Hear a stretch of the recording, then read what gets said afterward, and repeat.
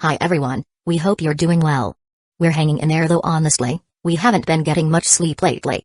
Today, we want to answer a question we get a lot: how do we publish our audiobooks? First, we post most audiobooks on Patreon as paid content. They stay paid for a few months. After that, they become free to listen to on Patreon forever.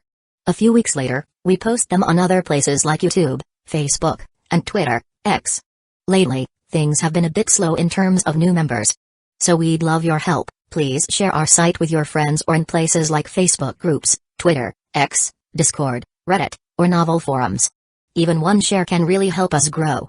Thanks so much for your support. It looks like when both genes combined, they both got a little toned down. He gets a strong body, but not as strong as a pure Senshu, and his Sharingan is also not providing him the same enhancement as it does to any normal Uchiha. But the strength of his Sharingan is not weak at all, it even feels a little stronger. They deduced many things from a single fight. Though they still didn't know everything about Kida, Shisui was not going to allow them to do so anyway. Every ninja hides their true strength and never shows all their cards until they fight a life and death battle, otherwise, building a counter against you would be child's play for your enemy. Unlike the elders and Fugaku, Mikoto and he didn't care about the boring stuff. They were just excited about the spar and relieved that none of their children got injured. Though they had some light injuries, these types of injuries were not even worth mentioning for a ninja. But Kida still went back to Itachi and offered to heal the injuries he had caused. Please, do I have to remove my shirt? Itachi said with a smile. And give those girls a chance to feast on your body? If you want to show off, please use another time. Kida said and healed Itachi's injuries in a minute. Kida was not very silent when he said that, and everyone smiled a little hearing that. Those Kunoichi turned their heads, acting like they were talking about something else and were not watching the spar at all. Itachi just sighed. It was not the first time he was in this situation. But with time, he had come to ignore those girls like air. You are good, but I will catch up in no time. Kida said after healing Itachi back to his perfect condition. And you think I would be waiting for you to catch up? Itachi said with an amused smile. You don't have to. I'm sure my speed is higher than yours. I will overtake you in no time. Kida said. Haha, it's good to have dreams. But you should know, I have not even used 20% of my full strength. Itachi said. Not to demotivate Kida but to give him the bigger and actual goal to strive for. How much percent did I use? 30? 40? No, I think 50%. Kida said. You are just 3 times more powerful than me. I will catch up in no time. Kida continued, a fire burning in his heart. Until now, he kept thinking people like Shisui and Itachi were out of his reach. But after today's spar, the gap actually didn't seem that big. Since the spar was over, Kida turned to the elders and Fugaku and asked, Fugaku-sama, I have a class to attend at the hospital. Can I go now? Yes, you can. Fugaku said, and the elders nodded their heads. Since the spar was over, Kida turned to the elders and Fugaku and asked, Fugaku-sama, I have a class to attend at the hospital. Can I go now? Yes, you can. Fugaku said, and the elders nodded their heads. Hearing that, Kida bowed his head and quickly used the body flicker jutsu to go to the hospital.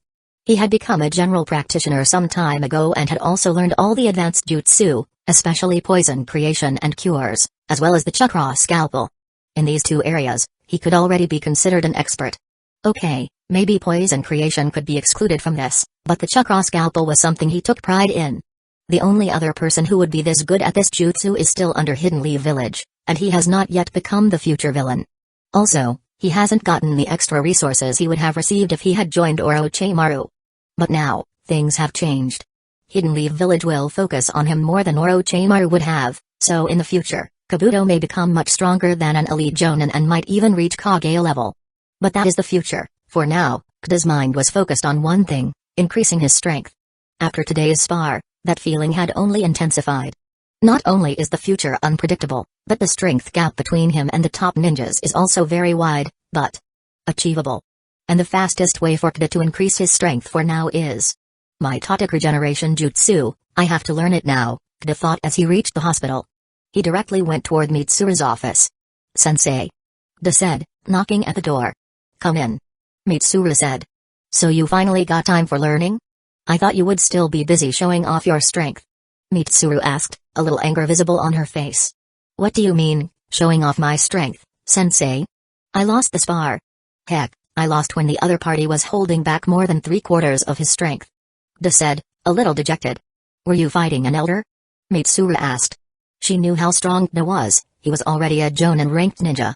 Though not very experienced, he still had a huge chakra reserve to compensate for the lack of experience. Elder? He was just 1 year older than me. Kda said. This is your last chance. If you don't give me a straight answer, forget about going back home for the next 2 days. You will be learning about various medical techniques for 2 days and nights straight. Mitsuru warned. Well, I don't think that is a punishment. Also, I'm sure by now you would have already guessed who my opponent was. Kda said with a light chuckle. He was not a fool who would underestimate the intelligence of someone from the Nara clan. So you really fought against Hitachi Uchiha. I've heard quite a few things about him. So, how long were you able to hold out against him?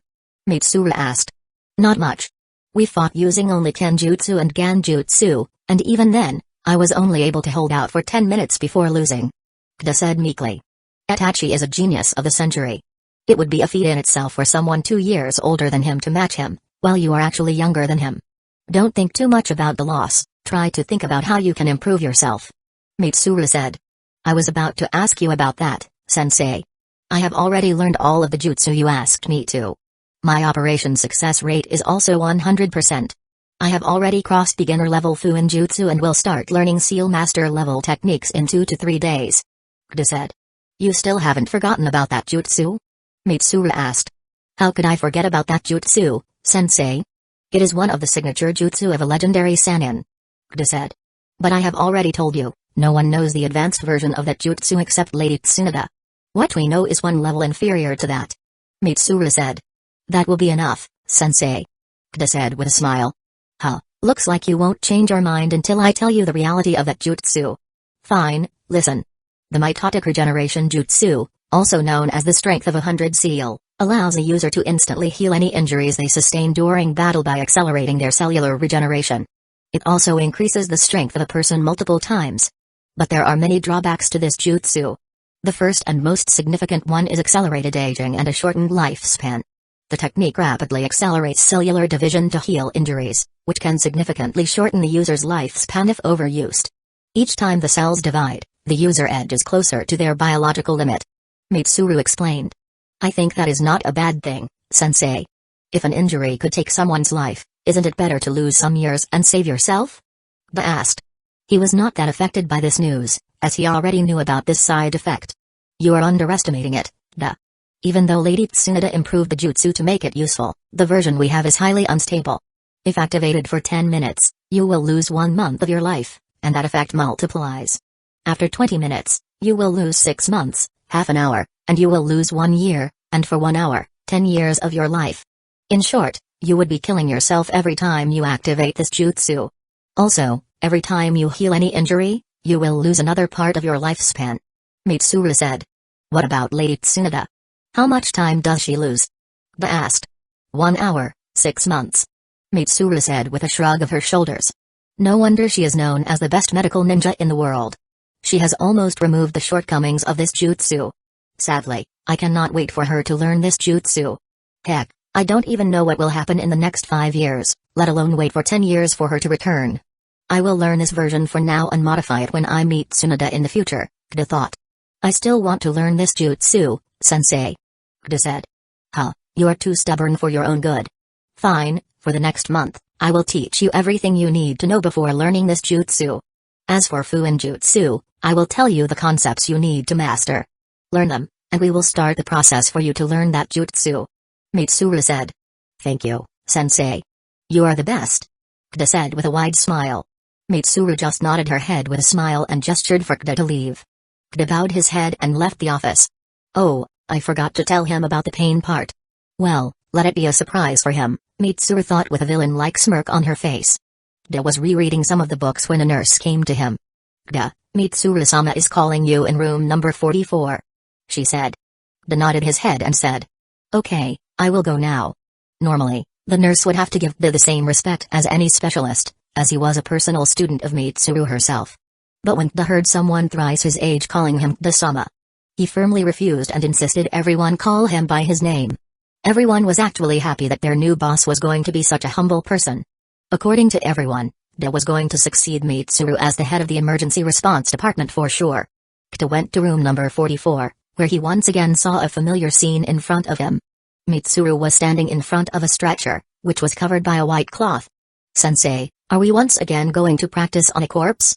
Kda asked. Mitsuru smiled and pulled the cover off the body, and Kda was a little shocked. The person was very much alive and horrified, his hands, legs, and waist tied to the stretcher. Even his mouth was gagged so that he could not make any sound. Chapter 221, Initial Preparation. This person is a bandit leader who has killed many innocent people, but that is not his biggest crime. He loves to kill newly married men and then rape their wives on their corpses. Mitsuru said, waiting for Kda's reaction. Kda only showed a little anger but nothing much. He had already witnessed such vile acts many times when he read the memories of so many bandits previously. "The reason I told you that is so that you won't pity him for what is going to happen next," Mitsuru added. Kda just nodded his head and went near Mitsuru. She directly started the class. "For my Tautic regeneration jutsu, you need a clear understanding of how a human body works, what each organ, skin tissue, bone, and blood is made of, and how you can reconstruct it. For that, we are going to use him," Mitsuru said. Kda nodded again as Mitsuru started putting on her gloves and took out a scalpel. Kda, by instinct, began preparing anesthesia. "We don't need that. Anesthesia will slow down his nerves, and you won't see the clear movements. Also, he doesn't deserve that," Mitsuru said. Kda then came out of his daze. Even though he had accepted his fate, he once lived in a peaceful world. Despite having killed many people himself, he had somehow maintained a bit of innocence.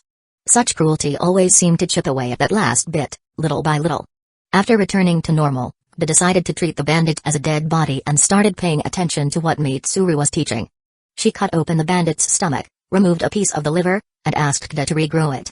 Kda simply used the healing palm jutsu and regrew the liver, which only took him 35 seconds. Mitsuru nodded her head, then cut a section of the bandit's intestines. This time, Kda took a full 7 minutes to grow the intestines, and even then, they were not usable. "What did I do wrong, sensei?" Kda asked. "In reality, nothing. I simply asked you to do the easiest and most difficult tasks side by side without teaching you, just to show you the difference," Mitsuru said. With tears in his eyes, the bandit thought, "I should have just killed myself when I got caught by those ninjas. Who knew they were this vicious? And they say I was cruel," the bandit cried in his heart. As if Mitsuru could guess his thoughts, she went for his heart next, removing only a small layer so that he wouldn't die and asked Kda to regrow that. When Kda did, Mitsuru cut that part once again. "The cells you grow are normal cells, not the ones required for that specific part.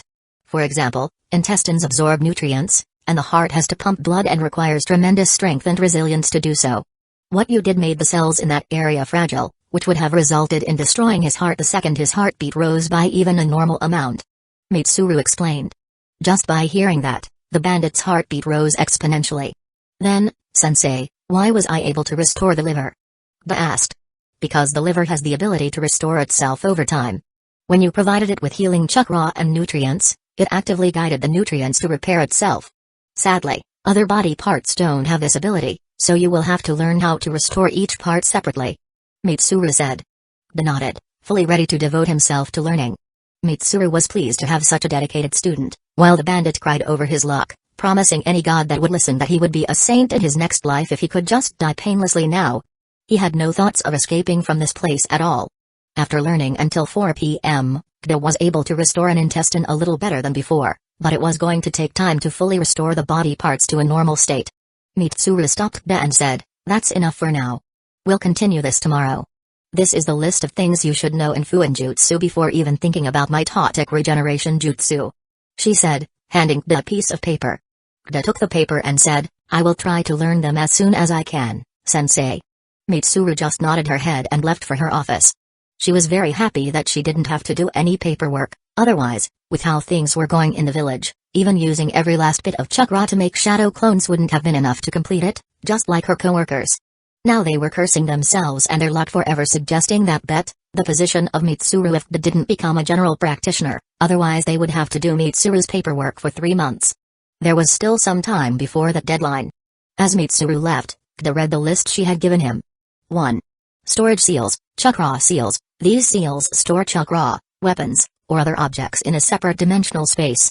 A seal master can create and use these seals to store large amounts of chakra for later use or to carry various tools and weapons without needing physical storage space. 2. Barrier seals. Barrier seals create protective barriers that can block attacks, restrict movement, or seal off areas. A seal master can design barriers to be either permanent or temporary, depending on the situation. 3. Suppression seals. These seals suppress or contain powerful energies, such as chakra from a tailed beast or a curse mark. A seal master can use these seals to control dangerous powers within a person or an object. 4. Binding seals. Binding seals immobilize targets, preventing them from moving or using chakra. A seal master can use these to capture or restrain opponents without causing them harm. 5. Healing seals. Healing seals enhance the body's natural healing process or store healing energy for later use. A seal master could use these in conjunction with medical jutsu to create powerful restorative effects. 6. Reinforcement seals. Reinforcement seals enhance the strength, durability, or efficiency of other seals or physical structures. A seal master could use these to make existing seals more powerful or to reinforce physical objects or barriers. 7. Curse seals. Curse seals impose restrictions or afflictions on a target.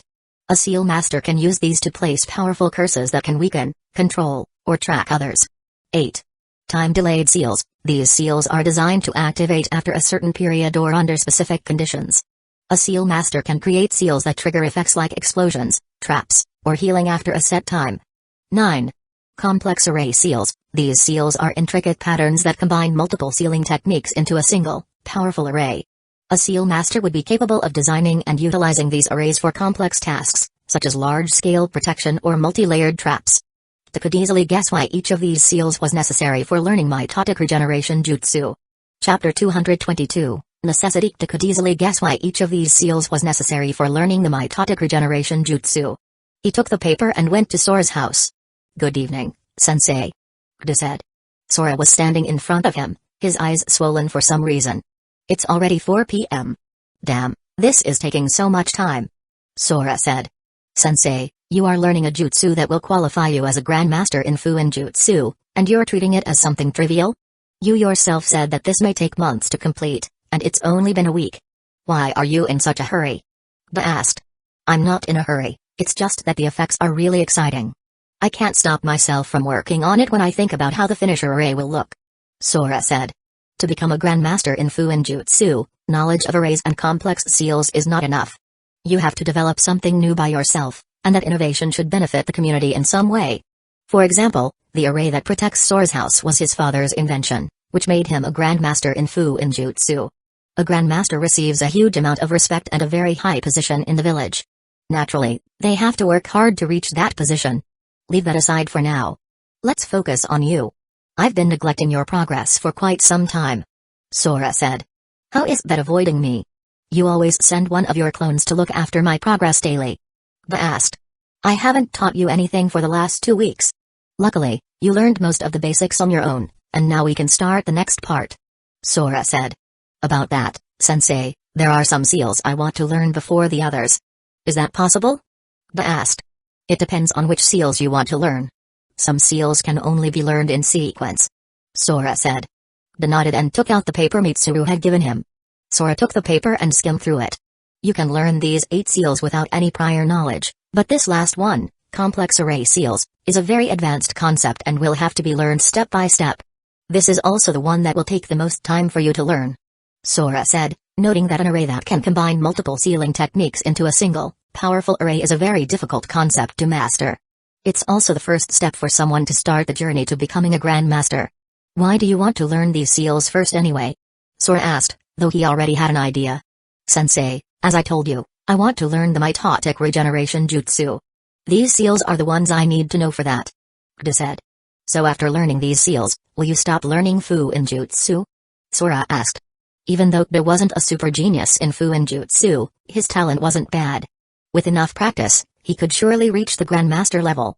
Sora didn't want him to stop learning Fuin Jutsu at all, as grandmasters in Fuin Jutsu are a very important resource for the village and, in peacetime, have greater value than even a Kage-level ninja.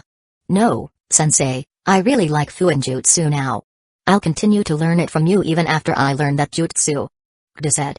This was only a half-truth. Even though he liked Fuin Jutsu, becoming a grandmaster in Fuin Jutsu is not easy at all. Sora, who was going to become a grandmaster at the age of 28 to 29, could be considered a once-in-a-century genius. Normally, every grandmaster is someone in their 50s. Giving that much time to Fuin Jutsu for a stable life would once have been good for someone who didn't know the future. Even though grandmasters were important for a village, in front of people like Akatsuki, Pain, and Madara, they would just become cannon fodder. The only reason Kida wanted to continue learning Fuin Jutsu is that the mitotic regeneration jutsu was not complete. At the very least, it should be at the level that Tsunade uses for it to be of any value in future main fights. Since getting that jutsu from Tsunade would be very difficult, as no one even knew where she was at the moment. Or even if Jiraiya knew, there was no way he would tell anyone, especially a new Uchiha boy who just wanted to learn a jutsu from her. So the only option Kida had was to learn more complex seals and medical jutsu and hope that he could modify the mitotic regeneration jutsu by himself. Listening to Kida's plan to continue learning Fuin Jutsu, Sora smiled. Great. He said. Sensei, how much time do you think it will take for me to learn all of those 9 jutsu? Kida asked. How many clones can you make now? Sora asked. Kida had only been making 10 to 15 shadow clones for learning Fuin Jutsu for the last 2 weeks, even though he could make much more. Because the knowledge he gained from those shadow clones was very complex, even after getting a mental enhancement from his 3 Tomoe Sharingan, he would get a mild headache after releasing all 15 shadow clones. That's why Kida decided to stick with 15 shadow clones for Fuin Jutsu practice, but since Sora was asking about his limit. Sensei, I can only make 120 shadow clones at the moment, but according to my experience with the chakra reserve I have, I should be able to make more than 250. I asked my brother about this, and he said it was because my brain was trying to protect itself, and making more than this may cause permanent damage from information overload. Kida said. He's correct. And what do you mean only 120? I can only make 28 shadow clones, and that's my limit, and you call 120 only? Huh, this world is truly unfair. Sora said, shaking his head. Kida just smiled awkwardly. Since you can make 120 shadow clones, that means 30 shadow clones for Fuin Jutsu should be feasible for you. Sora said. Fuin Jutsu is a complex and challenging subject that requires higher mental capacity, which is why only 25% of the total shadow clones could be used to avoid information overload. Kida nodded his head, understanding that 30 should be his limit. So if you use all 30 shadow clones, you'll need 1 month for these first 8 jutsu at the very least, and for this last one, maybe 2 to 3 more months. Sora said. Kida nodded, understanding that it was already quite fast and didn't ask if he could learn it any faster. Even though Mitsuru had said that he would need 1 month to learn the medical jutsu, he could just perfect and practice it for the next 2 months before learning the main jutsu. Then, Sensei, can we start now? Kida asked. Of course. I also want to see what's so special about that jutsu that it requires so much preparation. Sora said. He was naturally interested in the jutsu formed by combining 2 different fields together. Sensei, as I said before, Mitsuru-sensei forbade me from sharing that jutsu with anyone. Kida said with a slightly guilty voice. I don't want that jutsu anyway, Kida. I just want to see how it works. Maybe it will give me some motivation to further modify the array I'm working on. Sora said, waving his hand. Okay, Sensei. Kida said with a smile. After the discussion, they started the learning session. Though childish, Sora became completely serious once Fuin Jutsu was the topic. Maybe this was the reason he was so proficient in it. Now, this became Kida's schedule, learning medical jutsu in the morning, Fuin Jutsu in the evening, and then at 11 p.m., going back to his house and repeating the cycle. Though his life became monotonous, the higher-ups of Hidden Leaf Village were moving a lot due to his idea. After 1 week, a council meeting was called by Hiruzen, but most of the clan heads already knew the topic. Fugaku had made sure there would be no major obstacles in the meeting, and since he had the support of Hiruzen, things went well. Chapter 223, Council Meeting for Future. The council room was filled with the elders and clan heads of Hidden Leaf Village's various clans. Hiruzen Saratobi, the 3rd Hokage, sat at the main seat with Nara Shikaku beside him, occupying the seat of Jonin Commander. The atmosphere was tense, everyone aware that this meeting would bring about significant changes. Hiruzen began, his voice calm but authoritative. Thank you all for coming.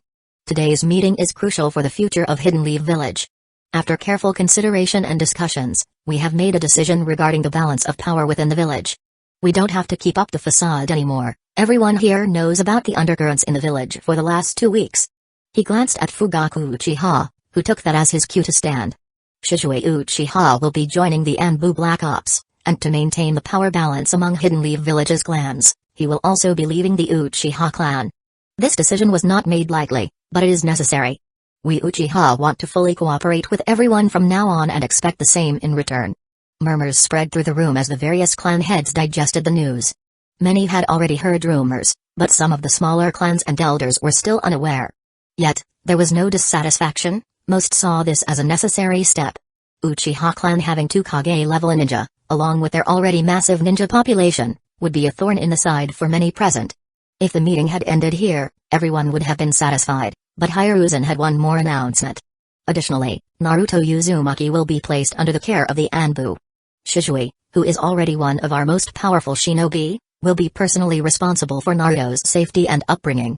This arrangement will ensure that Naruto is protected and trained by one of our best, while also keeping his identity as the Jinchuriki secure.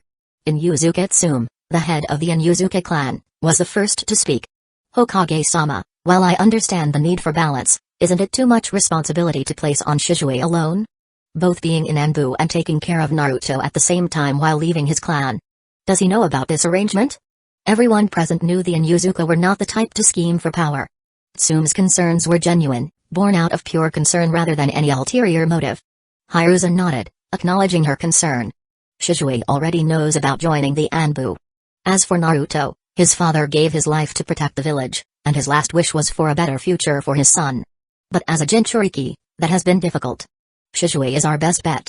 His family environment is ideal for a child like Naruto, and when it comes to safety, I believe Shisui alone is enough. Nara Shikaku, the head of the Nara clan, spoke next, his tone measured. While this does seem like a reasonable solution to maintain the balance, we all know that the Uchiha clan is already under scrutiny. Won't this move isolate Shisui and potentially create more tension? Fugaku stepped forward. This decision was made with the full support of the Uchiha clan. Shisui understands the importance of this role and is committed to it. We believe that by placing him in Anbu and distancing him from the clan, we can help alleviate any concerns about the Uchiha's influence. Our strength is the village's strength. It doesn't matter where Shisui is, as long as he is in Hidden Leaf Village, the overall strength remains the same, and that's what matters to us. This carefully planned response, prepared by Hiruzen and Shikaku, portrayed the Uchihas making a sacrifice for the village, reducing opposition to the new decision significantly. Despite the clan head's acceptance, the village elders, Hamura Midokado and Koharu Udatane, were not as easily convinced. Koharu spoke up, her voice tinged with disapproval. Hiruzen, are you sure this is a wise decision? Allowing a Uchiha to be so close to Naruto, the Jinchuriki, could pose a significant risk. We should reconsider this arrangement. Hamura nodded in agreement. Shisui may be loyal, but the Uchiha clan's history cannot be ignored. We need to ensure that Naruto is protected, not used as a tool for any clan's ambitions. If eyes could kill, Fugaku's glare would have done so 100 times over. But before he could say anything offensive, Hiruzen intervened. Hiruzen's gaze hardened as he looked at the two elders. Why does this sound familiar?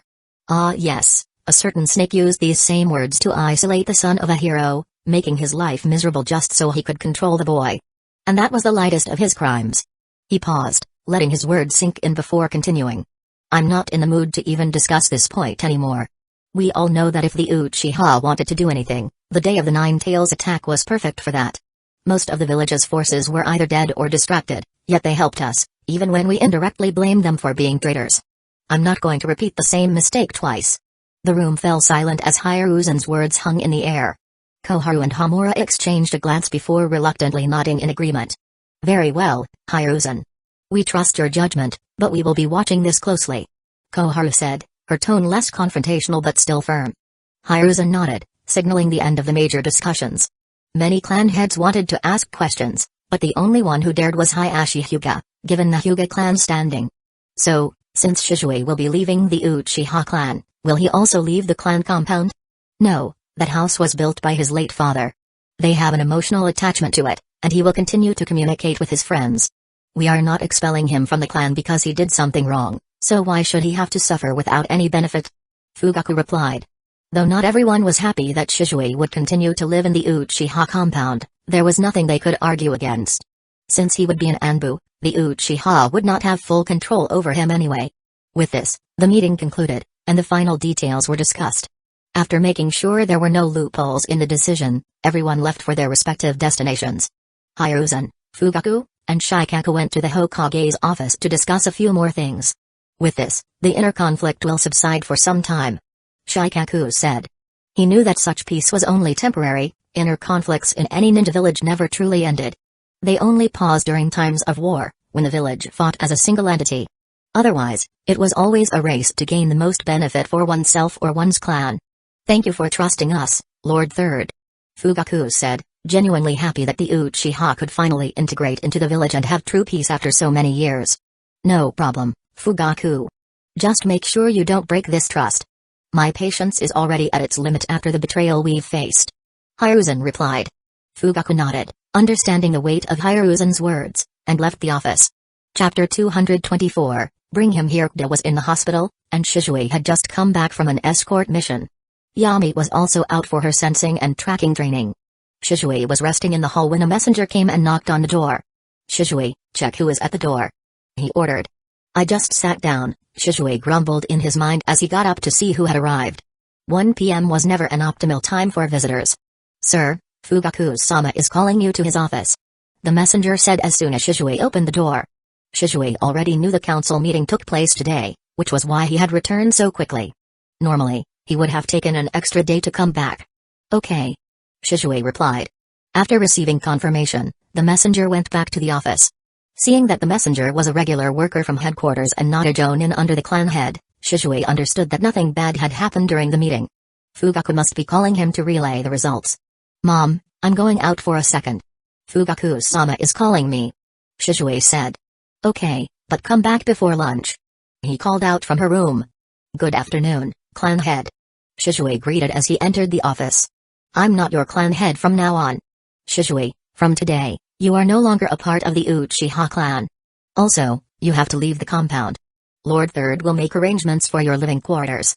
Fugaku said. This was not what we discussed, uncle. I'm not going to leave my house just because some greedy people don't want to see someone getting ahead of them. Shizue said with a no-nonsense attitude. I know, but I can't do anything. This was decided in the meeting, even Lord Third is in favor of it. Fugaku said. I'll go and talk to Lord Third now. Shizue said and was about to leave the office when. How did you like being on the receiving end of a prank? Fugaku asked with a small chuckle, completely opposite of the serious demeanor Shizue usually saw. You're laughing? Shizue quickly activated his Mangekyō Sharingan to check whether he was in the Ganjutsu. Seeing that he wasn't, he quickly took out his kunai and said, Who are you, and what happened to Fugaku-sama? Quit your acting. I'm no longer your superior, so there's no need for me to be serious with you. Fugaku said with the same casual demeanor. So I don't have to move out, right? Shizue asked. Of course not. Just removing you from the Uchiha clan is already a very big move on our part. Who do you think is shameless enough to even ask us to remove you from the compound too? Fugaku asked. Everyone. Shizue said without waiting a second. I mean in front of everyone. Fugaku clarified. No one. Correct. Also, Lord Third has allowed you to take custody of Naruto. You will be responsible for his safety and upbringing from now on. Fugaku said. No one objected? Shizue asked, as this was his major concern. Naruto is a very important asset to Hidden Leaf Village, there's no way the Uchiha would be allowed to keep him under their wing. Why would they object to leaving him under the care of an Anbu? Fugaku asked. Great. Shizue said, understanding that the plan had worked. Great. So I'll bring him to my house right now. Shizue said. As you wish, but first, go to the Hokage building and register as an Anbu. Even though this is just a formality, we don't want anyone to use this against us. Fugaku said, knowing that some higher-ups could be quite petty. Shizue nodded and left the office. First, he went home to tell his mom about the new arrangement. She was obviously happy about it and asked Shizue to bring Naruto as soon as possible. That boy had already suffered so much, there was no need to let him stay there any longer than necessary. Shizue then went directly to the Hokage office to complete the formalities of becoming an Anbu ninja. However, he had to stay there for 3 hours. To become an Anbu ninja, you have to go through a series of procedures to ensure no spies are admitted, and Shizue also had to follow these procedures. It was Hokage's order that no one, not even his own son, would be allowed to skip them. After 3 hours, it was already close to 4 p.m., so Shizue decided to bring Kda along with him as well and flickered directly toward Hidden Leaf Village Hospital. When Shizue arrived at the hospital, he found out that Kda was still with Mitsuru, practicing some operation-related techniques. Should I call him for you? The receptionist asked. No, I'll wait for him. Shizue said and sat in the lobby, waiting for Kda to come out. After 20 more minutes, Kda came out of the hospital with a smile on his face. Did something good happen today? Why are you so happy? Shizue asked. Brother, what are you doing here? Did something happen in the clan? Kida asked, fearing the meeting might have gone wrong. How would I know? I'm not part of the clan anymore. Shizue said, shrugging his shoulders. Oh. Let's talk while moving. Shizue said, noticing that their chat was attracting some other audience as well. The nurses had just changed their direction upon hearing that. Kida chuckled and nodded his head, and they both exited the hospital. So what happened? Kida asked. The meeting went well. I'm no longer a part of the Uchiha clan, but I can still live in my house in the compound. Also, Naruto will live with us from now on. I'm responsible for his safety. Shizue said as if discussing the dinner menu. That's great. So, you brought Naruto to our home? Kida asked. I was just about to do that, but then I saw the time and thought you might like to tag along. Shizue said. Of course. Kida said and made a shadow clone to notify Sora that he might not come for practice today, as he had some important work. Then they made their way toward the slums of Hidden Leaf Village. Kida walked alongside Shizue as they approached a rundown building near the village's outskirts. It was an old, weathered structure, standing tall but clearly past its prime. The building seemed almost out of place in the vibrant and bustling village, as if silently declaring, no one should live in this place. This was where Naruto Uzumaki, the son of the fourth Hokage, had been living. As they reached the entrance, Kida glanced at Shizue, who nodded in return. Chapter 225, Naruto Uzumaki. This was where Naruto Uzumaki, the son of the fourth Hokage, had been living. As they reached the entrance, Kida glanced at Shizue, who nodded in return. Shizue knocked on the door, the sound echoing through the empty hallway. A moment later, the door creaked open to reveal a small, blonde boy with bright blue eyes that were wide with fear and uncertainty. Naruto had grown accustomed to being alone, and visitors were rare, especially those who looked like shinobi. The reason for his fear was that sometimes, ordinary people would hit him to release their frustration, even when he had done nothing wrong. Since shinobi are far stronger than regular people, if they decided to hit him, it would surely hurt a lot. Fortunately, Kida and Shizue did not hear his thoughts, otherwise, someone from the neighborhood would have gotten the beating of their life. Shizue crouched down to Naruto's level, offering a gentle smile. Hello, Naruto. My name is Shizue, and this is my brother Kida. We've come to talk to you about something important. Naruto stepped back slightly, his small hands gripping the doorframe as he eyed them warily. What do you guys want? He asked, his voice trembling. Kida, noticing the fear in Naruto's eyes, knelt beside Shizue. We're not here to hurt you, Naruto. We're here to tell you that, from now on, you'll be living with us. We will be family from now on. Naruto's eyes darted between the two, his mind racing. He had heard many things about the Uchiha, some good, some bad, but he had never expected them to come to him like this. His life had been filled with loneliness, the stares of the villagers like they were looking at some type of monster or a disgusting thing, the whispers behind his back, and the fear that always seemed to follow him. He didn't understand why they were here, why they cared. Why? Naruto whispered, his voice small and unsure. Why do you want me to live with you? Shizue's expression softened, and he reached out to gently place a hand on Naruto's shoulder. Because no one should be alone, especially not someone as small as you. You deserve to be loved and cared for, just like everyone else. Kida smiled warmly. For a moment, Naruto hesitated, his eyes still filled with doubt. But as he looked into Shizue's and Kida's eyes, he saw something he hadn't seen in a long time, kindness, warmth, and genuine care. Slowly, the tension in his small body began to ease, and he let go of the doorframe. He was just a small boy who had only suffered in his life until now. When someone said they would take care of him, his heart first doubted the reality, but seeing that they were actually showing so much genuine care for him, he simply let go of any doubt in his mind. Really? Naruto asked, his voice barely above a whisper. Shizue nodded. Really? We're here for you, and we will always be with you from now on. Tears welled up in Naruto's eyes, and before he knew it, he had thrown himself into Shizue's arms, clinging to him as though he were a lifeline.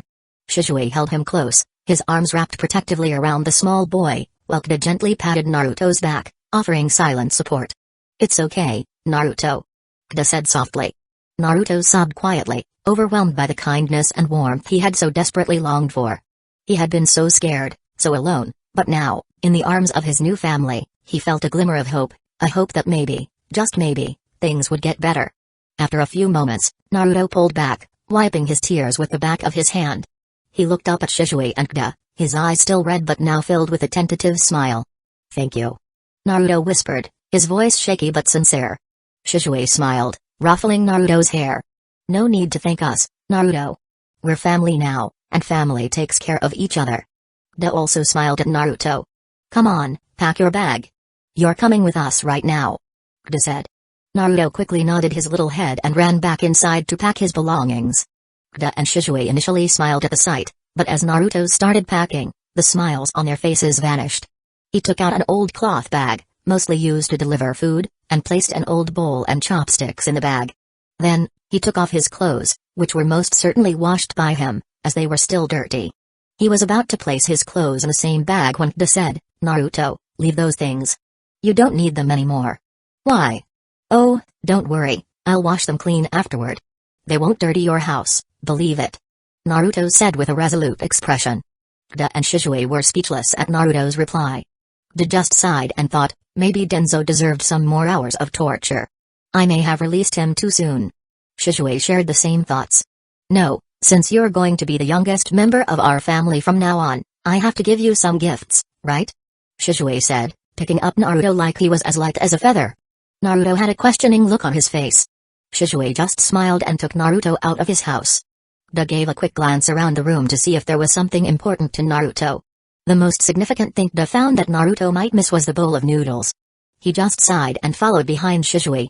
They went to a nearby shop to buy some new clothes, but as soon as they entered, the shopkeeper gave Naruto a disgusted look, like he was seeing something rotten. Seeing the look in the shopkeeper's eye, Naruto remembered how everyone usually behaved toward him. He quickly hid his face in Shizue's shoulder. Seeing this, Shizue sighed and passed Naruto to Kida. Take him outside and buy him some candy. I have something to discuss with the shopkeeper. Kida nodded and went outside. Once they were gone, the smile on Shizue's face disappeared. He turned to the shopkeeper, his eyes dark red with the 3 tomoe of the Sharingan spinning. He grabbed the shopkeeper by the collar. Listen, you piece of shit.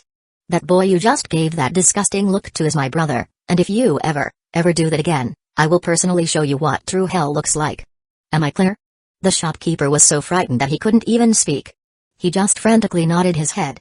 Even though he didn't know who the young man standing in front of him was, just seeing the 3 tomoe of the Sharingan was enough to instill fear. A Jonin, and that too from the Uchiha clan, there was no way a civilian like him could even think of offending him. I don't want to have to tell everyone in this area. Make sure you inform them that Naruto is now Shizue Uchiha's younger brother, and I will not tolerate any rude behavior toward him. Am I clear? Shizue asked again. Shizue Uchiha. The Shizue Uchiha. The shopkeeper finally lost it, and his legs gave out. Shizue let go of his collar and said, Get up. I'm not going to do anything to you. Just make sure you don't mistreat him anymore. Yes, sir. I won't even do it in my dreams. As for getting up, please give me a minute. The shopkeeper said. Shizue maintained his stern demeanor and went out to bring Kida and Naruto back. After returning, Naruto was still a little scared of the shopkeeper but was shocked to see the shopkeeper smiling and treating them like esteemed guests. Is it because I have a family now? Naruto thought. Shizue and Kida picked out some clothes for Naruto and then went on a shopping spree, buying everything from shoes, socks, and a toothbrush to toys. This was the first time in his 4 years of life that Naruto was this happy. Chapter 226, Family. Shizue and Kida picked out some clothes for Naruto, then went on a shopping spree, buying everything from shoes, socks, toothbrushes, etc. They also bought some toys for Naruto too. This was the first time in 4 years of his life that Naruto was this happy. After getting everything they needed, Shizue and Kida made their way toward the Uchiha compound. Shizue could sense that the Anbu who had been keeping an eye on Naruto until now had left, but the number of eyes had actually increased. Maybe other clans are going to keep an eye on us for some time. Well, it's just some extra security for us anyway. There's no way they would do anything, Shizue thought. Though Kida couldn't sense his surroundings as clearly as Shizue without notifying others of his chakra field, he could also feel many eyes staring at them and came to the same conclusion as Shizue. Just he was more happy, not like Shizue who always thought of Hidden Leaf Village as a safe zone. Kida knew that all the major antagonists of the series could easily enter and exit Hidden Leaf Village whenever they wished. People like Obito and Orochimaru would even have a reason to target Naruto too, so he was actually more happy for this extra protection in case Shizue had to go out on a mission. He was waiting for them at the door. Shizue had already sent a message that he would have to complete some formalities and would be late, but she still waited for them. And she could see 3 people walking toward her house. A boy with yellow hair and sky blue eyes especially caught her attention. In that little boy, she could see the image of another young boy who once became a beacon of hope for all of Hidden Leaf Village and at last gave his life for the same village. 3 of them came in front of the house. Naruto, she is my mom, and your aunt from now on, and this is the house you will live in from now on. Shisui said. Naruto didn't even look toward the house at first and went in front of he. Hello, my name is Naruto Uzumaki. He said, bowing completely 90 degrees. These Chinese novels have corrupted me. I so dearly wanted to write era. I had to control myself to not change the genre of the novel. Oh my, you are such a small gentleman. He said, picking up Naruto. She also noticed how light Naruto was. How old are you? He asked with the same smile, but with a little curious tone in her voice. I am 4 years old, ma'am. Naruto said with his characteristic smile, with all of his teeth fully visible. Shisui and Da had already told him about he and Yami, and since he was also so kind toward him, he became a little relaxed. You can call me Auntie, Naruto. What do you eat normally? He asked, a little worried now. Naruto was way too light according to his age. Akiraku ramen. Aside from that. He smiled, every child loves to eat that once in a while. Different flavors? Naruto asked. No, I mean, what do you eat as food daily, like rice, curry, fish? He asked. Only Akiraku ramen. I once tried to eat in a different stall, after saving some money from my pocket money, but they kicked me out, saying I was not allowed to eat there. Naruto said with his face down. So you only eat ramen, and nothing else? He asked, a little shocked, also changing the topic a little. She knew what type of things happened to him until now. Naruto nodded his head but then said, oh. I am also learning to make instant ramen myself. Ayam-san, Ikiraku's daughter, is teaching me. Naruto said, once again becoming cheerful. Sigh. Well, it's thanks to Akiraku that he even ate anything, and I could not actually help Naruto too much otherwise Root may have taken action against him. Also, it's thanks to his excellent genes and Kurama that he is not so malnourished, otherwise, we would have been taking care of a skeleton, Kida thought but didn't say anything. He also knew what was going to happen next. Come inside, I had prepared lunch for everyone. He said. Though it was already 5 p.m., all of them were still hungry. Gr. Naruto's face became red. Well, it was not in his control anyway. The smell of he cooking was already coming till the gate, and everyone was already hungry. I was hungry too, let's go. Shisui said, entering the house. He also put Naruto down, and all 3 of them followed Shisui to the dining room. The table was full of food, bread, curry, fried chicken, and even fish. When Naruto saw all that, a pond of drool went in his mouth. He was about to sit on a chair when he said, wait a minute, Naruto. Naruto froze in his place, fearing he may not be allowed to sit with them, or he would get something else to eat, and this was not for him. His experience until now had made him quite paranoid. This is a 4-year-old Naruto, who has still not become the prankster we all knew. He is just a small child who everyone just bullied. If not for fear of Kurama coming out of Naruto, he may have been beaten to death a few times too. I know this is absurd, but this is what I think about Danzo. Before his mind could form any more theories, he continued, before eating, you have to wash your hands. Oh, yes. Naruto quickly face went back to normal from the fearful expression, but Shisui and Da already noticed that, though they didn't do anything, Naruto would naturally become accustomed to the family with enough time.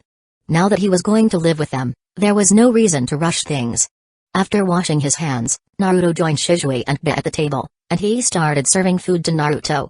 Naruto quickly picked up chopsticks and started eating the food, but he was not very good at it and spilled a little on his clothes. Wait, Naruto, let me help.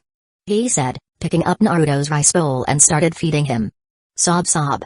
It is delicious. There, no need to cry. He said, patting Naruto's head. Da and Shisui just smiled, not saying anything and letting he deal with Naruto. She was much better than them at that anyway.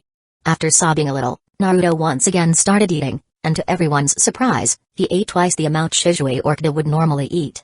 Were you guys starving this poor boy, on your way back? He asked. No, we bought him some snacks when we were coming here. Shisui said, still a little astonished about the appetite of such a small. He once ate 30 bowls of ramen in the anime, so eating this much food should be normal for him, Da thought with a small chuckle which went unnoticed by he.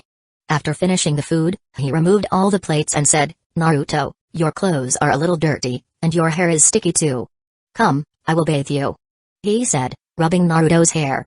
No aunt, I will take a bath on my own. Naruto said with a red face. Chapter 227, Family, Part 2, No, and, I can take a bath on my own. Naruto said, his face turning red. Look at him, getting all shy. Okay, you go and take a bath with Shizui. I'll prepare your room in the meantime. He said. Naruto kept his head down to hide his embarrassment and only nodded, while everyone else laughed at his expense. Shizui led Naruto to the bathroom, where the bathtub was already filled with hot water. He removed his clothes and then moved to help Naruto with his. Naruto unconsciously resisted. Shizui, thinking he was just being shy, removed Naruto's shirt and was shocked once again when he noticed bruises on Naruto's back. And Naruto, when did you get these injuries? Did someone hit you? Shizui asked in a gentle but firm tone, hiding his anger to avoid scaring the boy. No, no one hit me. I just went to a shop to buy a new shirt, but the shopkeeper didn't want to sell it to me and told me to leave. But I liked that shirt, so I asked about the price. He may have gotten a little angry and pushed me out of his shop, and I fell. It was my mistake. I won't do that again. Naruto added at the end, worried they might think he was rude and send him back. You little. It was not your mistake. From now on, you can buy anything you want. Just tell me what you like, and I'll buy it for you, okay? Shizui said, ruffling Naruto's hair. Naruto nodded, happy. Duh. Shizui shouted. Yes, brother. Come take a bath with us. Okay, brother. Duh said, a little confused about the reason, but he didn't see any problem with it. He entered the bathroom to find Shizui and Naruto sitting there, noticing the bruises on Naruto's back. What happened? Brother, were you so careless that you couldn't handle a kid and dropped him? Duh asked. Smack. It wasn't me, brat. He fell before. Can you heal him, or are you just wasting your time at the hospital? Shizui asked. You didn't have to hit me so hard. Duh said, rubbing his head. Naruto first chuckled but stopped when he saw Duh rubbing his head. Duh sat down near Naruto, his palm glowing green with chakra. With his level of medical ninjutsu, a small bruise like this was no problem. So cool. Naruto said. Huh? You think this is cool? Wait until after the bath, I'll show you something way cooler than that. Shizui said. Sometimes I feel like I'm the older one among us. Duh said. Smack. Rub rub. Naruto rubbed Duh's head with his little hand, repaying the favor. Oh. Thank you, Naruto. The pain went away so quickly. Are you a medical ninja too? Duh asked in an exaggerated tone. Hey. Okay, let's take a bath, or mom will get angry. Shizui said. Then he and Duh washed Naruto's hair and body before washing themselves, and they all went to the bathtub. It's been half an hour. Are you guys sleeping in there? He shouted from outside the bathroom. No, we're just coming out. Shizui's voice came from inside. After 10 minutes, all three of them came out of the bathroom, their skin a little red from soaking in hot water for too long. We might have enjoyed that bath a little too much. Duh said, chuckling a bit. Yeah, but that was so nice. Naruto said. It was his first time truly enjoying a hot bath, and he loved it. They went to the hall only to find Yami and he sitting there. Hi, Naruto, I'm Yami. Yami said, waving at him. Oh. You're Big Brother Duh's girlfriend, right? He told me about you. What? Yami nearly shouted. Even though they were lovers, they hadn't told he and Shizui yet. You're a girl and my friend. Is that wrong? Duh asked innocently. He and Shizui just laughed. They already knew about this, so it wasn't a shock to them, though Yami turned a little red. I have something I need to do in my room, she said, and quickly ran to her room. Baka. She shouted before closing her door. Everyone chuckled except Naruto, who was a little confused about what had just happened. Oh. I almost didn't recognize you now, Naruto. You're looking so cute. He said, focusing on the trio. Thank you. Naruto said shyly.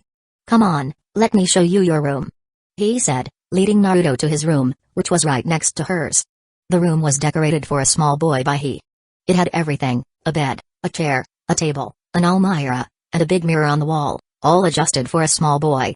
Do you like it? He asked. I love it. Thank you, Auntie. Naruto said, bowing a little. I wish my son were as well-mannered as you, Naruto. He said, sighing a little. Mom, I can hear you. Shizui said, sounding hurt. I wanted that, so you can learn a thing or two from your little brothers. He said. Don't worry, Aunt. I'll teach him well. Duh said, patting his chest. Smack. One is already affected by him. He said, sighing once again. Naruto, make sure not to learn their behavior. He said, pointing her finger in Duh and Shizui's direction. Somehow, I feel like we're being treated as bad influences. Shizui said. Such sharp intuition. Are you using your Mangekyō? Duh said, as Shizui was pointing out the obvious. Smack. If this were a cartoon, Kda would have 4 to 5 bumps on his head by now from all the punches he got from Shisui. Naruto and he just chuckled, seeing all this. Chapter 228, Devil? Great, so from now on, this will be your room, Naruto. The room next to this one is mine, so just call me whenever you need anything, okay? He said. Yes, Auntie. Naruto replied with a big smile on his face. After that, Kda spoke up, since everything is settled, I'll head back. I've got Fuinjutsu to study. Shisui and he nodded in agreement, and Kda left to return to Sora's place to continue his Fuinjutsu lessons. The next few days were wonderful for Naruto. He now had 2 brothers, a sister, and a mother-like aunt, almost a complete family. Gradually, his old, sad memories began to fade, replaced by new, happier ones. Shisui played with him in the mornings, and Yami joined him in the evenings. He had many children's storybooks to read, toys to play with, and everything else a child could wish for.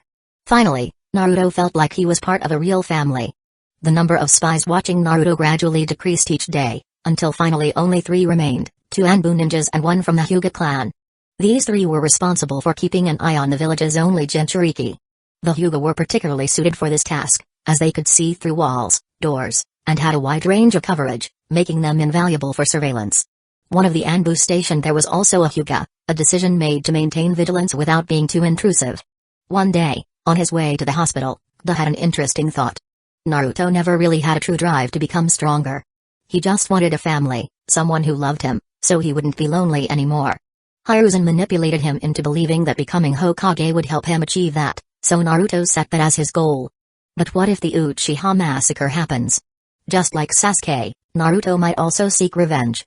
It would be difficult for him to befriend Kurama, but considering he's an Uzumaki, he might learn Fuinjutsu to gain power. In his quest for power and revenge, we might actually see the most powerful version of Naruto. But that power could also make him the greatest threat to humanity. Luckily, Danzo is dead. Kda's thoughts trailed off as he reached the hospital. He greeted the receptionist and headed toward Mitsuru's office. Good morning, sensei. Kda said. Good morning. Mitsuru replied, closing the file in front of her. So, are you ready for your final lesson? She asked. Yes, sensei. Kda answered. In the past few days, Kda had diligently practiced regenerating various tissues in the body, making them fully functional again. Now, only the brain remained, the most complex part of all. The bandit who had to stay awake throughout the process was overjoyed to hear that the training was about to end, and in this final part, he would be unconscious. Sensei, I've been meaning to ask, why has that bandit been so cooperative all this time? He hasn't done anything to resist. Kda asked, now that he knew he wouldn't have to deal with the bandit anymore. Simple. I promised him that if he helped me teach my student, I would spare his life.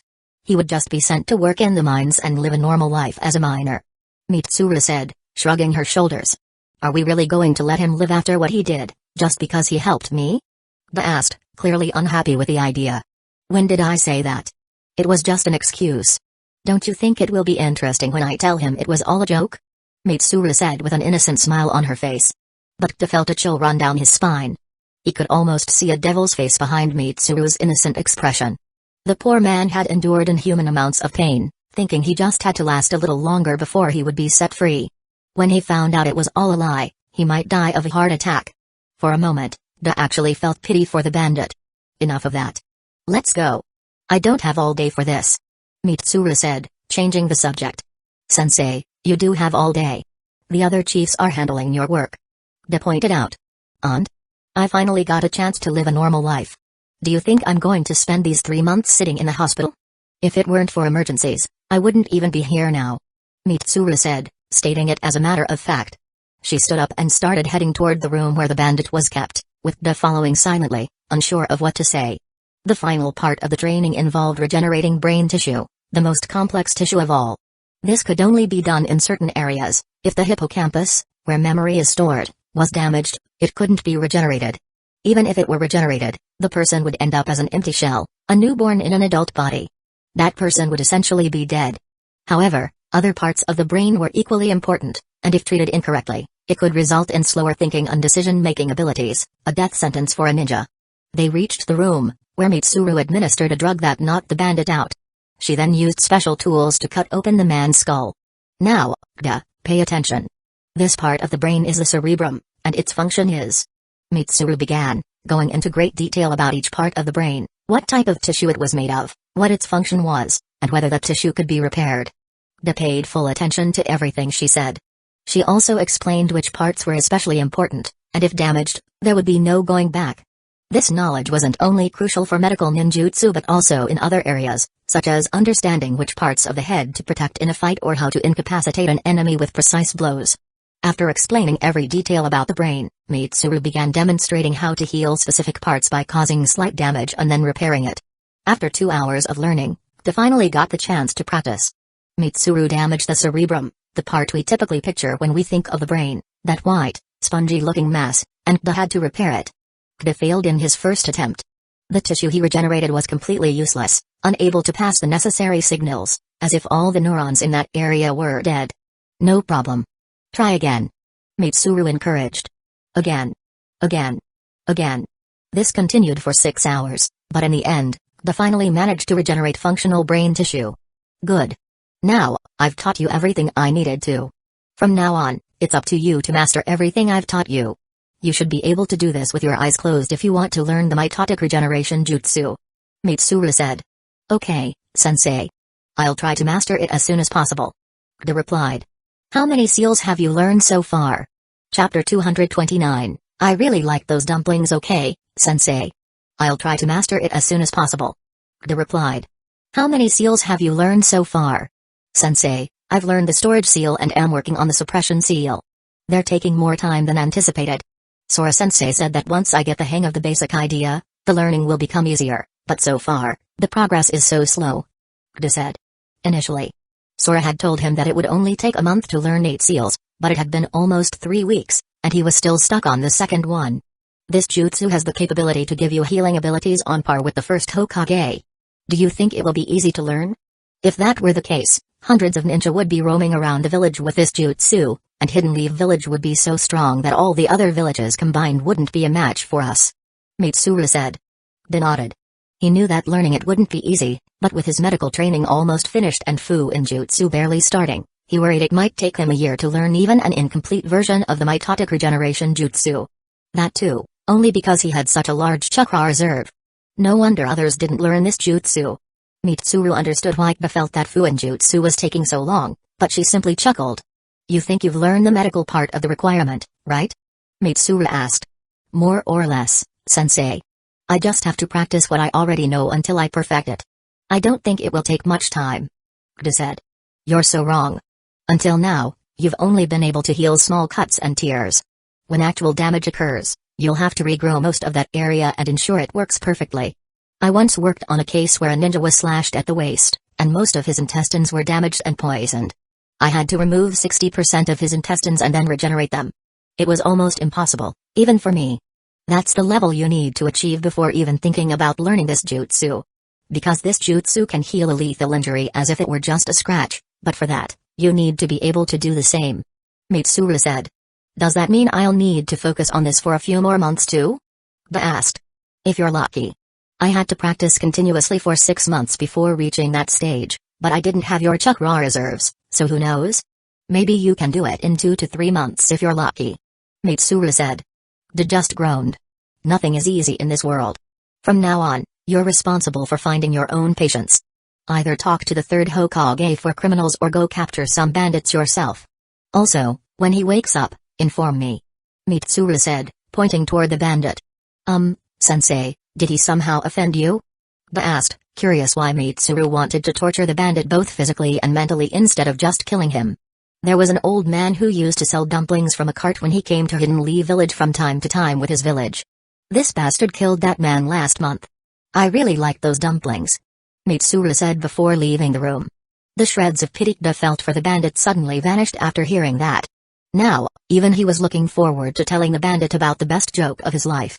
Since it was almost time for the medicine's effect to wear off, they decided to get some practice done, especially with the most difficult part aside from the brain and heart, the intestines. They were a very important part of the body, responsible for absorbing nutrients from food. If they were destroyed and a medical ninja messed up in their recovery, the patient would die a very slow and painful death, similar to starvation. So they decided to focus on this first. After an hour, the bandit woke up groaning, only to find his belly cut open and a boy healing his intestines. He started mumbling and shouting something, but since his mouth was sealed with tape, he couldn't say anything. He was at least able to attract this attention. "Oh. You're awake. Sorry about this. My sensei said we have to let you go now, but since you were unconscious anyway, I thought you could help me one last time before leaving. Thanks for your help. I'll go and call sensei," Kda said and left the room. The bandit's mumbling continued as he tried to say, "Bastard, at least close my belly before leaving. That brat is also a demon, just like that bit." But he didn't have to wait long. Kda soon returned with Mitsuru. "Oh. You're awake, good. Now, as per our deal, you'll be sent to the mines and live as an ordinary person. You can have a normal life, but I'll send ninja to monitor you from time to time, so don't even think about running away," Mitsuru said in a tone like a big sister from the neighborhood teaching young children.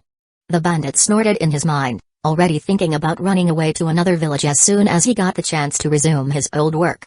"Did you think I would say that? Ha ha ha."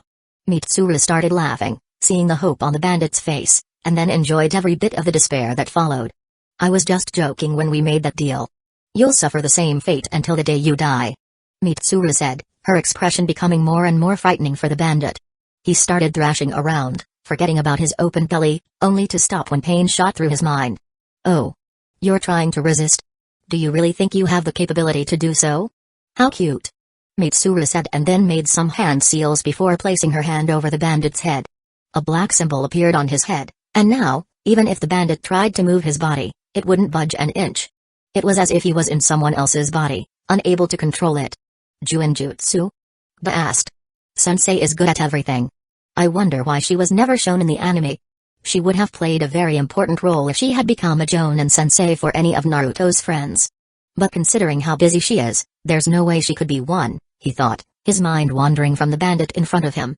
"Close him up and then find your new patient. He'll need some time to heal. We can't let him die, can we?" Mitsuru said and then left the room. "Of course not, sensei," Kda said and started healing the bandit, who was desperately trying to move his body, even thinking of begging for death. But he couldn't utter a single sound. Even though he could breathe normally, he started feeling suffocated. Alas, there was nothing he could do. Kda closed the bandit's wound and then left the room as well, leaving the bandit alone to think about his miserable situation. "I actually love this aspect of this world. Even though crimes here are far more heinous than on Earth, criminals here don't have any rights. They can be properly punished. On Earth, some people might have come forward to protect this bandit with human rights or something. Hee, I would love to see such people here. They would most likely join that bandit in that room," Kda thought as he headed towards Sora's house to continue his Fuinjutsu lessons. "I'll have to take on some bandit extermination missions too. I don't want to ask Hiruzen for this, even though I'm pretty sure he would agree. But it doesn't feel right, considering I'll have to ask for the Flying Thunder God Jutsu too. I should show that I'm competent enough," Kda thought. Chapter 230, Bathhouse opens. One more week passed like that. Kda had to take a few C-rank missions, and now the hospital had 10 bandits with Juinjutsu seals, where Kda practiced medical jutsu. To protect his morality a little, Kda checked who among the bandits deserved this. The rest were sent to the village created by the Uchiha clan for bandits after their memories were removed and they were placed under semi-permanent Genjutsu. Since it was his own idea, Kda decided to contribute some more men for that village. There wasn't much progress in his learning aside from finally mastering 3 seals and working on the 4th one, but today something important happened. Finally, this bathhouse is about to open. This took so much time and money. Shizue said, taking his morning tea. "I am sure it will all be worth it, brother," Kda said, following Shizue and taking his cup. "Which bathhouse?" Naruto asked, coming out of his room. "We're going to open a bathhouse, a very big one, for everyone in the village," Kda told Naruto, who came and picked up his cup full of warm milk. "I'll ask Sensei to come with his family." Yami said. "Yup, me too. Sora Sensei will definitely come, but I'm not sure about Mitsuru Sensei. She's a very busy person," Kda said, shrugging his shoulders. "I'll also call my team, though you guys won't be able to meet them, and boo confidentiality and all," Shizue said. "But when you give them a free pass, we'll know they're your teammates," Kda said. "Why would I give them a free pass? The village pays for all Anbu expenses while they're part of the Anbu forces. They don't have to pay for anything, so it's actually free for them anyway," Shizue said. "Brother, you'll also be charged for using the bathhouse," Kda said as soon as he heard that. "I knew you'd say that, ha ha ha." Shizue laughed, soon joined by everyone. "Jokes aside, we have so much work to do. We need to arrange the feast and drinks, decide the order for guests to use the bathhouse if they want, do a final check on the staff. Oh! And we also need to do some promotion to get maximum visibility, and... Calm down, Mom.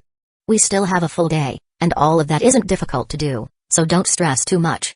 Shizue said, stopping he in the middle of her long list of tasks. How can I not be stressed? We're inviting every important person in the village, our reputation is on the line. He said. And we'll do well. It's not like we don't know how effective the bathhouse is. Both Uncle Fugaku and Aunt Mikoto gave such positive reviews. I'm sure everything will work out fine. Shizue said. Yes, and, don't worry. Just get ready to start counting all the money we're going to make. Kda said. Fine. He finally sat down and picked up a cup of tea for herself. The promotion plan was simple. Kda and Shizue would use the shadow clone jutsu and transformation to transform into various people and spread the news about how effective the bathhouse was. They were the first to try it, and they claimed it helped relieve body pain and made their skin tighter and brighter. They also mentioned the lucky draw event where people could try it for free tomorrow. This would be done after a cart roamed around the village with flyers and loud announcements about the bathhouse. This would surely attract a huge crowd for the main event. While Shizue and Kda handled that, Yami and he managed other things, like ensuring the food would be ready for tomorrow. Since the Akimaki clan was responsible for that, the quality was guaranteed, but they still made sure everything was ready. Then they did a final check on the employees. Shizue scanned all their memories just to be sure, and they were compensated for that too. He made sure everyone was fine and that no one would suddenly take a leave tomorrow. Everything was done, and now everyone was just waiting for the main event. He was formally dressed as the main mistress of the event, while everyone else was also in their best attire, though not as formal as he, who had to handle being the face of the event. And she handled it well. Until the main problem arose. They had made preparations for a crowd of 500 people and some important guests, but they miscalculated something, the effectiveness of their promotion technique. Free food, a chance to get a pass to use something great for free, and the thrill of a lottery all combined to attract a much bigger crowd than they had expected. Just from a cursory glance, more than 2,000 people were present, and more were coming. Mom, we have to increase the seating. Shizue said. And the food too. Kda added. We're way too underprepared for this. He said, her smile crumbling a little. Don't worry, Mom. I'll arrange for more seating. Shizue said. I'll go to the Akimaki clan. They should be able to handle this many people easily. Also, brother, let me help you with the tent setup. Kda said and made a shadow clone to help with building a bigger tent for everyone to sit.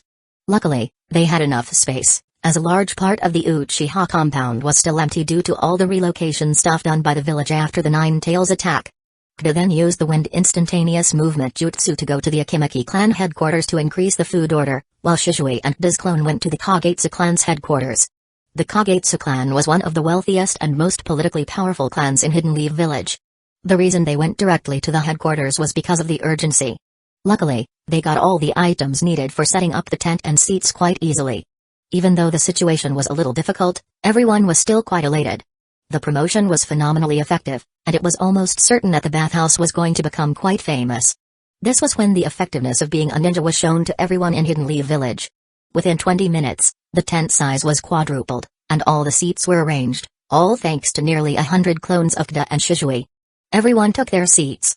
After some time, the Hokage and some of the elders arrived, along with the clan heads and some nobles. He had to pull quite a few strings and favors to make them come. Luckily, she knew how to play her cards right and intrigued their curiosity with the help of gossip and rumors. He went to the stage after welcoming everyone, followed by a short speech about why they built the bathhouse and how thankful they were that everyone took time out of their busy schedules to come. Then she introduced the guests to everyone.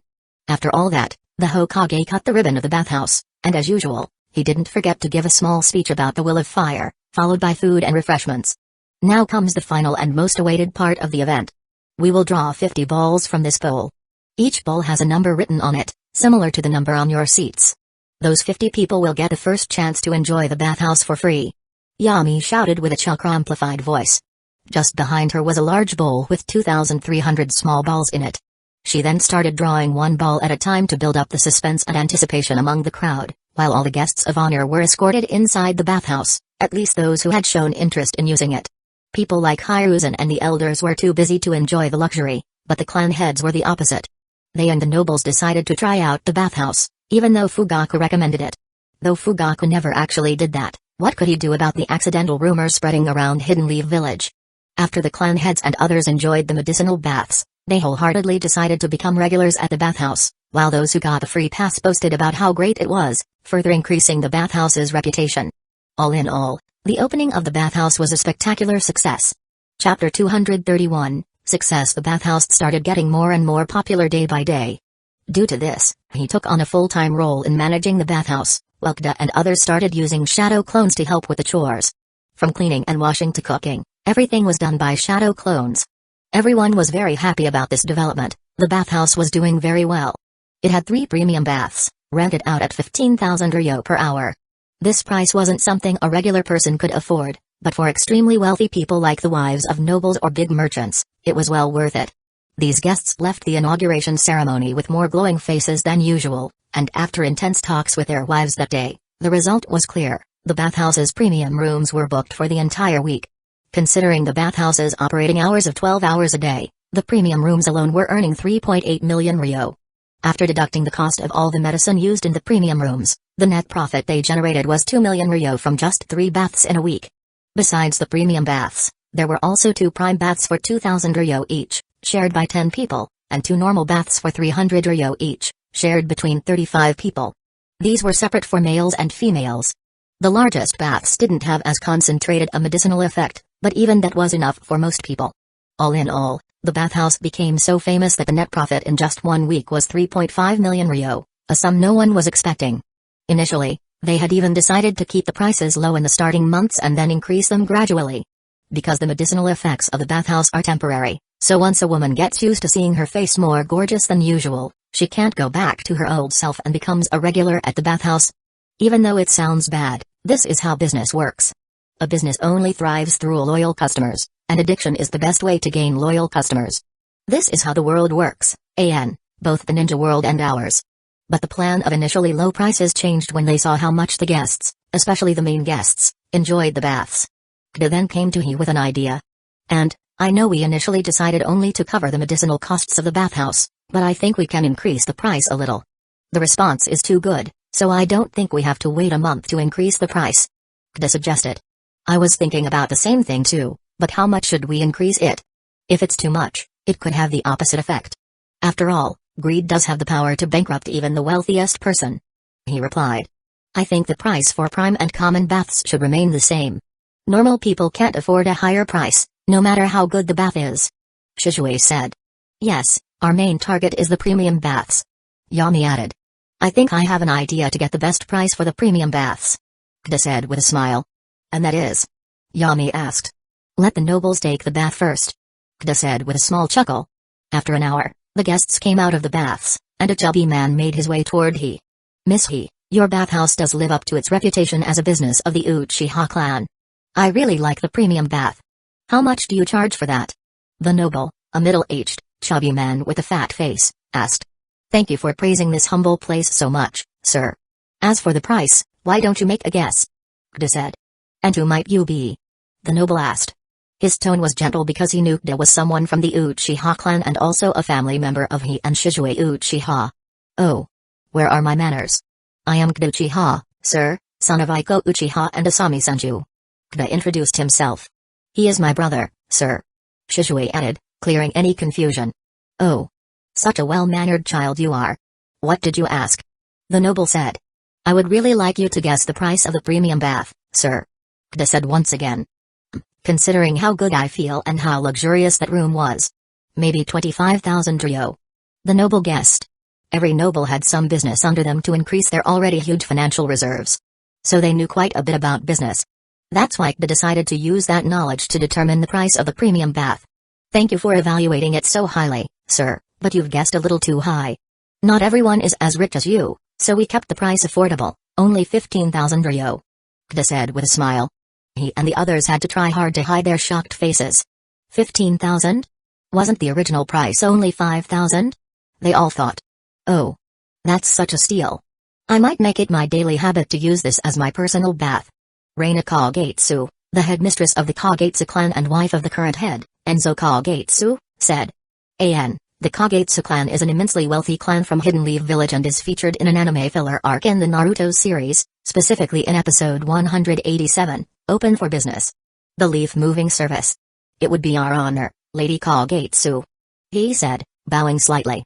Reina was actually more powerful and wealthy than the noble, thanks to her clan's connection with the fire daimyo himself. Many people in Hidden Leaf Village preferred to be on her good side rather than her bad one. Reina just smiled at his comment. He then took over the conversation while Kda and the others made their way toward the other guests. 1 week passed.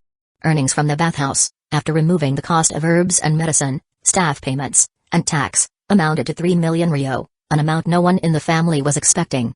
But they thought that the price would drop in the next few weeks and that the craze would die down. 2nd week passed. Same amount of earnings. Maybe next week. They thought. 3rd week passed. Same amount of earnings. Definitely next week. 4th week passed. Same amount of earnings. And, I think we should increase the size of the bathhouse. Kda suggested. I get where you're coming from, a complete booking for a full month, and even the next month is fully booked. We had to refuse so many customers just because the bathhouse is completely booked. He said, sighing from the stress of success. That's why I think we should increase the size of the bathhouse, at least double the current size. Kda said. At least we're not short on funds. Shizue chimed in. I was thinking the same thing. Shizue, go and ask Fugaku-sama if we can buy land near the bathhouse. If yes, how much? He said. Right now? Shizue asked, lounging lazily on the extra comfortable sofa that came from the Kagetsu clan, in exchange for the right to book one of the premium baths for an entire month. Not right now, but when you're free from doing your important work of being lazy. He said. Fine, I'll go now. Shizue said. Are we going to buy all of the land near the bathhouse? Kda asked. Yes. The bathhouse is becoming a hot spot for all types of people to meet, wealthy and common alike. There are so many options for more business in that area. Even though we're focusing on the bathhouse at the moment, we can buy the land for future ventures. He said. I am so lucky she is handling the business. I guess money will not be a problem in the future, Kda thought. Fine, and, then I'm going to the hospital. Kda said and headed toward the hospital. In the last month, Kda hadn't been sitting idly, watching the bathhouse's success. No, he was diligently practicing both medical and fuinjutsu. In that time, he had already learned 7 seals and was working on the 8th one before moving on to the last and most difficult one, the complex array seal. As for medical jutsu, it was also coming along fine. Just as Kda was about to enter the hospital, a fist came straight toward his gut. His reflexes kicked in, and Kda swiftly jumped to the side, activating his 3 Tomoe Sharingan, going fully alert for the fight, only to find Ryota standing where he had been just a few seconds ago. You betrayer. I thought we were friends, and you didn't even invite me to the party for your new business. Ryota said. Hey, I called you and even went to your house twice. It's not my fault you had to go on a month-long mission right during that time. Kda said, dodging another punch. Before either of them could do anything, Kiba came up behind Ryota and began pulling him back, by biting his trousers. Here's the revised version of your scene with some grammatical corrections and minor adjustments for clarity. You're protecting him? I thought you were on my side. Ryota said, sounding like a man who had been betrayed by his wife of 52 years. Bark. What? Ryota asked, startled. What did he say? Kda asked, noticing Ryota's shocked reaction. He's saying not to offend you, or you might beat the crap out of me. Ryota said angrily, turning his head to glare at Kiba. Well, at least one of this duo has some intelligence. Kda said, sitting down and patting Kiba's head. Come on, you might have been a genius before, but I've been learning ninjutsu for the last year and a half while you've been wasting your time on medical jutsu. I'm pretty sure I can beat you now. Ryota boasted. Kda just smiled and quickly threw 2 senbons at Ryota's Aku points, effectively paralyzing him. You were saying? Kda asked calmly. Hey, that was cheating. Ryota shouted. And you think your enemy will fight you like a sage? During a mission, you'll face things much worse than this. Kda replied. Hey, I'm already frustrated with 2 senses, I don't need another one. I just came to meet with an old friend. Ryota grumbled. Bark. Yeah, my one and only human friend. Ryota muttered. Alright then, let's go to a restaurant. My treat. Kda offered. Don't you need your sensei's permission before skipping practice? Ryota asked, noticing Kda was about to enter the hospital. No, I'm in the practical part of my training right now. Besides, my sensei might not even be at the hospital at the moment, they could be taking a medicinal bath. Kda said with a chuckle. They headed to a restaurant where Ryota told Kda everything that had happened over the past year, how he'd learned so many jutsus and mastered his clan's special taijutsu. He also mentioned how he'd gained practical experience by doing various missions. Kda shared how much he had learned, which only served to depress Ryota. Is there anything you haven't learned? Ganjutsu, Taijutsu, Kenjutsu, Fuinjutsu, Medical Jutsu, are you trying to compete with Lord Third in the amount of jutsu you can master? Ryota asked. No, I'm still way behind if that were the case. Kida said with a chuckle. Man, I thought I'd made some good progress, but it looks like you're already way ahead of me. But don't worry, I'll catch up in no time. Ryota said with a big smile on his face. Chapter 232, Reason. Now, tell me, why did you want to meet me? Kida asked. What, do you think I would only come to meet you for a reason? You think I'm that type of person? Ryota said in an overly dramatic tone. So, you don't have anything you want to ask? Kida asked, not a bit affected by Ryota's acting, having been trained by Shizue daily for such situations. I didn't say that. Actually, I wanted to have a sparring partner. My sensei said that even though I know some moves, I don't know how to use them efficiently. The only way to learn is through constantly using them against someone. But I don't take nearly enough missions to get the experience in fighting, so I need a sparring partner. Ryota said. You want a ninjutsu spar? Kida asked. No, ninjutsu can be learned without that. I want a spar focused only on taijutsu. Ryota replied. I don't have much experience in taijutsu, I only have the basic knowledge of it that we learned in the academy. Kida said. But you're now part of the Uchiha clan. Aren't they teaching you taijutsu too? Ryota asked. Why would I learn that when I can learn Uchiha Kenjutsu, one of the most lethal and effective styles in the village? Kida said, as if it were a fact a newborn child would know. So, you don't want to be my sparring partner? Ryota asked dejectedly. When did I say that? I just want to warn you not to keep your hopes high when we spar. Kida said. Great. Why don't we have a small spar now, just to get a basic idea? Kida suggested. Sure, I'm free anyway. Ryota said. Bark. Bark. Yeah, buddy, I know you'll join too. Kida said. All three of them then went to one of the training areas. Since they were just going to spar, there was no need for them to book the training area. Alright, Ryota. Let's see what you've got. Kida said, getting into a fighting position. Don't hold back, Kida. I want to see what you're really capable of. Ryota said, both he and Kiba getting on all fours, ready for a burst of speed. Okay then, I'll go all out, and you don't pull any punches. I can heal most lethal injuries now, broken bones are no problem at all. Kida said. Ryota grinned and then charged forward, his fists raised. Kida dodged to the side, then delivered a powerful chakra-enhanced kick aimed at Ryota's leg. Ryota blocked the kick with his shin, but Kida's momentum carried him forward, allowing him to land a punch on Ryota's shoulder. Ryota grinned. Not bad, Kida.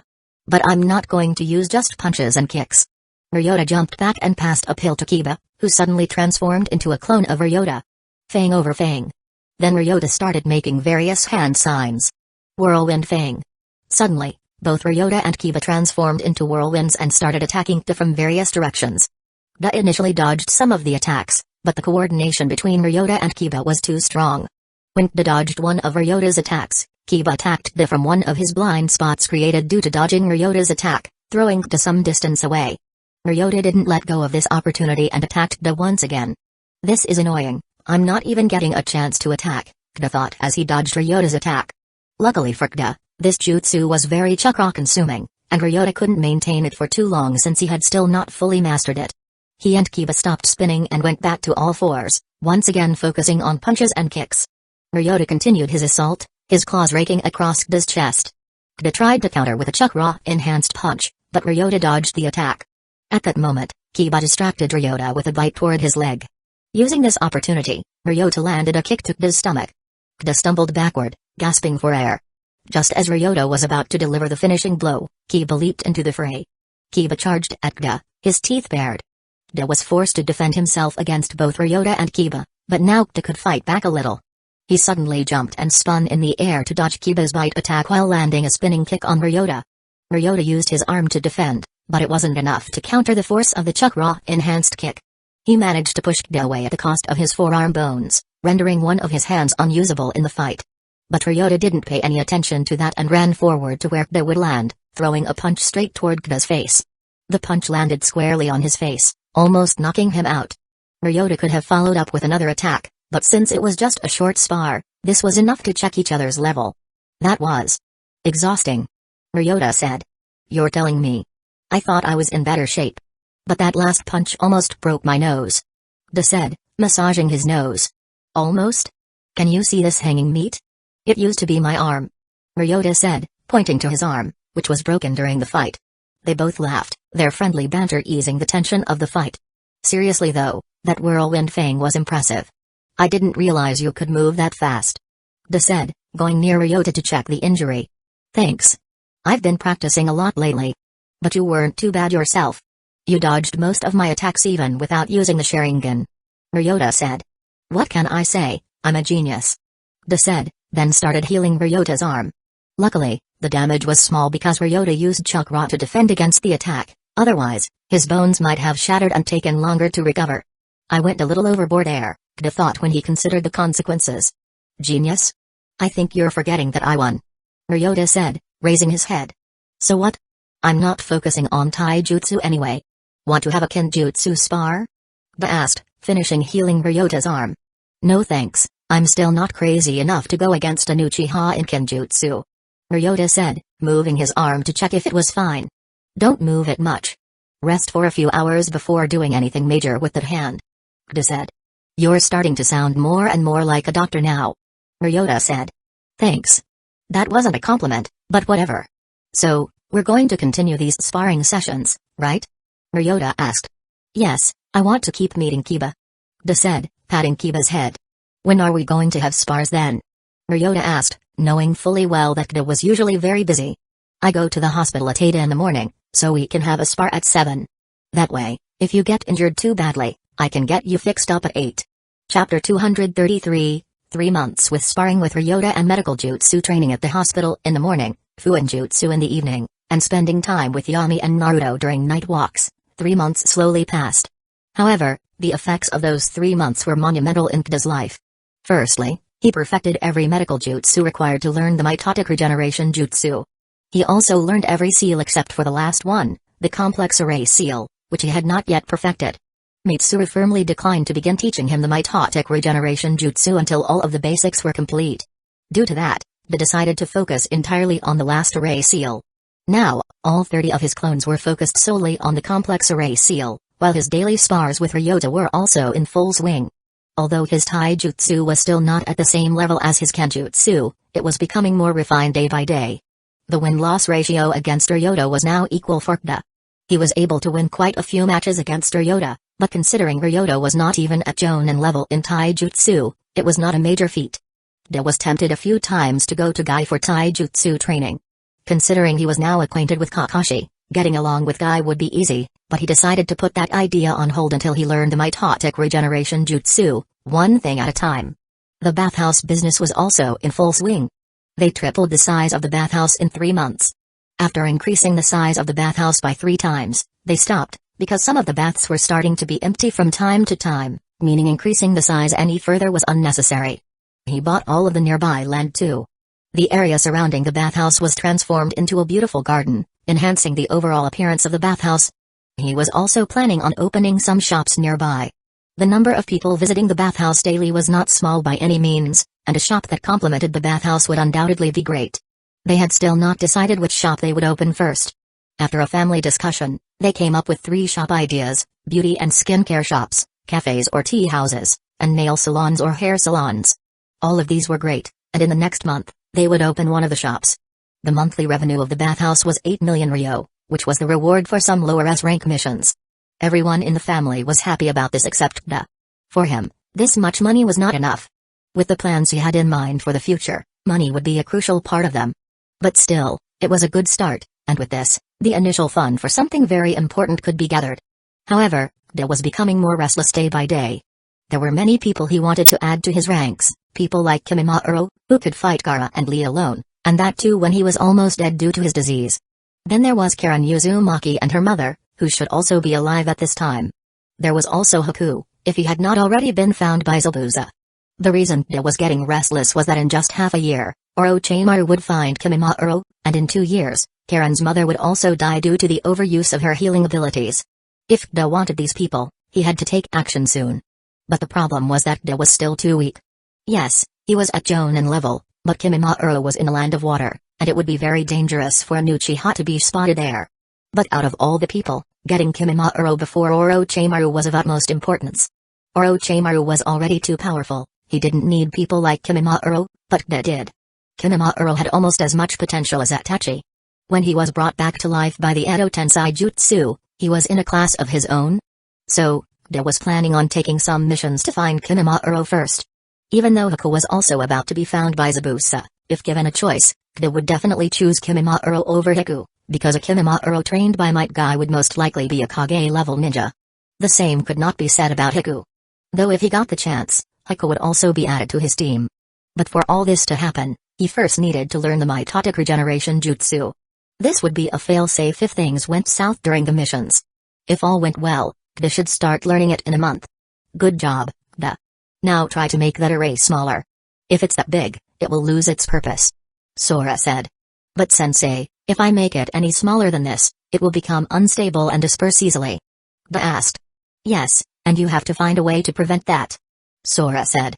Even though he could teach Kida how to do that, doing so would limit his future potential. A Fuinjutsu seal master and grandmaster should know how to improve a seal according to the requirement. Okay, sensei. Kida said, then began focusing on shortening the length of the array slowly. After reducing its size to 75%, the array became unstable and dispersed. The array itself was nothing great, it was a simple concealment array formed using many concealment seals, but it was used to make a perfect concealment. With all light, sound, and smell concealed at night, no one should be able to sense the person inside this array normally. This was the use of arrays, combining many seals into one singular structure that worked together to produce results greater than the sum of individual seals. They could already see how this would be important for the mitotic regeneration jutsu. Keep working on this. Make sure to reduce the size of the array by half while maintaining its stability. Sora said. Yes, sensei. Kida said, then began practicing again and again.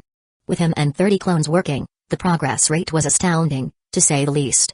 Sora nodded his head, then left to complete his array as well. He was at the last step on his way to becoming a grandmaster, and seeing Kida making progress so swiftly, he was also motivated to complete his array as soon as possible. Though Kida was interested in the array Sora was developing, Sora said it was a surprise, and he would only tell Kida about the array when it was fully completed. With both Kida and Sora practicing, one more day passed.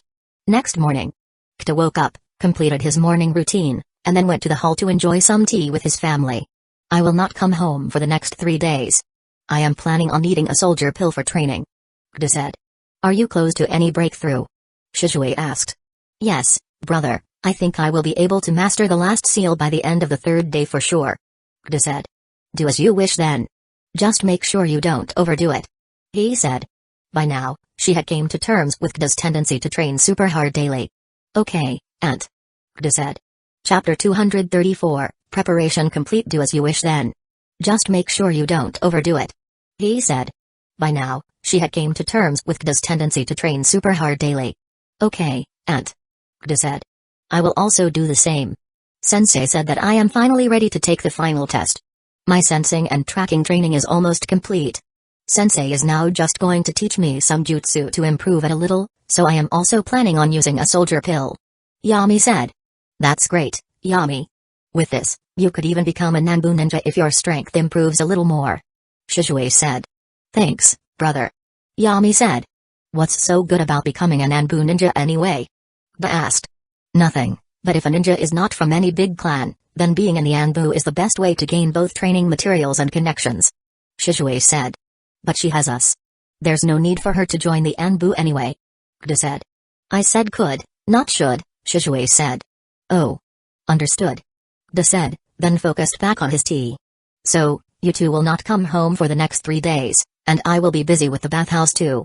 Who is going to take care of Naruto then? He said. Mom, I think you are forgetting there is one more member in this family. I can take care of Naruto for 3 days. Shizue said. That is what I am worried about the most. He said, getting a chuckle from both Kida and Yami. I don't need anyone to take care of me. I will be able to manage on my own, Andy, believe it. Naruto said with his small fist up in the air. Huh. I wish my son was also this mature. How are you even less mature than a toddler? He asked. That hurts, Mom. Shizue said, holding his chest like someone had shot an arrow through it, followed by another chuckle from the 3 other family members. Kida had taken leave from the hospital to completely focus on Fuinjutsu for the next 3 days. He went to Sora's house and began practicing the last seal, the complex array seal. The problem with this seal is that there is no defined function for it like other seals. It just forms an array using various seals and connects them to create something more powerful and effective than normal seals. There are many ways to make an array, like the one that had already learned, the perfect concealment array, formed using various types of concealment seals like sound concealment, smell concealment, light distortion, and seal concealment seals. With all of these combined, finding the array was difficult, and the array itself made finding the person difficult too. However, it could not be used well in the day, since the light distortion seal wasn't perfect and could leave traces, but at night it was almost impossible to find the person in the array unless the one searching was a Fuinjutsu Grandmaster. Similarly, there were other arrays as well. One just needs the ability to combine various seals to make them. His next goal was to combine a storage seal, a barrier seal, and a healing seal in a way that the storage seal stores chakra, the barrier seal protects it from dissipating into the environment, and the healing seal can take chakra from the storage seal and perform healing. This array, in itself, is a weak, very weak, version of the mitotic regeneration jutsu. According to Mitsuru, Kida should figure out how to do it himself. She herself was a seal master and knew how important it was for someone to figure things out on their own. It would be much more important for them in the future if they learned to combine various seals by themselves. Kida had been practicing this for the last 2 days without taking any rest at all. This is going to be tough, Kida said as he saw one more of his clones get dispersed due to the blast from the seal. Luckily, Sora's house had many arrays, one of which prevented large blasts, limiting the explosions from Kida's experiments to a small range. Luckily, he was making huge progress as well. Each clone that got dispersed found a way he should not combine the seals. He had made hundreds of clones in the span of 2 days, but now the rate of explosions had gone down a lot. He was at the last part of the array, making it stable and concise. The last and most important part. Until now, he had made an array that required a continuous stream of chakra to remain active. He was trying to add an absorption seal so that the seal could absorb chakra from the surroundings and supply it to the array rather than relying on the person. It was not going well, to say the least. Since he was so close to learning the seal and then starting to learn the jutsu from Mitsuru, Kida had become restless and had started doing extreme experiments, which mainly resulted in explosions. Other times, it was just a failed attempt where the seal simply dispersed. Calm down and think. What are we doing wrong? One of the clones said. We are trying to make the flow of chakra from the absorption seal constant, but those 3 seals absorb chakra at different speeds, so a single absorption seal is not doing the job. We can make 3 different seals for each of them. No, it will increase the size of the array too much. The real Kida said. All of them sighed, and one of the clones looked at the sky to clear his mind. He noticed the electric cables and then an idea came to his mind. Why don't we make something similar to an electric circuit? The absorption seal will provide chakra, and then we will add resistance in between the path to each seal so that they will receive the required chakra only. This is actually a very good idea. Let's try this, Kida said, and all of the clones began doing that. To their surprise, they found even the crude version to be very stable, and not a single blast happened. Looks like I can start learning mitotic regeneration jutsu once I wake up from sleep, Kida thought, knowing he would need much needed rest after the effects of the soldier pill ended. His head was aching so much that Kida even took a pill from the hospital for it, but he didn't stop making clones. As for the headache, some medicine and meditation did the trick, helping him not fry his brain from all the information coming from the clones.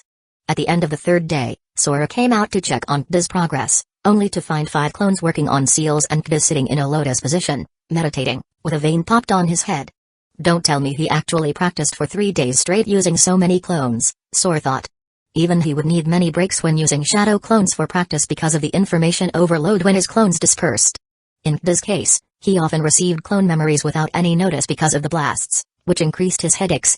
If not for his 3 Tomoe Sharingan, which had enhanced his mental capacities, he might have even bled from his nose and ears because of all this. You guys can stop now, Sora said as he inspected the seal Kida had created. Saying he was impressed was an understatement. Almost everyone who made such seals would use many absorption seals to stabilize the array, increasing its size too much. What Kida had done was not something new, but it was also not something everyone did on their first try. Most of the time, their sensei would teach them how to reduce the size of the array after they created a crude version themselves.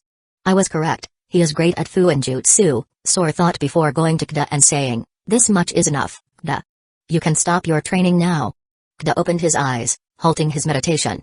But sensei, I still have 3 hours left before the effects of the soldier pill end. Kida said, wanting to keep improving the array further. No need. Also, you are not in good shape to continue. The array you have created is enough. I will teach you the correct one now because, from here on, it is not about creativity, but time and trials. You have to try many combinations to find the best one. That will do nothing other than take more of your time, so it is better for me to teach you. Sora said. Chapter 235, Sensor Ninja No Need. Also, you are not in good shape to continue. The array you have created is enough. I will teach you the correct one now because, from here on, it is not about creativity, but time and trials. You have to try many combinations to find the best one. That will do nothing other than take more of your time, so it is better for me to teach you. Sora said. Okay, Sensei. Da said, and one by one dispersed all of his clones, though it increased his headache some more.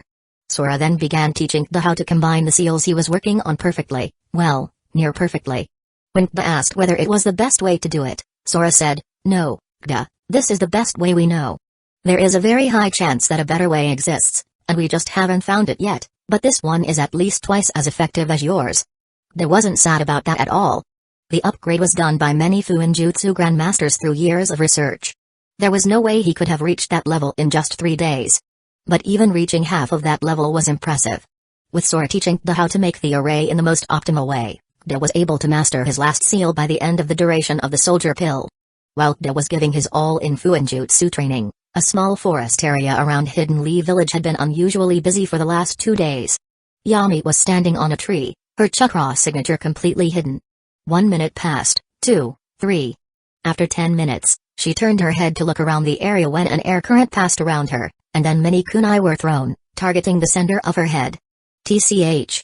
She just clicked her tongue, threw some paper bombs in the direction the kunai came from, and then used a smoke bomb around her location. When the smoke cleared, she was not in sight anymore, once again hidden. This time, instead of moving her body, she used a chakra field to sense her surroundings. But the results were the same this time as well. The area around Yami was skewered by tens of kunai, some even containing paper bombs, though of less potency. Yami, expecting this, had already changed her position, but this time she was able to get the location of one of her targets. She then threw a kunai in that direction while using a smoke bomb once again. Though this time she was still traceable because she was running after a ninja in brown clothes. She then took out a unique ball from her pocket and threw it at that man, painting him in red color, but she didn't stop there. She released a brief but intense pulse of lightning chakra through the air. Sensing the approach of many projectiles in her direction, she quickly used body flicker jutsu to dodge them. Unluckily, someone was waiting for her at the place she appeared after using the jutsu. And you are defeated once again. Izao said as he tapped Yami's head with his fist. Now, Izao, don't be so harsh. She was able to find all of us, and only you were left this time. I think she did well even in this absurd scenario. Raiko Yamanaka, a 25-year-old Yamanaka clan member, said as he wiped off the red paint from his face. Thank you, sir. Yami said, bowing slightly. The situation Raiko mentioned was simple. Yami was stuck in enemy territory, and a team of sensors was deployed by the enemy village to find her. The team had 5 members, each focusing on a different type of sensing. Yami had to hide herself and her chakra from those sensors while also eliminating them one by one. Though the chances of encountering such a scenario are 1 in 1,000, it's still possible and was a perfect test to see if his student was really trained enough. But I still lost. Yami said after thanking Raiko. That's because this brat used Yamanaka clan sensing technique to find you. Otherwise, you would have done better. There's no way enemies will have something like our sensing technique on their side.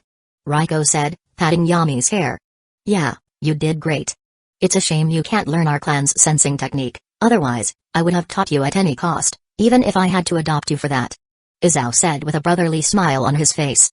He was naturally gentle by nature, and now that he had spent so much time with Yami, teaching her many things daily, he had started to consider her his little but talented sister. That's why he even tried to teach her the Yamanaka clan's sensing technique, but her brain wasn't the same as that of a Yamanaka. She passed out after attempting the jutsu Izao was trying to teach her. After waking up, she tried once again to practice the jutsu, but Izao stopped her and ordered her to practice the basics first. He promised that once she was ready, he would teach her his clan's sensing jutsus. Izao thought that Yami's brain wasn't powerful enough for now but would become stronger with training. So, after 2 months of training, Izao once again tried to teach her, but the results were the same. Fortunately, by then, Yami didn't need the clan technique. Even with normal sensing jutsu, She was doing very well, so Izao decided to focus on that, and now Yami was finally ready. So, are we going to try this once again? Yami asked. No, this much is enough. You are now an official censor ninja of Hidden Leaf Village. Izao said, giving Yami a headband with the same symbol as her current one, Hidden Leaf Village's symbol, but the cloth of the headband had a camouflage design. Thank you, sensei. Yami said with a smile so bright that others felt their fatigue vanish just by looking at it. So, now her training ends, huh? Hueco asked. Yes. Izao said. Then you'll have nothing to do from now on for quite some time. Looks like you're going to join the barrier maintenance team this time for sure. Hueco said. Only her training ends, I'm still not done teaching her.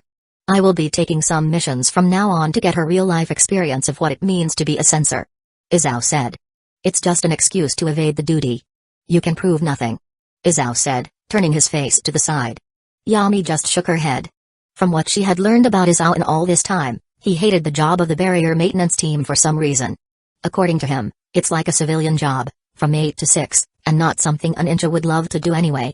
You can go back now, Yami. The effect of the soldier pill will end in 2 to 3 hours, so go get a hearty meal and then sleep tight. You'll have a month off to rest and spend some time with your family because when we start going on missions, you will have less and less time to meet them. Okay, sensei. Yami said, thanking everyone who had helped her in the last 3 days, and then headed toward her house. Hey Yami, how was your training? Ba asked as he met her on the way home. It was great. I am now an official censor of Hidden Leaf Village. Yami said, pointing toward her headband. That looks so cool, and even better on you. Ba said. From what he had learned so far, no amount of compliments is enough for a girl unless they are not said with love. So, whenever he got a chance, he threw 1 or 2 compliments her way, mainly to see the small blush on her cheeks. Thanks. How was your training? Yami said, trying to change the topic. It was great. I can finally start learning the mitotic regeneration jutsu. Ba said. Yami could feel the relief in his voice, and she was happy for him. She had seen how much Ba had trained to learn this single jutsu. Chapter 236, I will do it. Oh. Shit, I'm late. Ba shouted as soon as he woke up, then ran toward the bathroom for an urgent reason. Due to focusing too much on Fu in jutsu, Ba hadn't eaten well in 3 days and had been relying on soldier pills.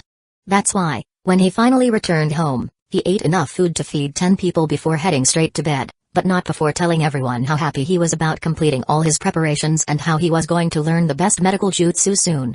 Obviously, everyone else in the family was happy too. Ba had taken 4 days off from the hospital, and 1 more day remained. Due to all the growth he had experienced in recent months, the amount of sleep he usually needed had decreased to 16 hours. So, when Ba went to sleep, he thought he would have 10+ hours before the hospital opened. But there was one thing he had severely underestimated: the mental fatigue he had accumulated over the last 3 days came crashing down on him, and he ended up sleeping for more than 26 hours. Even when he woke up, he was still feeling a slight headache. No wonder not many people used shadow clones to learn things. This method is too mentally exhausting for learning Fu in jutsu. I don't even want to think about how much worse the pain would have been without the 3 Tomoe Sharingan, Ba thought as he came out of his room and went to the kitchen, only to grab a glass of milk before heading straight toward the door. Young man, shouldn't you at least inform us before leaving? He said from the hall, where she, Naruto, and Shizue were sitting. Sorry, and I forgot. Ba said. No problem. Best of luck with learning that regeneration or something jutsu. He said with a smile. Thanks, Aunt. Ba replied. Best of luck, brother. Naruto added, even though he didn't know why he was saying that. Thanks, bro. Ba said, ruffling Naruto's hair a little. Now you can run. Shizue said, waving his hand in a shooing gesture. Ba just nodded after looking at the clock and went directly to the hospital. Knock, knock. Come in. Good morning, sensei. Ba said meekly, entering Mitsuru's office. Barely. It's almost noon. You're getting quite relaxed now, aren't you? Mitsuru said, looking up from the book she was reading. I'm sorry, I just woke up. This time the effects of the soldier pills were too severe. I'm still having a mild headache. Ba said. It's not the effect of the soldier pills, you brat, it's your masochistic training that's at fault. Mitsuru said like a big, angry, but caring sister scolding her little brother. I'm sorry, sensei. Ba wanted to refuse, but even he knew it was true. So, how was the result of your training? Mitsuru asked, changing the topic. It was great, sensei. I finally mastered all the seals you told me to learn. Kda said. Show me the last one, then. Mitsuru said. Kda wasted no time and quickly took out his Fuinjutsu set to start crafting the array. In just 3 minutes, Kda made a near-perfect replica of what Sora had taught him. I don't want to see this, brat. Make the one you created yourself. Mitsuru said, dismissing the array because she knew there was no way Kda could have made such a refined version so early. Even a once-in-a-century genius of Fuinjutsu wouldn't be able to do that. Kda just nodded his head and started making the version he had designed. If the previous version of the array was like freshly bought earphones, then this version was like earphones that just came out of a pocket, a jumbled mess. Even though both were basically the same, it would be very awkward to use those jumbled earphones, right? When Mitsuru saw the version Kda had made himself, she nodded her head in approval. So, you finally did it. I was actually hoping that you would stop this absurd idea midway since the requirements are just too difficult, but you actually did it. So, I'll keep my word and teach you the mitotic regeneration jutsu. That will cost you 15 million ryo, though. What? Kda suddenly shouted after hearing the last part. Sensei, that much money is enough to issue 2 low-ass rank missions. Aren't you expecting too much from your poor student? I'm not asking for that money for myself, brat. We'll need the help of 2 Fuinjutsu Grandmasters during the process, and not just any Fuinjutsu Grandmasters, but ones who have enough experience in the medical field too. In Hidden Leaf Village, there are only 3 such Grandmasters, including Lord Third, but we can only count on the other 2. Usually, they wouldn't help anyone even if you had money. Lucky for you, I know them personally and can ask them to help you. And you think they should help you for free? Mitsuru asked. But, sensei, where would I get 15 million ryo from? Please give me a loan. Kda said, bowing 90 degrees. Brat, that bathhouse of yours is already earning you tens of millions of ryo each month. Just take out some money from that stash of yours. Mitsuru said, as if she were talking to some cheap landlord. Kda's mouth opened and closed a few times, he had actually forgotten about that completely. Okay, sensei, I'll ask Auntie about this, but I'm sure she'll agree. Okay then, now let me tell you what kind of deep and profound bullshit trouble you've gotten yourself into. That jutsu you're trying to learn is not a single jutsu but a collection of 3 jutsu together. The first one is the strength of 100 seal. This seal stores a small amount of your chakra daily, and a very precise and delicate chakra control is needed for this seal, by both the one who is making the seal and the one on whom the seal is being made. This is also the seal the Fuinjutsu Grandmasters will make on your body. The second is Yin Seal Release. This will release the chakra stored in the first seal. Seal marks will cover your body, providing you with chakra to heal yourself.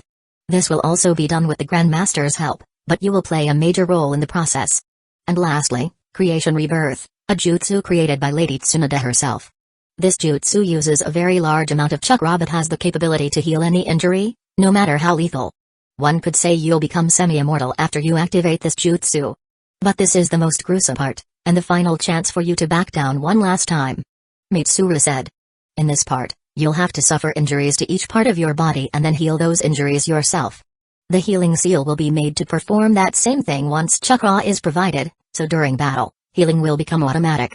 But you'll have to heal yourself while feeling the pain of various injuries to get the actual method of healing since, during a fight, you will feel pain from your injuries. So we can't risk giving you painkillers. Mitsuru continued. That is just pure torture. Inflict all types of wounds on yourself, your muscles, bones, tendons, lungs, liver, heart.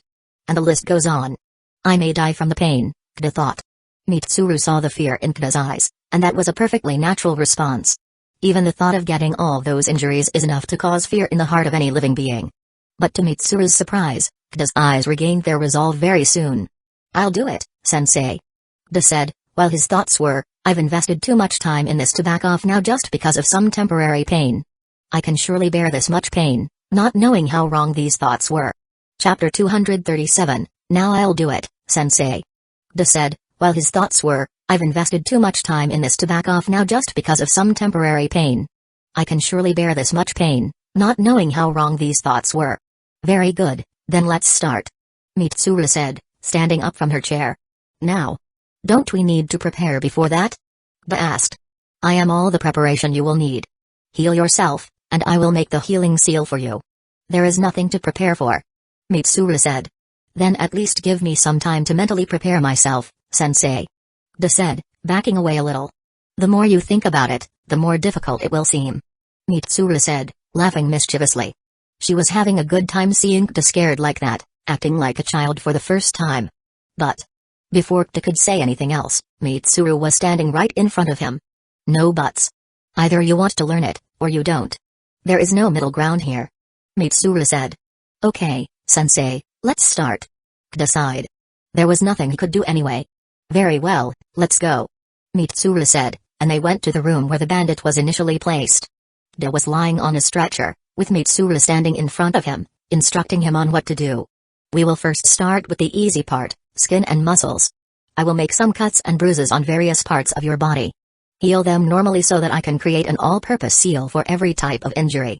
Kta just nodded his head. He had suffered many types of injuries, and there was nothing he could do except pray that it wouldn't hurt as much as he was thinking. The reason Kta had to endure various injuries was because the treatment changes slightly for each type. If you have a cut, the treatment is to bring the two parts close together and heal them so they join. But if you get shredded by a mace or a powerful punch, the treatment is completely different. Mitsuru took a scalpel and made a small cut on Kta's hand. It was a simple cut, and Kta didn't even feel it. He simply passed his yang chakra through the area, and the wound healed at a speed visible to the naked eye. Too slow, brat. You have to use medical jutsu, not normal chakra. The speed should be instantaneous. Mitsuru said. Kta nodded as he received another cut. This time, he used something similar to the healing palm jutsu but with normal chakra. The speed of healing increased by 2.5 times. Still slow. Do it one more time. Mitsuru said, once again making a small wound on Kta's hand. Sensei, you're not enjoying this, right? Kta asked, because this time the wound healed within a second. If you have time to think about these weird things, why not use that time to heal yourself? Mitsuru said, fully focused on the cut. Having no other choice, Kta did the same thing again, just with more chakra and speed. He was sure this time it healed within a second. This much is acceptable. Now do it one more time. Mitsuru said, creating another wound on Kta's hand. She took out a brush, white and blue in color, and for some reason, Kta thought of Lady Katsu, the slug. But he had other things to focus on. Once again, he healed the cut on his hand in record time. Mitsuru passed her chakra through his body and started making a seal on his hand. Without saying anything else, she used a senbon and inserted it into Kta's hand. The senbon contained a small amount of paralyzing poison as well. Kta simply focused on healing himself as fast as he could. It took him 2 seconds to remove the poison from his hand and heal the wound, but Mitsuru was not satisfied with that. So after 3 more tries, Kta managed to do it in 1 second. Mitsuru then continued the seal she was making. From the procedure, Kta was praying that the next step wouldn't be what he was thinking, but reality doesn't work on prayers. Mitsuru picked up a small hammer. Smack. A small chunk of flesh was removed from Kta's biceps. It was a very common type of injury that medical ninja had to heal, so there was no way they would ignore this. But this one was different from normal injuries. The others didn't hurt as much. Kta was drenched in sweat because of the pain. Focus, Kta. Otherwise, we would have to do it a second time. Mitsuru said, completely serious. Motivated like hell, Kta began using medical jutsu to heal the wound. To Mitsuru's surprise, the wound healed in 1 second. She was expecting 2 to 3 seconds, but Kta simply used the Sharingan and its precise chakra. I am a fool. Why was I not using this from the start? Kta thought as he used the Sharingan to increase his chakra control and divide the chakra into yin and yang as fast as he could. With his 3 Tomoe Sharingan activated, his speed was 3 times the normal. Now she used an electric discharge and burned his hand. The pain was so sudden that his hand jolted away, only remaining in place because of the straps Mitsuru had placed at the start. At least warn me before doing something like this. Sorry, I forgot you're such a delicate princess. Now heal yourself. Since there was nothing to say, Kta just focused on healing his hand. This speed is good. Keep this up. Mitsuru said and completed the healing seal for his hand, then moved toward the other hand. We have to do this for every other part of the body too? Kta asked. Yes, now focus. Mitsuru said and once again made a cut on Kta's other hand. But this time, Kta healed himself very swiftly, and there was no need to redo everything like before. Afterward, his legs and torso were also covered in healing seals, and finally, his face too. Having a Sharingan is such a cheat. I had to suffer so much for this when Tsunade-sama was helping me. Mitsuru said, then shook her head. I was planning on only doing skin and muscles for today, but it got completed quite early. What do you say? Should we continue with bones too? Mitsuru asked, seeing that it had only been 2 hours. Kta, though desperately wanting to say no, said, okay, sensei. The anticipation of how difficult this would be was hard to bear the longer he waited. So, I will need to break 10 major bones in your body and make a seal that will target the bones in the area near those 10 major bones. Once completed, you should be able to heal your broken bones by just passing chakra to those seals. Mitsuru explained. Did just nodded his head, wanting to get this procedure over with.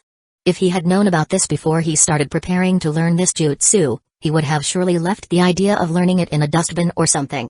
Just like Mitsuru had said, she opened various parts of Kda and broke some of his bones. Kda had to heal the bones and not the skin so that Mitsuru could apply the seal. Though difficult, it was doable with some concentration and the help of the Sharingan. After 2 more hours, the process ended. Kda was fully covered in sweat, his body aching so much that it was difficult to describe. Even though he had healed himself, a fraction of pain remained, like phantom pain. Take a rest tomorrow and also discuss the money-related problem with your parents. We will complete this the day after tomorrow, and then I will call those grandmasters to help you. Mitsuru said. Yes, sensei. Kda said, limping out of the room. Make a shadow clone and go back using that. Also, stop behaving like a patient, you are perfectly fine. Mitsuru said, shaking her head. She had checked twice to see if there was any minor injury left behind that they had missed, but there was no such thing. Kda was perfectly healthy. It was just that his brain had processed so much pain recently that he felt like he was not well. Kda just nodded his head and made a shadow clone to go back home. Chapter 238, Torture started. Make a shadow clone and go back using that. Also, stop behaving like a patient, you're perfectly fine. Mitsuru said, shaking her head. She had already checked twice to ensure there were no minor injuries left behind that they might have missed, but there was nothing. Kda was perfectly healthy, it was just that his brain had processed so much pain recently that he felt like he wasn't well. Kda just nodded his head and made a shadow clone to go back home. I don't want to do anything now. Let's just go back and sleep, Kda thought as he went directly to his room.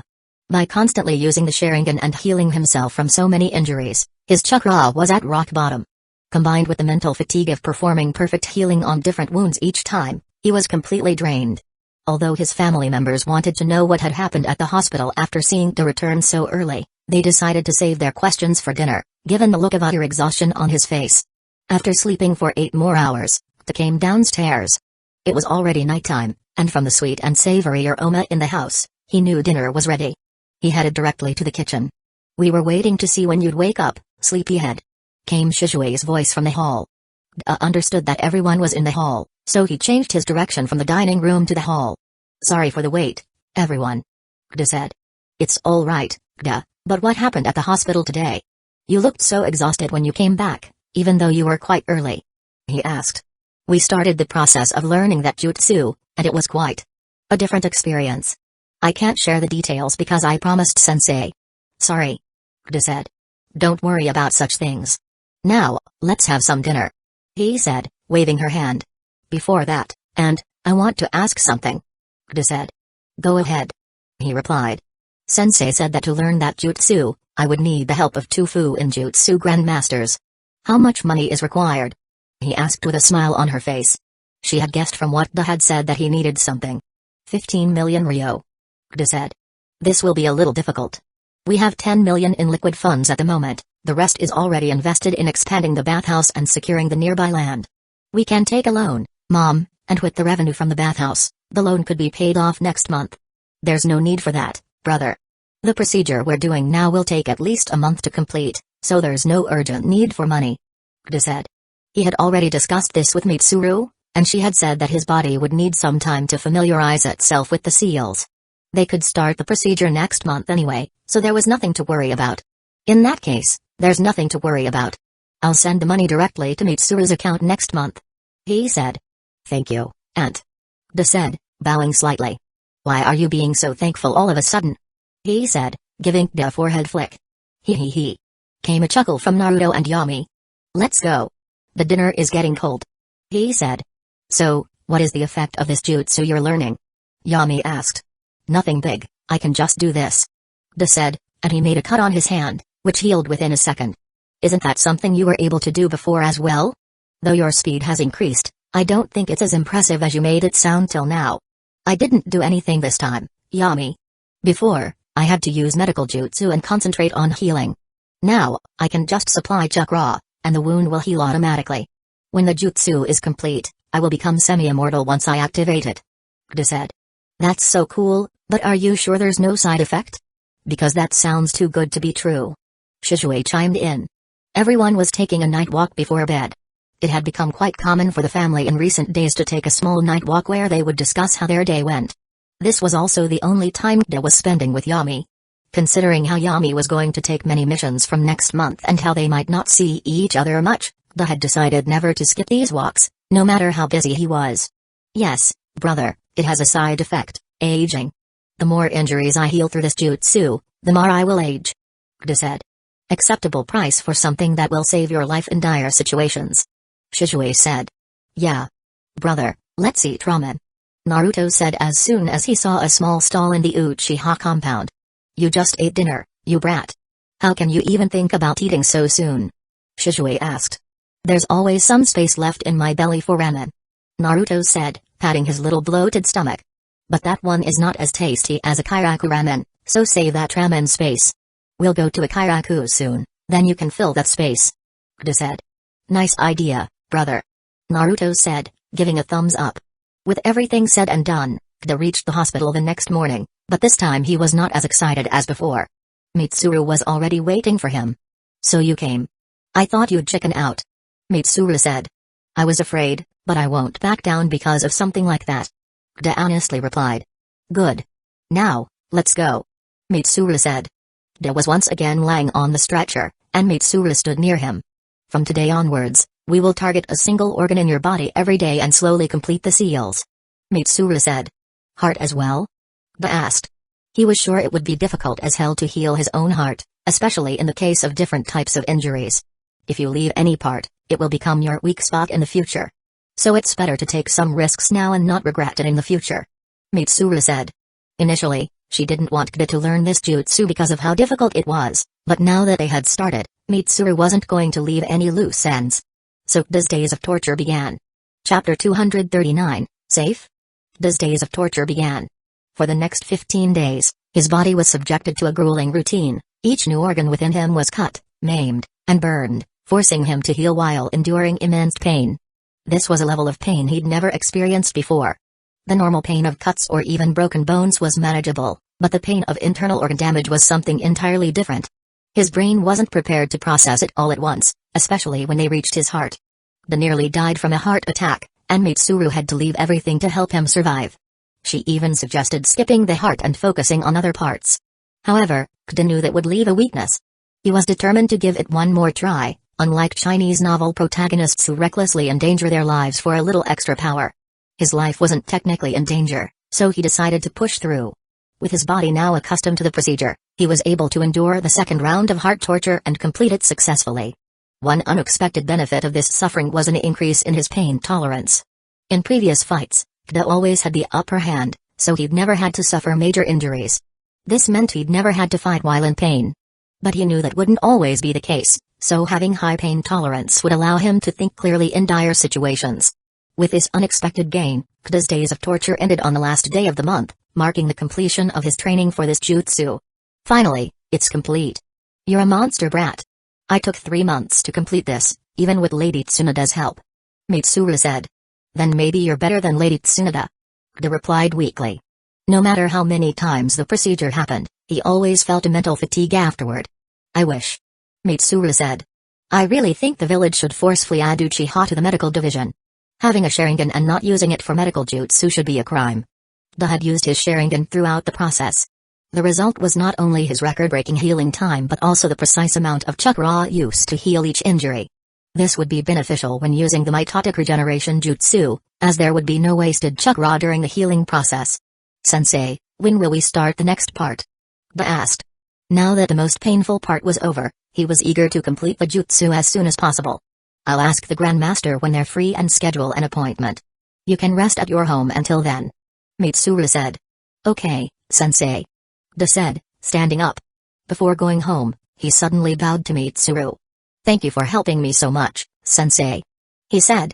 There was no need for Mitsuru to do this much. Even though she had said she would reward him with a jutsu, what Kda asked was a bit excessive.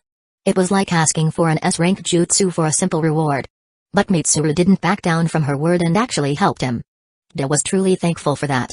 Seeing Kda suddenly bowing and thanking her, Mitsuru just smiled and waved her hand, dismissing him.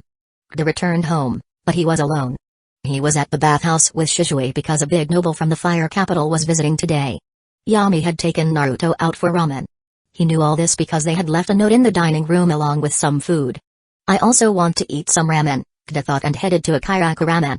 I also want a regular bowl, Kida said, sitting next to Naruto, who was already on his second bowl of ramen. Yami was also eating her second. Both of you are going to get fat if you eat as much, he said. Ayam just chuckled and went inside while Yami and Naruto looked to the side and continued eating. So is it finally over? Yami finally started speaking when her bowl was empty. Yes, now we only need some help, and I'll finally learn my first S-rank jutsu, Kida said. That's great, Yami said with a smile. Why did you decide to come here all of a sudden then? Kida asked as their bowls arrived. My sensei sent a message that we're leaving for a month for border training. I won't be able to eat such things for 1 month, Yami said, diving into her third bowl. So you're going to leave? Kida said slowly, then started eating his bowl too. Naruto had been focusing on his ramen bowl all this time. There was nothing he could add to their conversation, so he just decided to focus on his food. Yeah, Yami said. When are you going to go? Kida asked. A day after tomorrow. It's so sudden, right? Yami asked. Let's go out tomorrow. I wanted to try something out. Kida asked Yami for a date in a very simple and indirect way. Oh. Are you asking me for a date? Yami asked, not wanting to lose this opportunity. Initially, I wasn't, but it's a nice idea. Yami, do you want to go on a date with me? Kida asked, making eye contact with Yami. Normally, Yami might have blushed at this point, but she had kind of gone numb to these types of Kida's antics due to living with him for so long. Maybe. I'll tell you after thinking, Yami said and went back to eating her ramen, but Kida could see a small amount of blush on her cheek along with a small smile. Then I'll be waiting for your reply, Kida said, and he also focused on his food. Kida luckily got a message from Mitsuru that they would be completing the jutsu after 3 days. He actually forgot about this when he asked Yami for the date. It would have been embarrassing to fix a date and then have to say he was busy. Now, with no surprise, Yami graciously agreed to go on a date with Kida the next day. They did some shopping, went on an eating spree, and then went to a park to relax. When are you going to come back? Kida asked at the end. I don't know. Sensei said that we will stay there until the new part of the sensor is replaced. We may have to stay there for a full month before we come back, or we may come back in 1 week. Yami said. Is the management so bad? How the hell don't they even know when the replacement will come? Kida asked frustratingly. Oh. Are you already missing me? Yami teased Kida a little. Yeah, but that's not the reason I'm saying that. This just shows how mismanaged the whole situation of those outposts is. They're not actually safe at all. Kida replied. There will be 50 plus ninja guarding that outpost along with 5 jonin. If that outpost is not safe, no place in Fire Country other than Hidden Leaf Village is safe, Yami said, trying to calm Kida down. Yeah, I'm just being immature, Kida added. And I like that, Yami said, giving Kida a shoulder bump. And that's how their small date came to an end.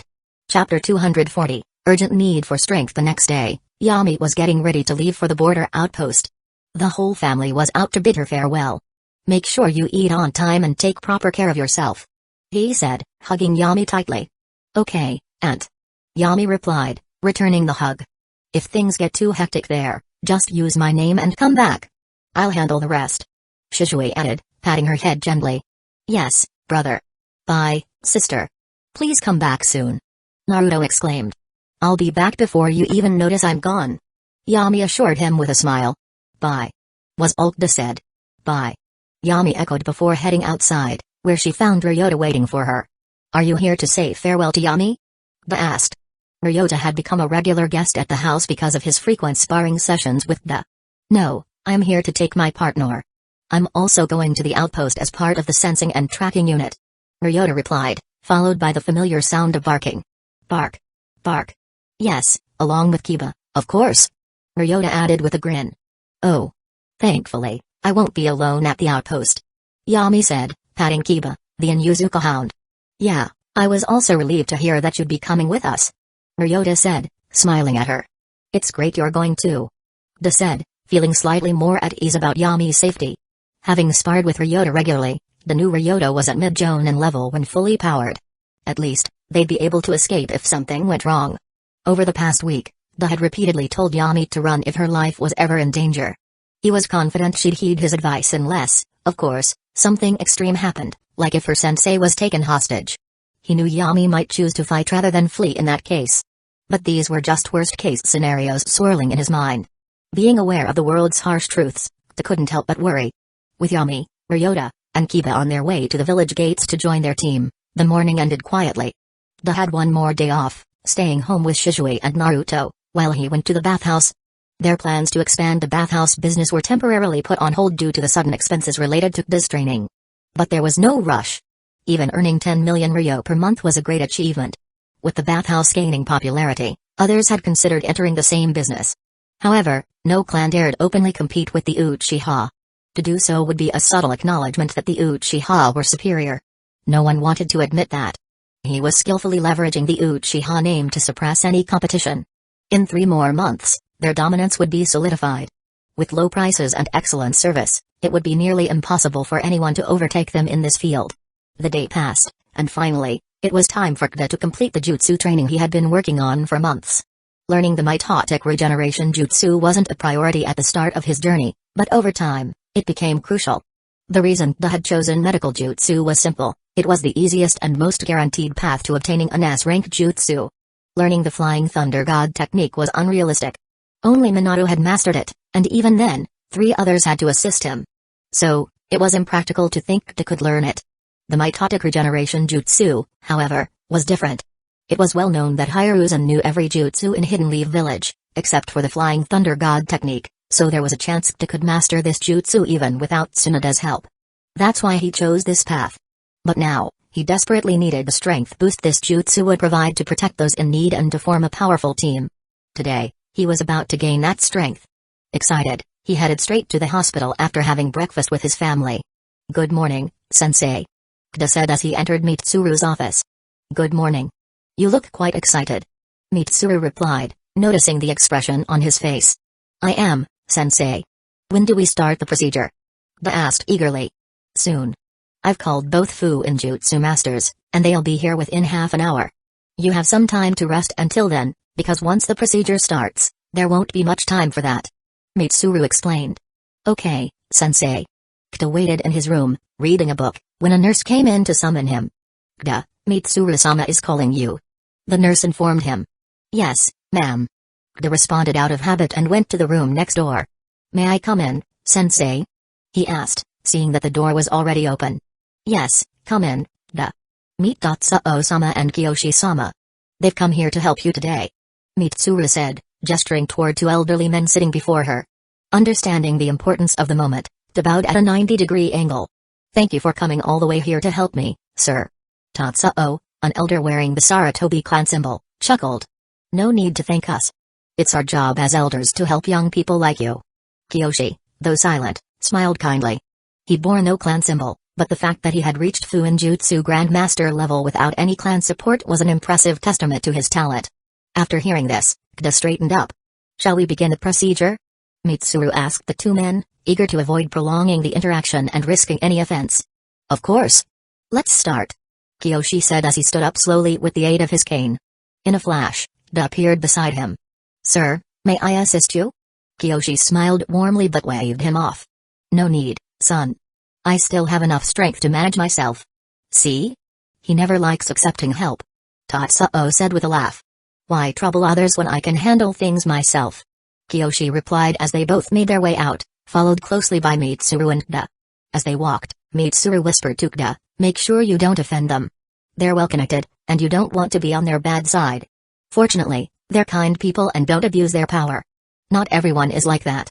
She trailed off, clearly recalling something unpleasant. Da simply nodded, respecting her privacy. They reached a room where a bed was set up, flanked by 2 chairs positioned so that the men could easily access the entire bed. "Okay, Da, remove all your clothes and lie on the bed," Mitsuru instructed, her tone clinical. "All of them?" Da asked, his face reddening. "Yes," Mitsuru replied, as if speaking to a teenager embarrassed by a routine checkup. Sighing, Da complied, preparing himself for the final phase of the procedure. Chapter 241, 2 seals complete, 1 remaining. The mitotic regeneration jutsu was divided into 3 parts. The first was the strength of 100 seal, a seal that stored chakra, A massive amount of it. So listen, boy, the seal we are going to make will connect to your brain and your chakra network as well. We will try to make it as stable as possible, and it should be able to store 20 times the amount of chakra you possess now. Danzō said after sensing the amount of chakra they possessed. Is that amount fixed? They asked. No, it will increase as your chakra reserves grow, but that is not necessarily a good thing. The seal we are going to make is essentially going against nature. You will possess much more chakra than you should, so it's definitely not going to be easy.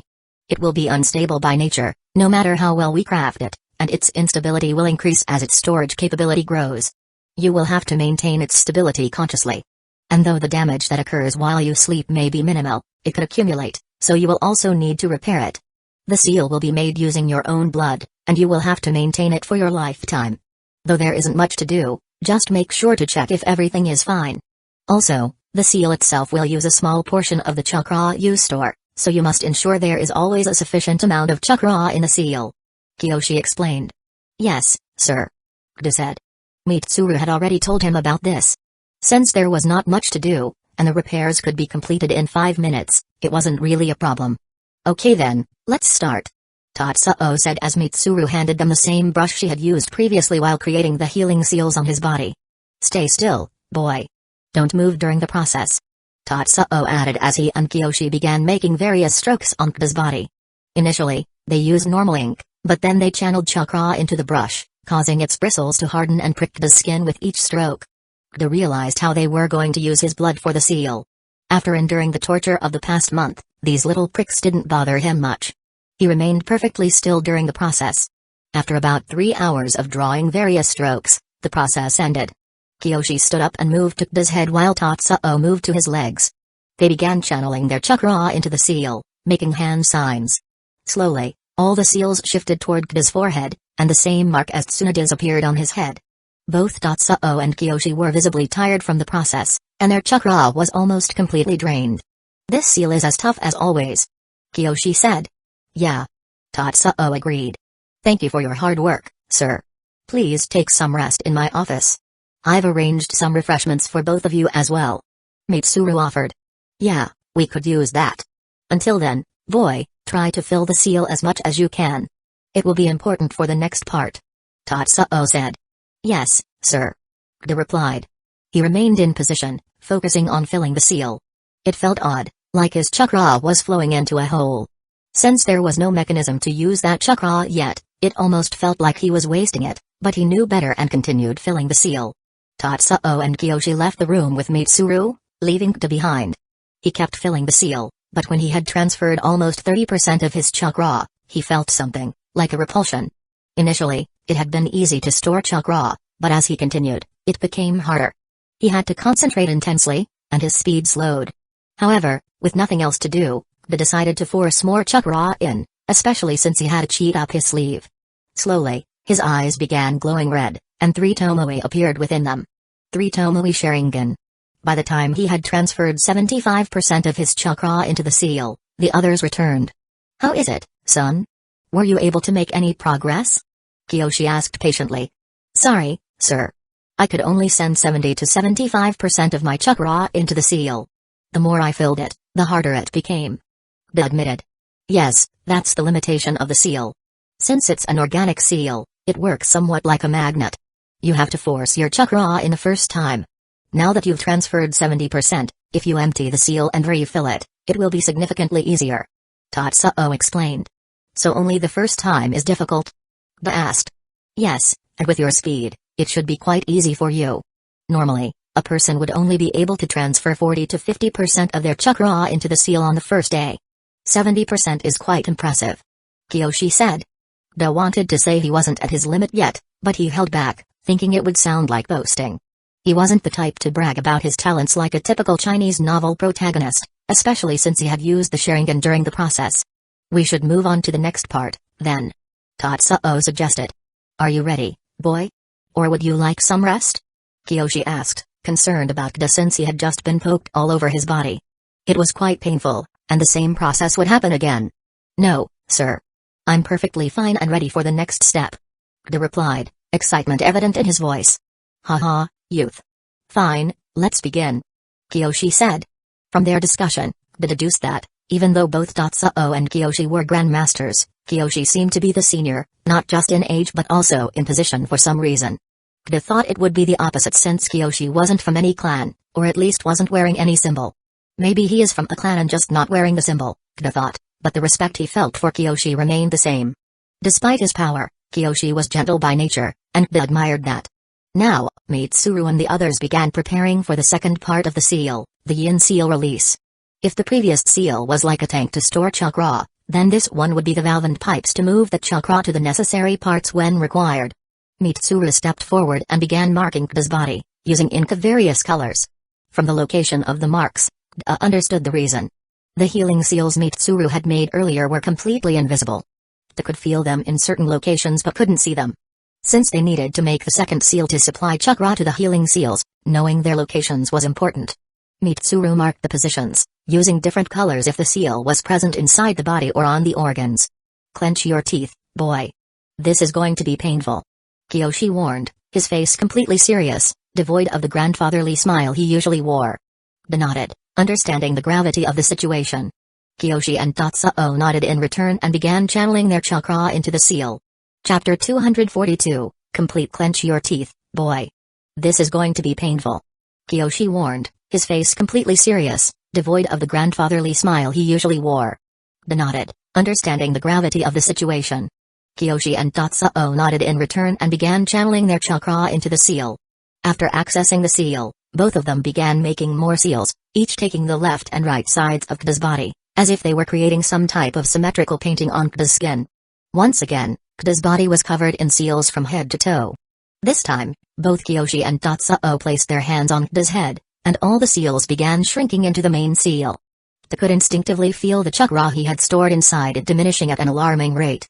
Within seconds, the chakra he had stored was almost completely used, leaving only 20% of it behind. By the end of the process, all of the seals scattered across Kda's body completely submerged into the rhombus on his forehead. My chakra reserves are almost 3 times that of a normal Jonin, and this used half of it.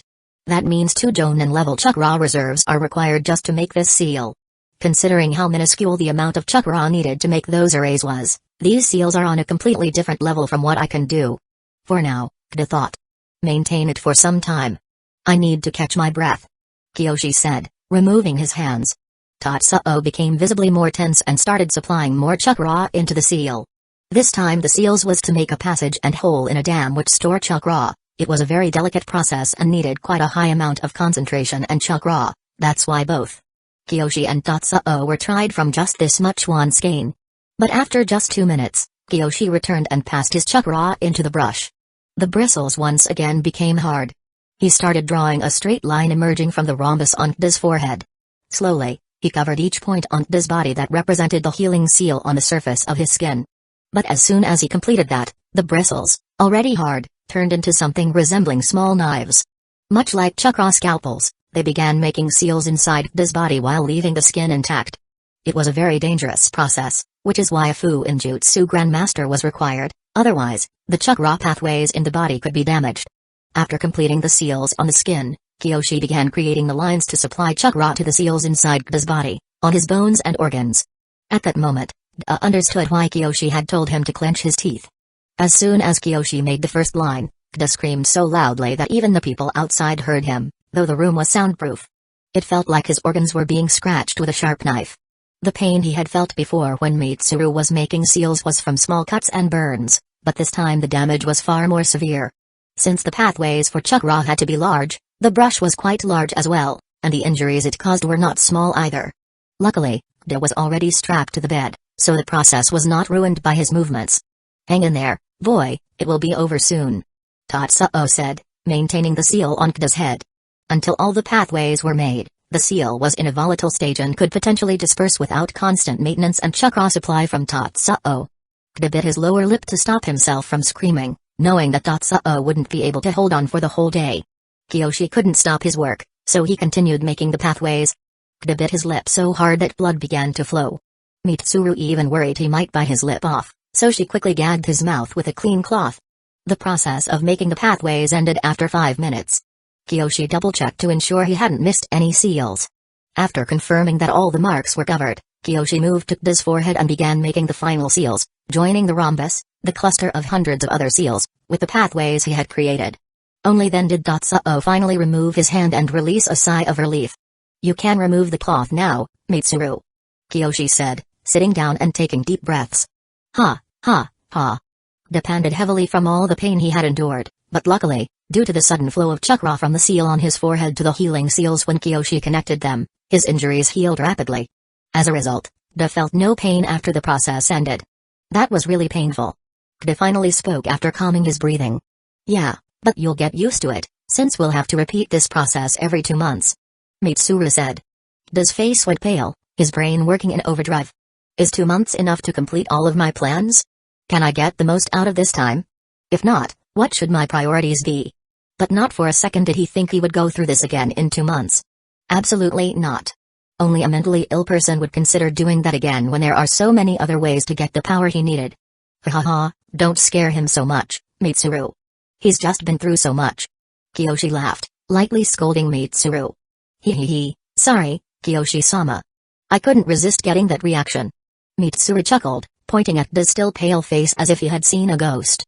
"Well, I agree that it was worth it," Danzō said, joining in the laughter. Da just sat there, confused. "There's no need to do this again, Da. Everything is permanent now, and unless you completely neglect the seal's maintenance for months, it will remain with you for life," Kiyoshi explained. Da, finally regaining his color, chuckled as well. It was like he had just been on an emotional roller coaster, from intense pain to relief, to fright, and back to relief again. His emotions had gone up and down. "Thank you for your help, Kiyoshi-sama, Danzō-sama," Da said. Since he was still strapped to the bed, he couldn't bow, but he conveyed his gratitude. "No need, boy. Both Mitsuru and Lord Third told us about your amazing talent. That's why we decided to work so hard for you. Make sure you prove that we were right to do so by achieving great feats for the village in the future," Kiyoshi said. "I promise, Kiyoshi-sama," Da replied resolutely. "Well, I'm planning on adding some more S-rank ninja to Hidden Leaf Village's ranks in the future. That should be enough of a great feat, right?" Da thought happily. SHRR. Mitsuru removed the straps binding Da to the bed. Feeling the pressure from the straps gone, Da moved his hands and legs a little, then stood up and put his clothes back on. "Thanks, sensei, though it would have been better if you hadn't enjoyed making fun of me," Da said with a smile, "but still, thank you." "No problem, boy," Mitsuru said, patting Da's back.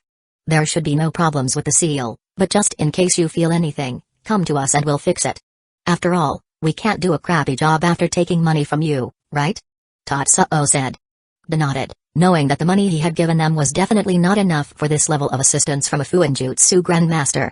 Normally, they would charge that amount for just a simple task, where they didn't have to exert much effort.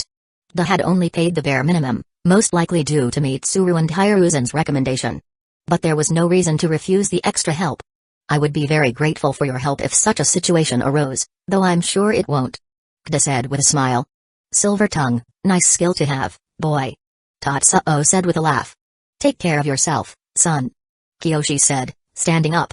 "We'll head back now. I'm in desperate need of rest. Once again, thank you for your help, sir," Da said, bowing slightly. Both Danzō and Kiyoshi waved their hands as they left. Da and Mitsuru walked them out of the hospital, where a carriage was waiting. After they left, Da turned to Mitsuru and asked, "Sensei, I have a question." "Go ahead. Why did you ask me to learn those seals? I didn't have to make a single one during the entire process." Chapter 243, Pseudo Kage Level. "Why did you ask me to learn those seals? I didn't have to make a single one during the entire process," Da asked. "Are you really asking me such a silly question? I thought you had some smartness, maybe the pain from the procedure was too much," Mitsuru said, placing her hand on her chin as if pondering some deep theory. "I'm sorry to disappoint you, sensei. Your disciple is not that smart. Now, can you please tell me the reason?" Da said. Dealing with Shisui had trained him enough to handle such scenarios, but one thought crossed his mind: Sensei is unusually playful today. Since it wasn't a bad thing, he didn't point it out. "Simple. When I was making seals on your body, did you know which type of seal I was making?" Mitsuru asked. "Yes, sensei. It was a slightly advanced version of the healing seal I had learned," Da replied. "And when those two were making seals?" Mitsuru continued. They made some type of array that combined a storage seal with a chakra suppression seal and a chakra absorption seal, but it wasn't a normal one. He must have modified it to absorb chakra from me rather than from the environment, and Kta went silent, stopping mid-sentence. Yeah, you know every single seal that was inscribed on your body. Only a fool would get a seal inscribed on their body without knowing anything about it. Also, you'll have to maintain those seals in the future. What would happen if you messed up some strokes because you didn't know the seals? Everything would go to waste, and you'd either have to forget about this jutsu or do everything over again.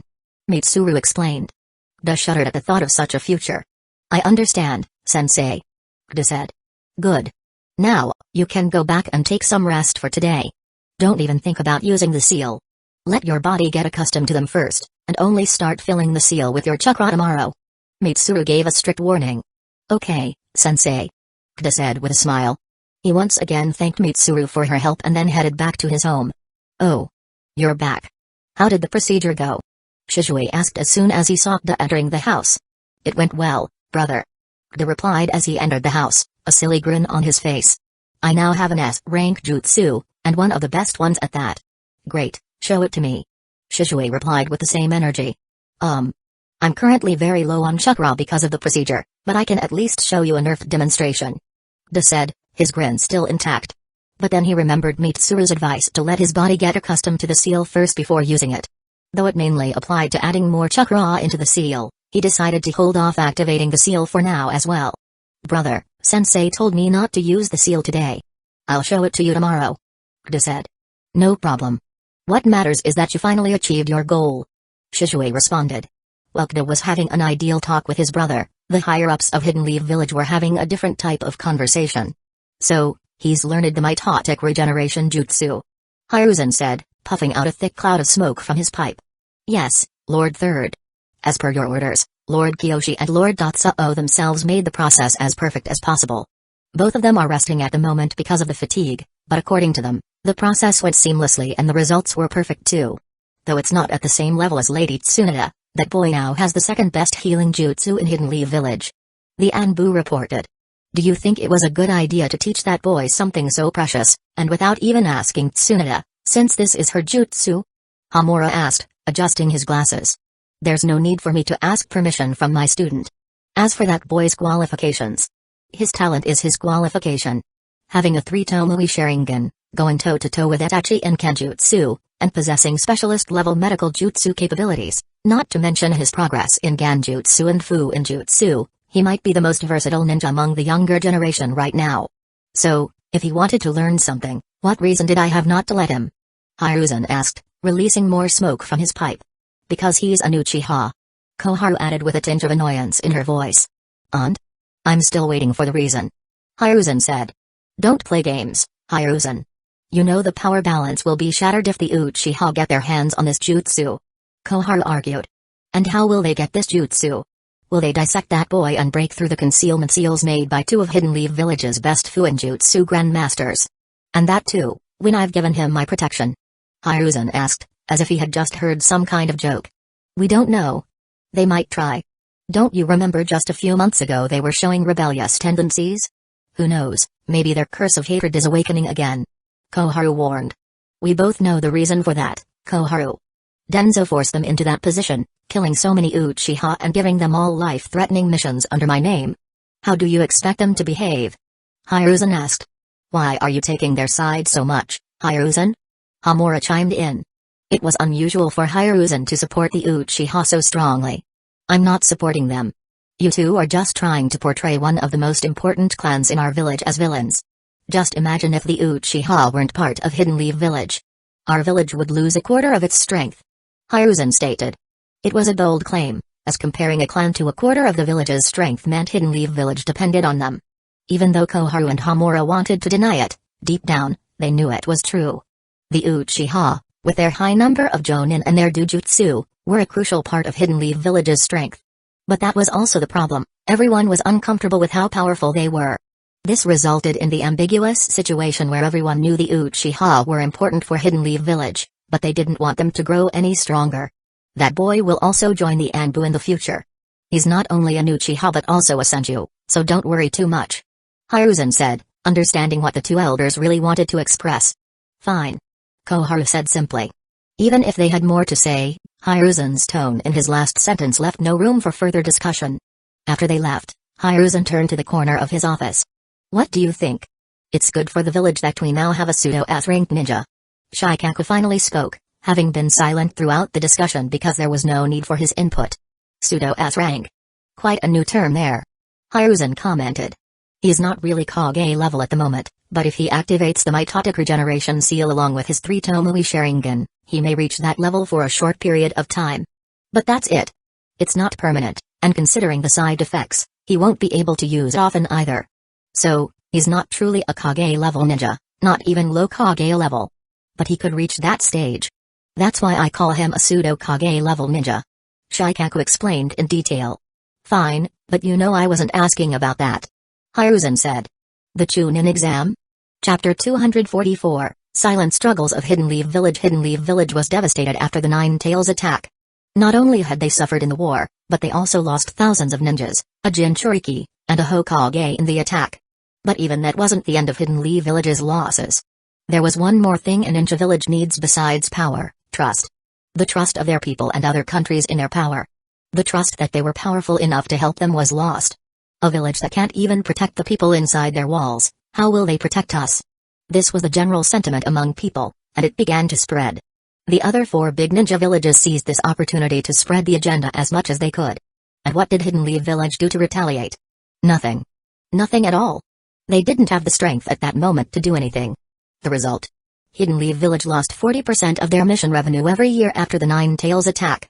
Hidden Leaf Village suffered in silence while trying to rebuild its strength. The academy was filled to the brim with students, anyone who even had a shred of potential to become a ninja.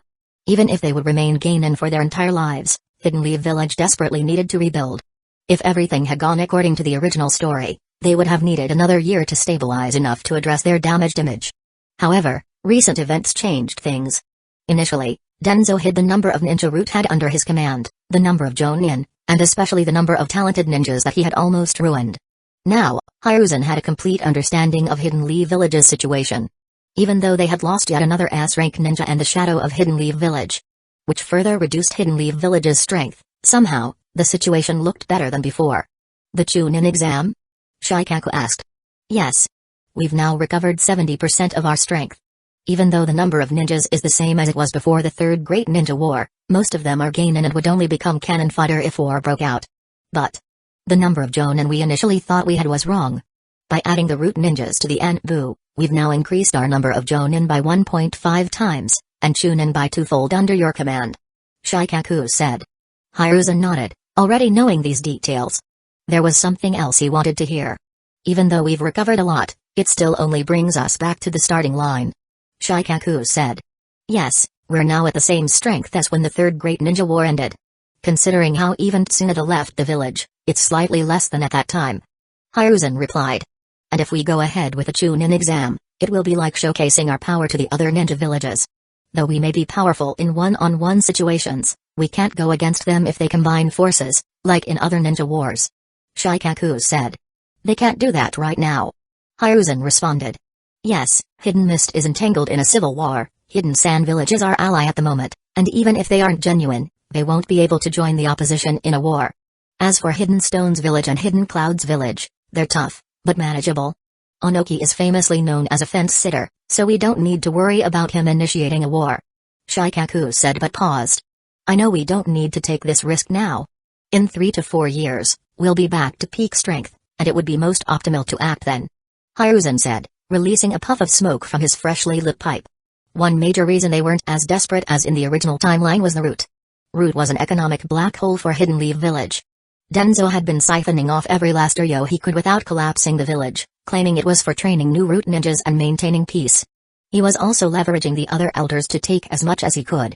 The result? Hidden Leaf Village often found itself near bankruptcy. If not for other income sources like the Akimeki food businesses, Uchiha mineral mines, and Nara medicine trade, the village wouldn't have survived. But now, with Danzo dead, that black hole had vanished, and the resources Danzo had hoarded for his grand plan after becoming Hokage were under Hiruzen's control. This alleviated a lot of pressure from the village's shoulders. If not for that, they would have had to take risks, and like in the anime, Itachi would have demonstrated his talents in the next year's Chunin exam, crushing his opponents and proving that Hidden Leaf Village was not weak.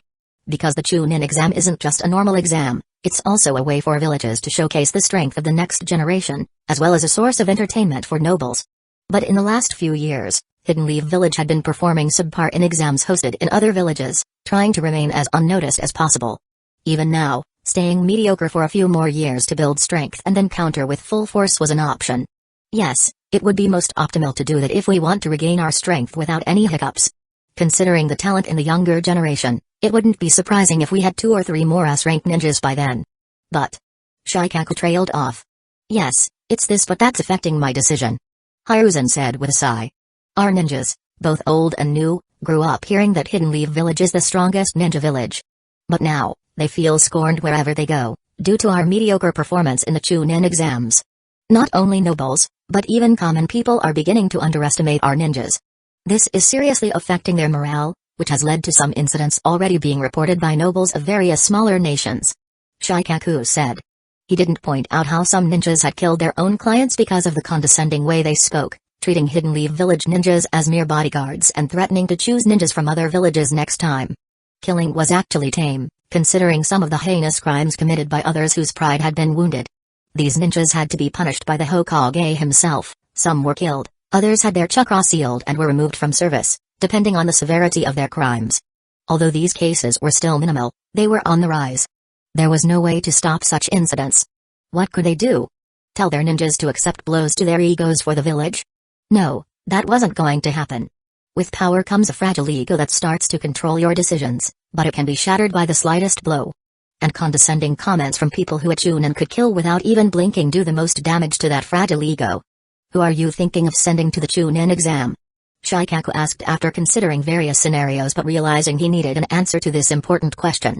The next Chunin exam would not be held in Hidden Leaf Village. Hidden Leaf Village would host the one after that, which would happen next year, the same exam in which Itachi had crushed his opponents in the original timeline. Back then, Hidden Leaf Village had been playing defense. The Chunin exam in their own village had been about showcasing Itachi's talent alone, so even though it showed that Hidden Leaf Village was powerful, the other villages hadn't been too alarmed since only one ninja was highlighted. A single ninja couldn't change the course of a battle unless they were at the level of Hashirama, Minato, or the third Raikage, and Itachi wasn't at that level yet. But now, the situation was different. They were going to send someone into enemy territory to completely dismantle other teams and demonstrate Hidden Leaf Village's superiority. This could destabilize the peace they had enjoyed thus far and put these young talents at risk. Other villages might take this chance to kill these young ninjas and present it as an accident. What will you do? Start a war? Thoughts like these were behind the idea. So, doing what they had in the original timeline, using the Chunin exam to slowly turn the situation around, was still the best move. And since it was just a year away, there was no reason to hurry. They could bear the scorn for one more year. Uchiha, Itachi Uchiha, and Kabuto Yakushi. Hiruzen said. Shikaku understood completely what Hiruzen was planning. Chapter 245, Plans in Motion. Shikaku understood Hiruzen's plan. If they were going to send someone to show their strength, they were going full force. Considering the monstrous talent and already high strength of these teenage ninjas, it was not an overstatement that they would crush every one of their opponents in the Chunin exam. Heck, even every single one of them had the capability of passing each round alone, all while showing off the overwhelming lead Hidden Leaf Village had in talent. If all three of them combined as a team, there would be no doubt that the result would be more than satisfactory. But Itachi is the next heir of the Uchiha clan. If he goes to the Chunin exam in another village, there is no doubt they will use every means necessary to eliminate him. His talent isn't hidden in Hidden Leaf Village, and by the number of spies other villages have in Hidden Leaf Village, they also know about his talent. If given a chance, they will most likely eliminate him. And the other two talents would be an additional bonus for them. Even though it may be a very good reason for starting a war, they will not give up this chance. Shikaku said. I'm planning on sending Jiraiya as their sensei, along with Shizui as their bodyguard, at an Anbu squad consisting only of Anbu captains. Hiruzen said. Shikaku's eyes widened upon hearing that. 2 S-rank ninja and 4 elite jonin specialized in killing. That's a team even a Kage would fear, and it may be sufficient to guard those 3. But even they aren't invincible. The Chunin exam will go on for at least a month. If the enemy knows about this team, they will surely make plans to handle them. Even though Jiraiya-sama is powerful, he wouldn't be able to handle the situation if 4 or 5 S-rank ninja attack him all at once. Shikaku said. Though S-rank ninja were rare, If two villages, like Hidden Clouds Village and Hidden Stones Village, combine their strength, 4 or 5 S-rank ninja could easily be gathered. 3 Jinchuriki, Darui, Onoki, and many others. The Chunin exam is going to happen in Hidden Clouds Village this time. Onoki isn't going to risk sending his best ninja or even going himself so deep into enemy territory. Hiruzen said. Yes, but even if that's the case, the temptation to effectively cripple Hidden Leaf Village is too hard to resist. Shikaku said. You're thinking of the optimal route, Shikaku. Think from Onoki's perspective. Hiruzen said. The gears in Shikaku's mind started turning rapidly. Why did we send so many ninja to Hidden Clouds Village? Is it a trap to lure them out and take care of some common enemies? Shikaku asked, but these weren't his own thoughts, they were his idea of what Onoki would think. Yes, he's not going to take such a risk, especially since Jiraiya could easily take on 2 to 3 Kage-level ninja if he enters Sage mode. Hiruzen said. Right. And without Hidden Stones Village's support, Jiraiya-sama could easily hold his ground against Hidden Clouds Village. Unless they really deploy all their village's force, it would be very difficult to do anything to our troops. Shikaku said. Hiruzen just nodded his head at this. Lord Third, are you really serious about this? Because if we take this step, the other villages will start to get wary of us. Especially since you're planning on showing the top 3 talents of our village, all 3 of them have the potential of becoming S-rank, and along with Kakashi and Fugaku, our village will have the most S-rank ninja in the future. There's no way other villages will take this lightly, and the consequences of this action will be very dire. Shikaku said. If I send only one ninja, it would be a high-risk, low-reward scenario. The effect wouldn't be as grand, and the risk would still be the same. If we're going to take the risk, the reward should match it, right? As for other villages, when have we not had to worry about them? They'll cause trouble for us, one way or another. As a leader, it'll be my responsibility to handle those situations.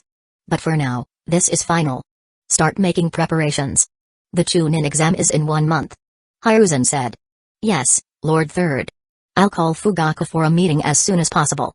Shikaku said. Though lazy, he was one of the most talented and responsible people when he got serious.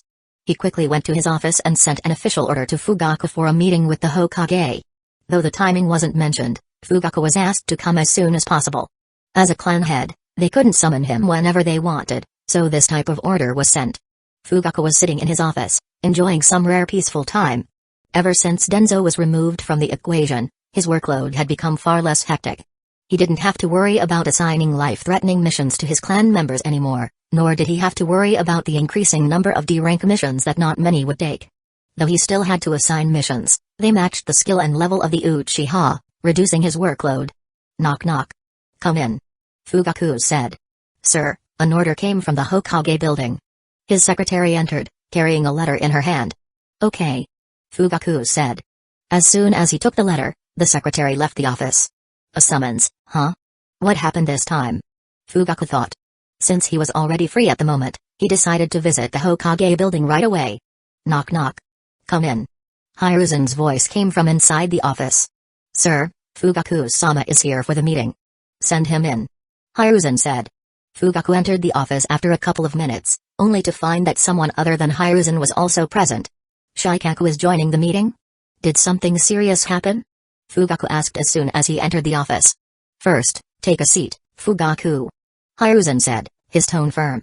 Yes, Lord Third. Fugaku said, bowing slightly before taking the seat in front of Hiruzen. As you know, Fugaku, our village hasn't been performing well in the Chunin exams. Hiruzen proceeded to explain the pretext of his decision.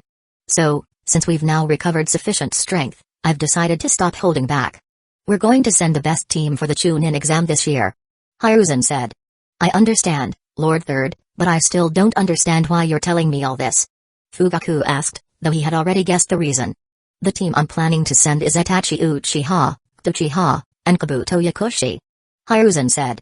Fugaku went silent for some time, then said, I refuse, Lord Third. It was a direct challenge to the Hokage's authority. Hiruzen released a little of his chakra subconsciously, and the atmosphere became tense, but Fugaku sat there, unperturbed by it. This was the very reason Danzō had used to oppress the Uchiha, they were too powerful.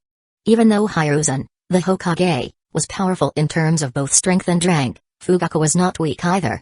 Being a Kage-rank ninja and the head of the Uchiha clan, one of the, if not the, most powerful clans in Hidden Leaf Village, his position wasn't small. That's why he had the confidence to refuse the Hokage's order.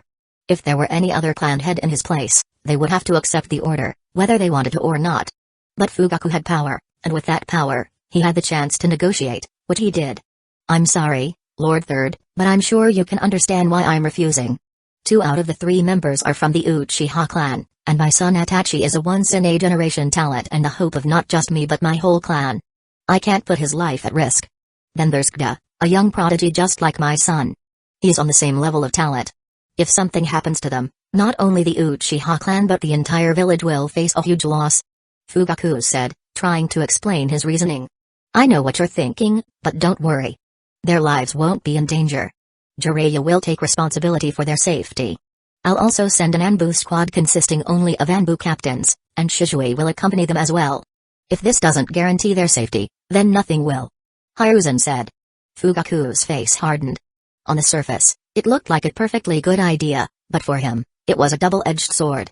3 of the most promising next-generation ninja of his clan were going into enemy territory to crush their young ninja and showcase their talent. If, by any chance, something bad happened, Hidden Leaf Village would face a monumental loss, but the Uchiha clan would be the most devastated. Still, there wasn't much he could do.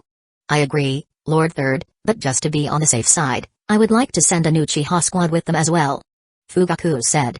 I don't have a problem with that if the heir of the Uchiha clan takes his bodyguards with him. Hiruzen replied with a smile. Thank you, Lord Third. Fugaku said. They will leave in 1 month.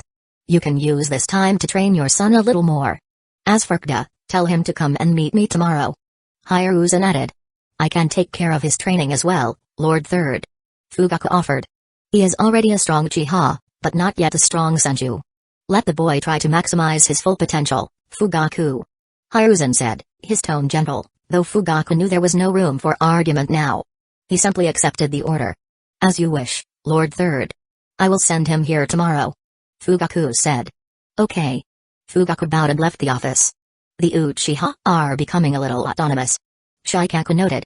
I'm not some mind-controlling monster, Shikaku.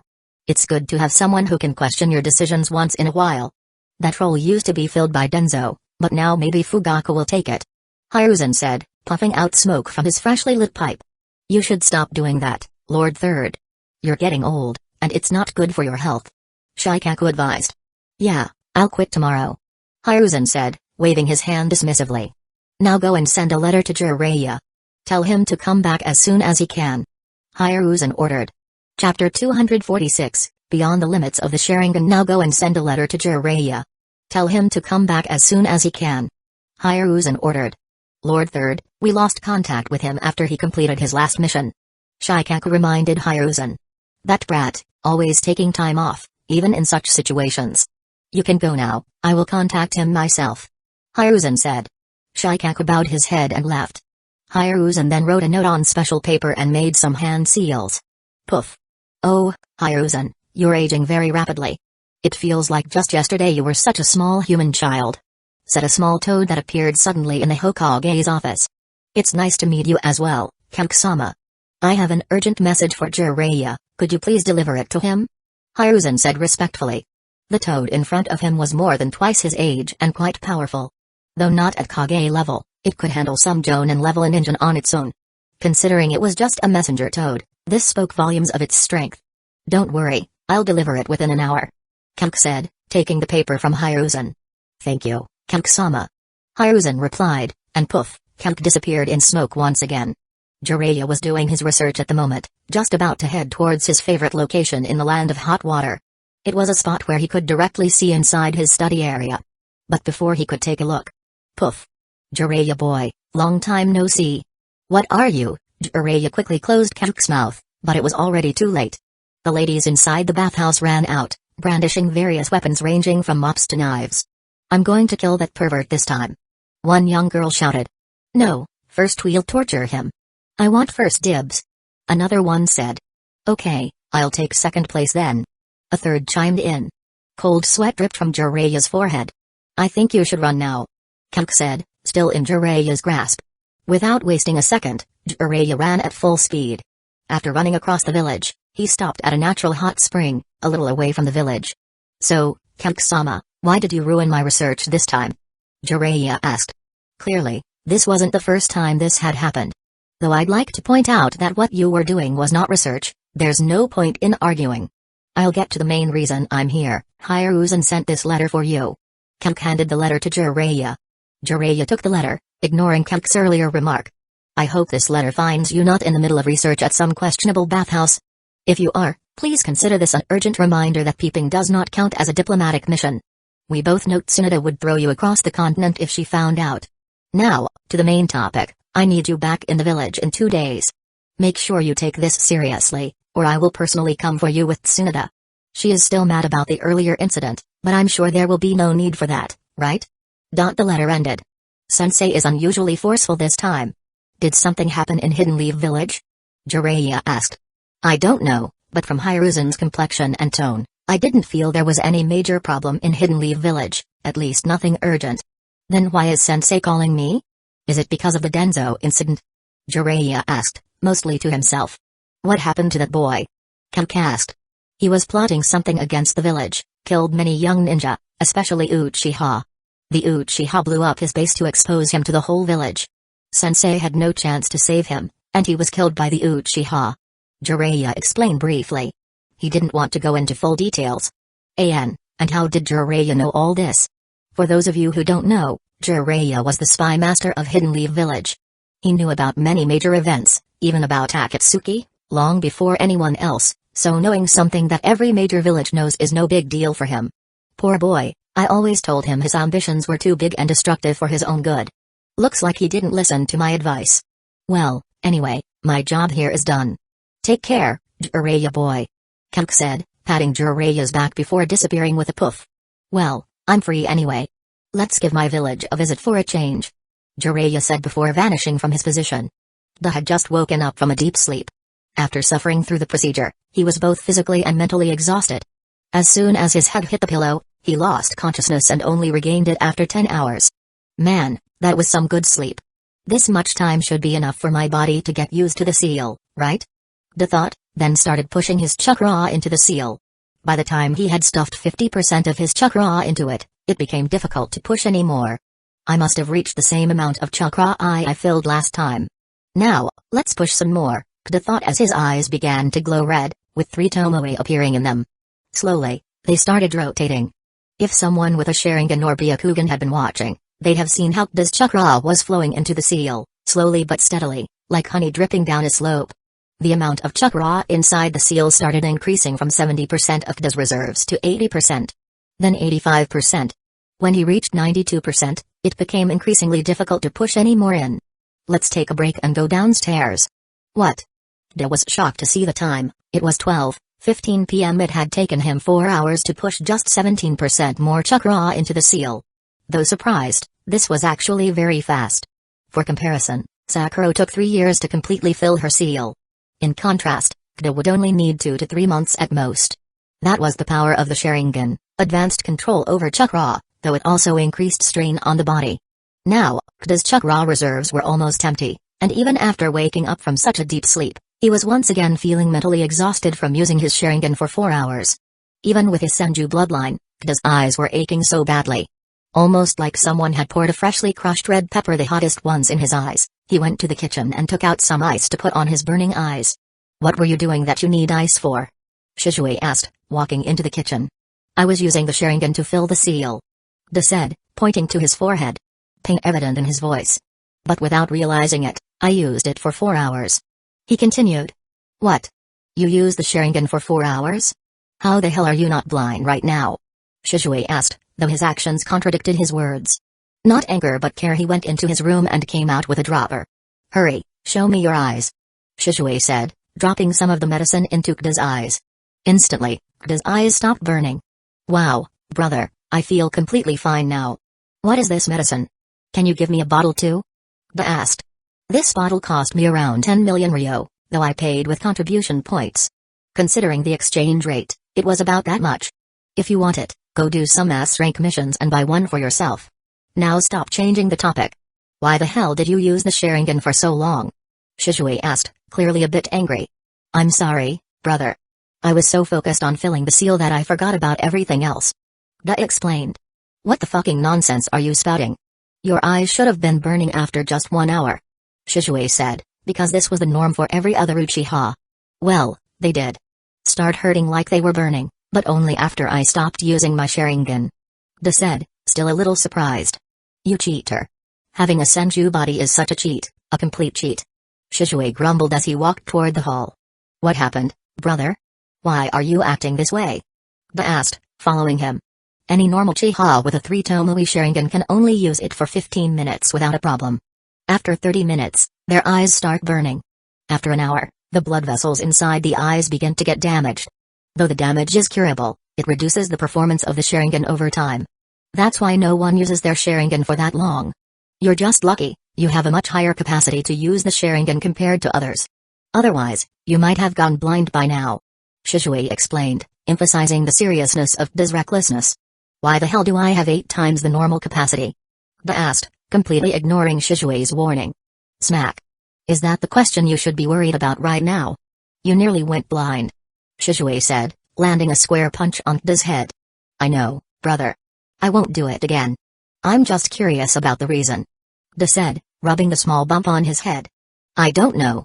The simple answer could be that due to your Uchiha physique, you got this benefit. But from some recent findings, we've learned some interesting things. Shisui paused for a second, contemplating whether to continue. As the Sharingan evolves, it enhances the user's body so they can wield its power. But usually, an Uchiha's body isn't adaptable enough to handle too much change. However, you also have senju blood, which gives you not only high physical capability but also high adaptability. As a result, your body is a perfect vessel for the Sharingan. But there's a downside to it as well. If you awaken. Chapter 247, Monster. As the Sharingan evolves, it enhances the user's body so they can wield its power. But usually, an Uchiha's body isn't adaptable enough to handle too much change. However, you also have senju blood, which gives you not only high physical capability but also high adaptability. As a result, your body is a perfect vessel for the Sharingan. But there's a downside to it as well. If you awaken the Mangekyō Sharingan, it will be a very huge problem. Normally, the Sharingan strengthens the emotions due to which we awaken it.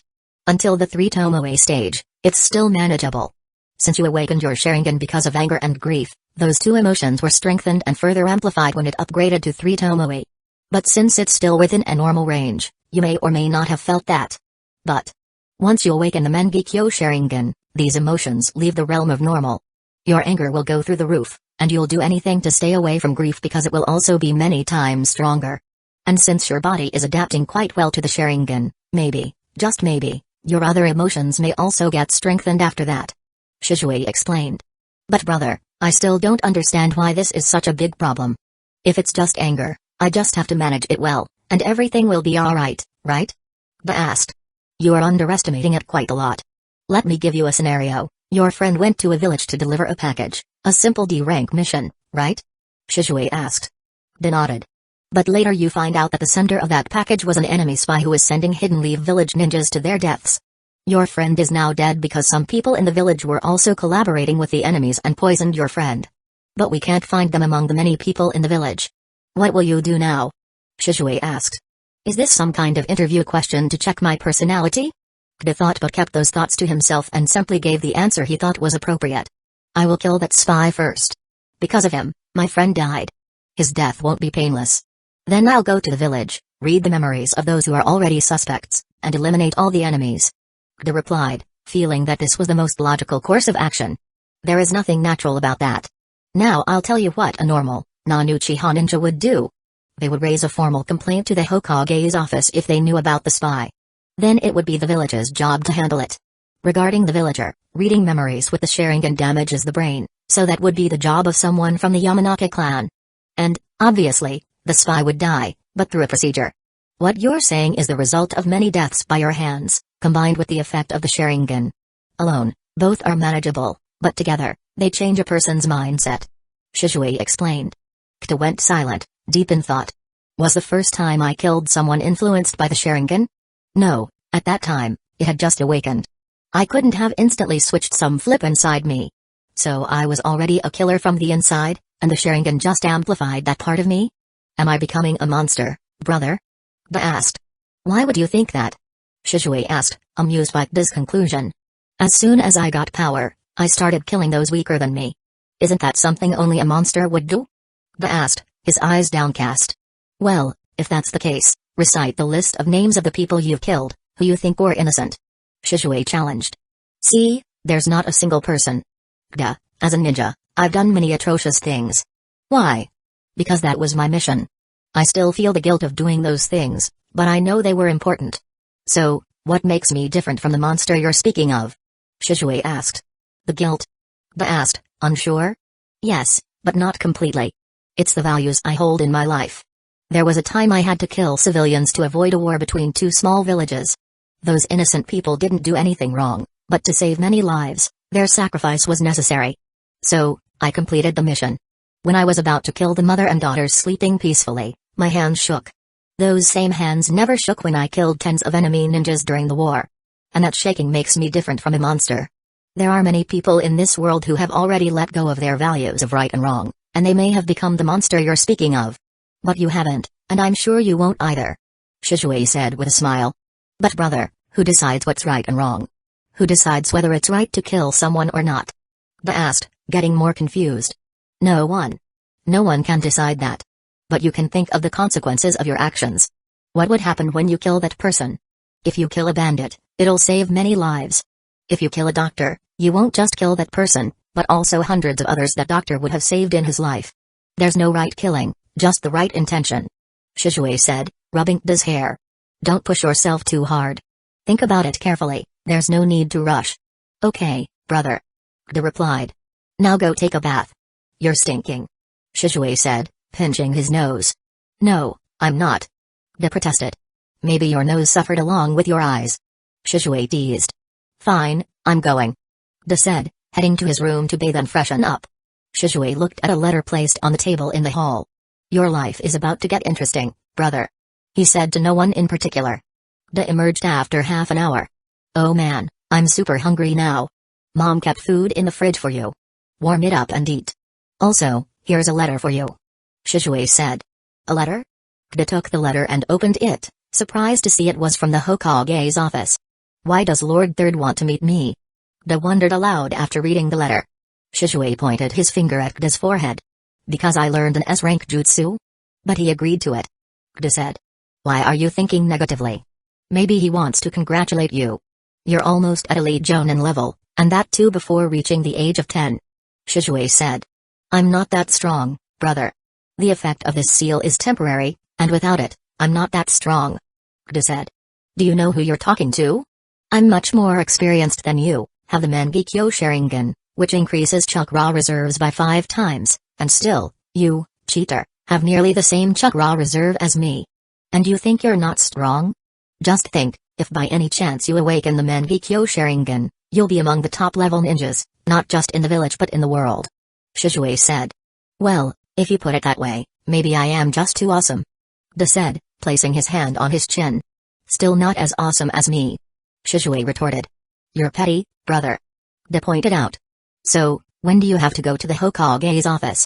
Shizue asked, ignoring De's comment. At 4 p.m. Then what are you waiting for? Go eat your food.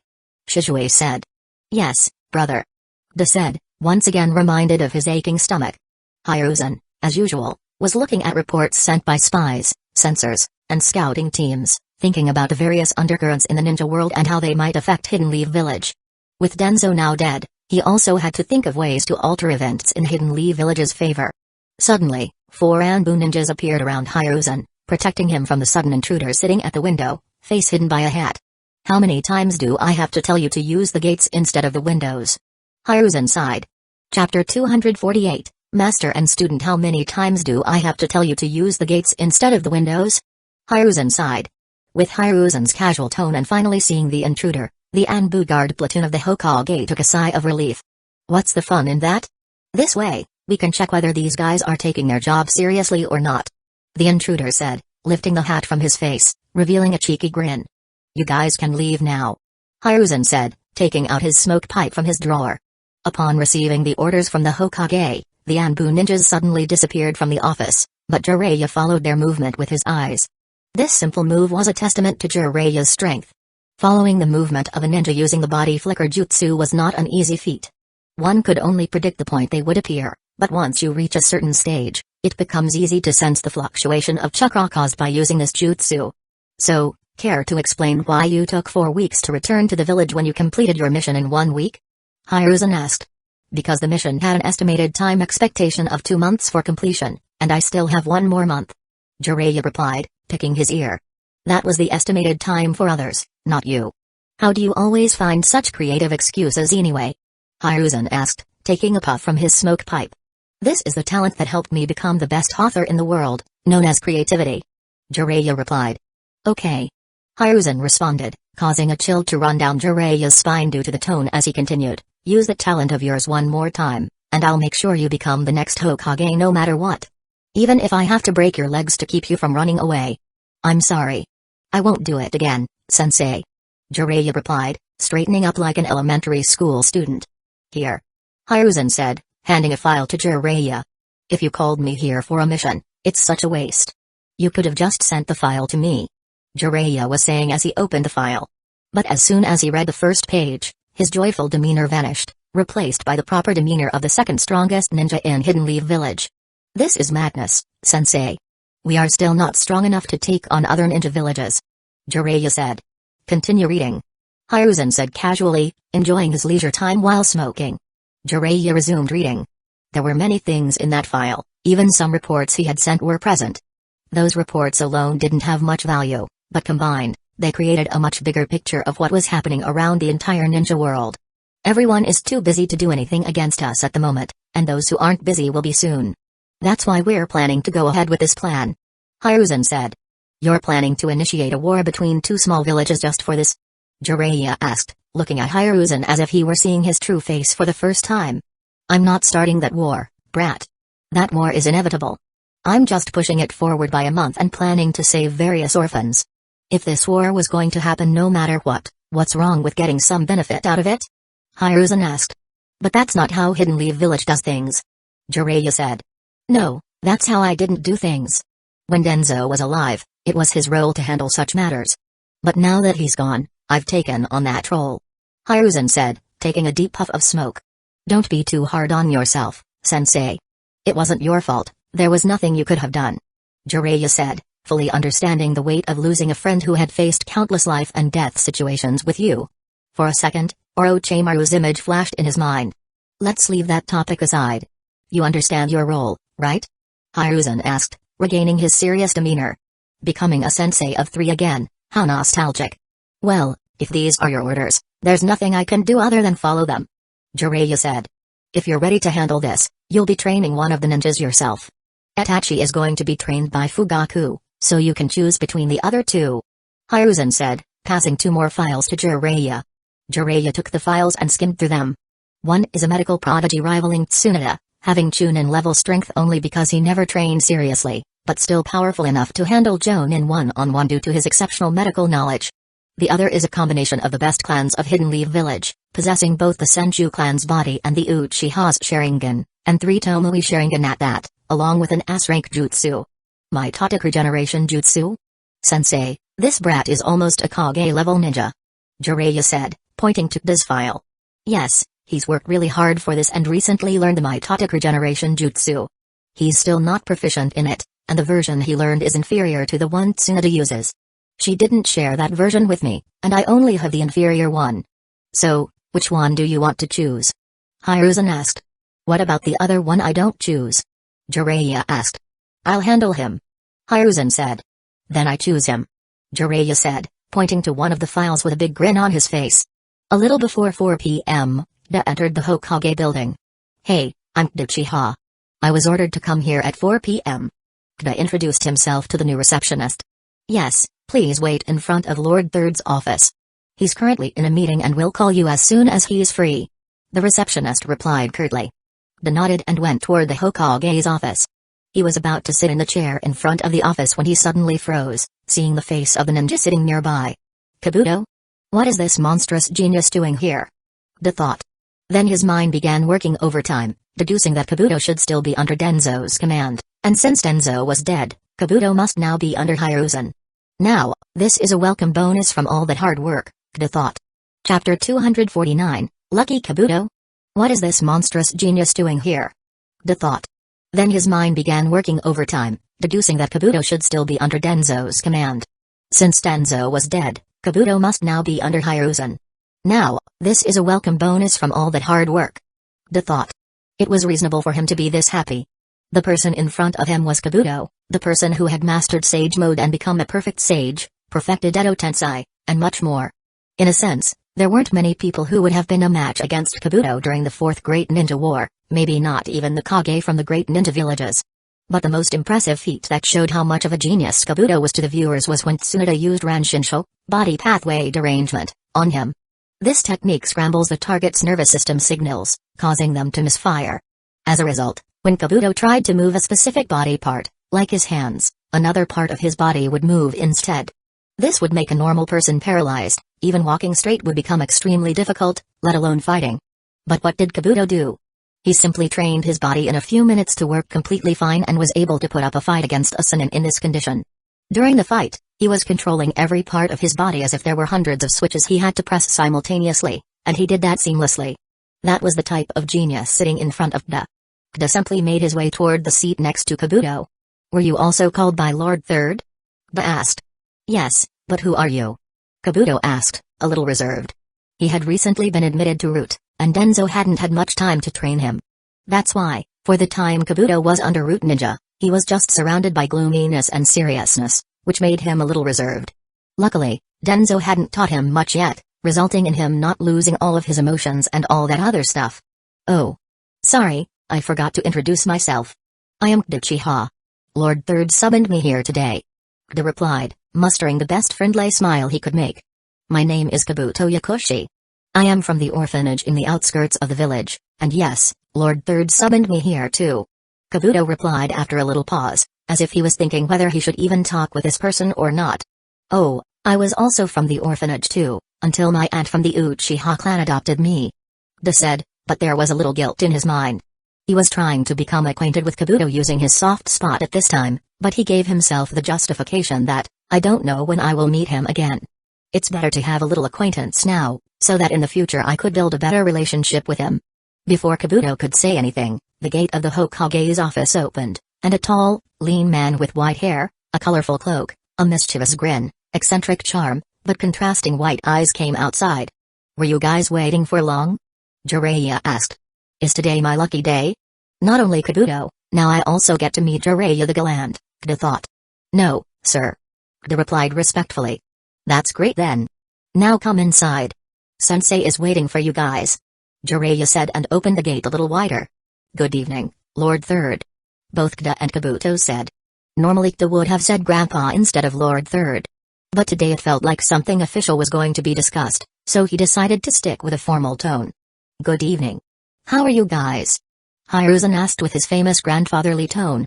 I am doing great, Lord Third, thanks to you. Kabuto said respectfully. Kda understood that Hiruzen must have found out the talent of Kabuto and somehow made some moves to show his goodwill to Kabuto, most likely helping with his orphanage in some way. But he kept these thoughts in his mind and let Kabuto finish. Good. What about you, Kda? Hiruzen turned to Kda next. I am also doing great, Lord Third. I have just learned my first S-rank jutsu with your permission. Kda replied. Good. It's nice to know both of you guys are doing fine. Come take a seat. I have something I want to discuss with you guys. Hiruzen said, pointing toward the seats in front of him while Jiraiya sat on the sofa in the office. As you guys know. Hiruzen started recounting the discussion he had already had with Shikaku and Jiraiya about how the village suffered humiliation for so long and what were its consequences. Now that we have recovered sufficient strength, I am planning on showing the world the true talent of Hidden Leaf Village. Hiruzen said. Oh no. If this is going in the direction I'm thinking it is going, then I won't have time to go and save those two poor fellows, Kda thought. So for the next Chunin exam, I am planning on sending the best talent of our village, and you two are going to be in that team. Hiruzen said with a smile. But sir, I am not that powerful and would not be much help in the Chunin exam. Kabuto said. That's not a problem, Kabuto. I am personally going to teach you for the next month. Hiruzen said. Kda's eyes went wide. The professor was personally going to teach Kabuto. What type of absurd team would Hidden Leaf Village have in the future if his plan became successful? Then I will do my best to meet your expectations, Lord Third. Kabuto said, bowing his head. I am sure you will. Now what about you, Kda? Are you ready for this responsibility? Hiruzen asked. Yes, Lord Third. I will also try my best in the Chunin exam. Kida said. Good, very good. But even though you are already powerful enough, you will still need to train a little to refine your strength and also master the jutsu you just learned. But since I am teaching Kabuto for this month, I won't be able to help you as well. That's why I arranged someone else for teaching you. Meet Jiraiya, one of my students and a Sannin. Hiruzen said, pointing toward Jiraiya. Yo. Jiraiya said, raising his hand up. Sensei. Kida bowed a little. There was nothing more he would like to ask now. He was even worried if there was a fixed amount of luck every person can use in his life. He may have used most of his today. The chance of learning Sage Mode directly came in front of me. Though it would be impossible to ask it right away, but slowly I could make my way toward that for sure, Kida thought. Since I am going to be your new sensei, and the reputation of the village will depend on your performance, we will start our training from tomorrow. Jiraiya said, patting Kida's shoulder as he came in front of him. Yes, sensei. Kida replied. Chapter 250, a bold request. Since I am going to be your new sensei, and the reputation of the village will depend on your performance, we will start our training tomorrow. So make sure you are ready for some hellish training. Jiraiya said, patting Kida's shoulder as he stood in front of him. Yes, sensei. Kida replied joyfully. Why would he say no to gaining extra strength? Good, then meet me at Training Area 2 in the morning. Jiraiya said. Training Area 2? Where's that, sensei? Kida asked, because even though the details of other training areas were available to ninjas, training areas 1 to 5 were hidden. You don't know? Though Jiraiya asked this question to Kida, his gaze was toward Hiruzen. I don't have free time like you, brat. Even during this 1 month, I had to mobilize all the elders and force Shikaku to handle official work so that I could focus on teaching these young ones. Hiruzen said. Huh. I never thought I would live to see the day when even my sensei would make excuses for his laziness. The world is moving too fast. Anyway, meet me at the top of the Hokage Rock tomorrow morning around 9 a.m. Jiraiya said. Listening to his comment, a vein popped up on Hiruzen's forehead, but he controlled himself, not wanting to ruin his image of a kind grandpa in front of 2 young talents. Kida greeted them one last time and then went back to the Uchiha clan. He waited outside the building for some time, hoping to have another conversation with Kabuto, but even after waiting for half an hour, Kabuto didn't come out. Kida thought Hiruzen had already started teaching him something and left for his house. It was already late, and this was the final time he would have some leisure with his family. Kida decided to stop his training in medical jutsu and Fuin jutsu for now and focus only on the Chunin exam for the time being. 1 month of delay would not affect anything now. He already had enough strength to go to other nations and come back alive, even in case of an encounter with enemy Jonin. However, if faced with a Kage-level ninja, he would have to run like crazy. Though the chances of meeting a Kage-level ninja were rare, after this time, he might very well gain more strength, though chances were quite low. After all, when Jiraiya took Naruto for world training, there was no significant new thing Naruto learned that only Jiraiya could teach, though he might have focused on improving Naruto's control over the Nine Tails chakra. Still, learning only that in years seemed very mundane. Looks like I have to ask for a leave of 2 to 3 months from my sensei, Kida thought, and went to the hospital and Sora's house one after another to tell them about the Chunin exam. He had already asked Hiruzen if they had to keep this information a secret, but Hiruzen simply said it was not required. However, he prohibited unnecessary discussion since he didn't want the enemy villages to get wind of this. Otherwise, they might plan something new, creating more variables in the plan, which no one liked. But telling Mitsuru and Sora was fine. Both were a little worried about this, but they also knew that Kida was sufficiently powerful enough to handle himself, otherwise, the Hokage wouldn't have selected him for the role. Aside from their worry, they were also somewhat proud. Their student was going to represent Hidden Leaf Village now, so naturally, they were happy about it. After informing his teachers, he directly went back to his family, enjoying the rest of the day with them. Next morning, after breakfast, Kida and his family were sitting in the hall, waiting to go to their respective work. Kida decided to tell He and Shizue about what had happened yesterday. But this sounds quite dangerous, provoking the big villages. Our village may handle them, but individually, it will be difficult for you in the future. They will keep a vigilant eye on you and pounce at the first opportunity they get. By doing this, you are making yourself a target for every big ninja village. Shizue said. But do I have a choice, brother? These are direct orders from Lord Third himself, and the rewards are quite promising. Kida said.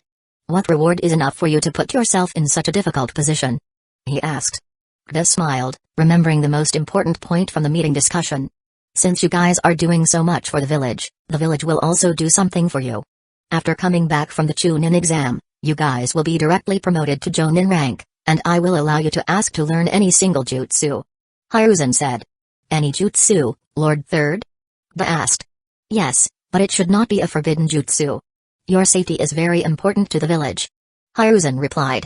Then I would like to ask for the jutsu I want to learn in advance.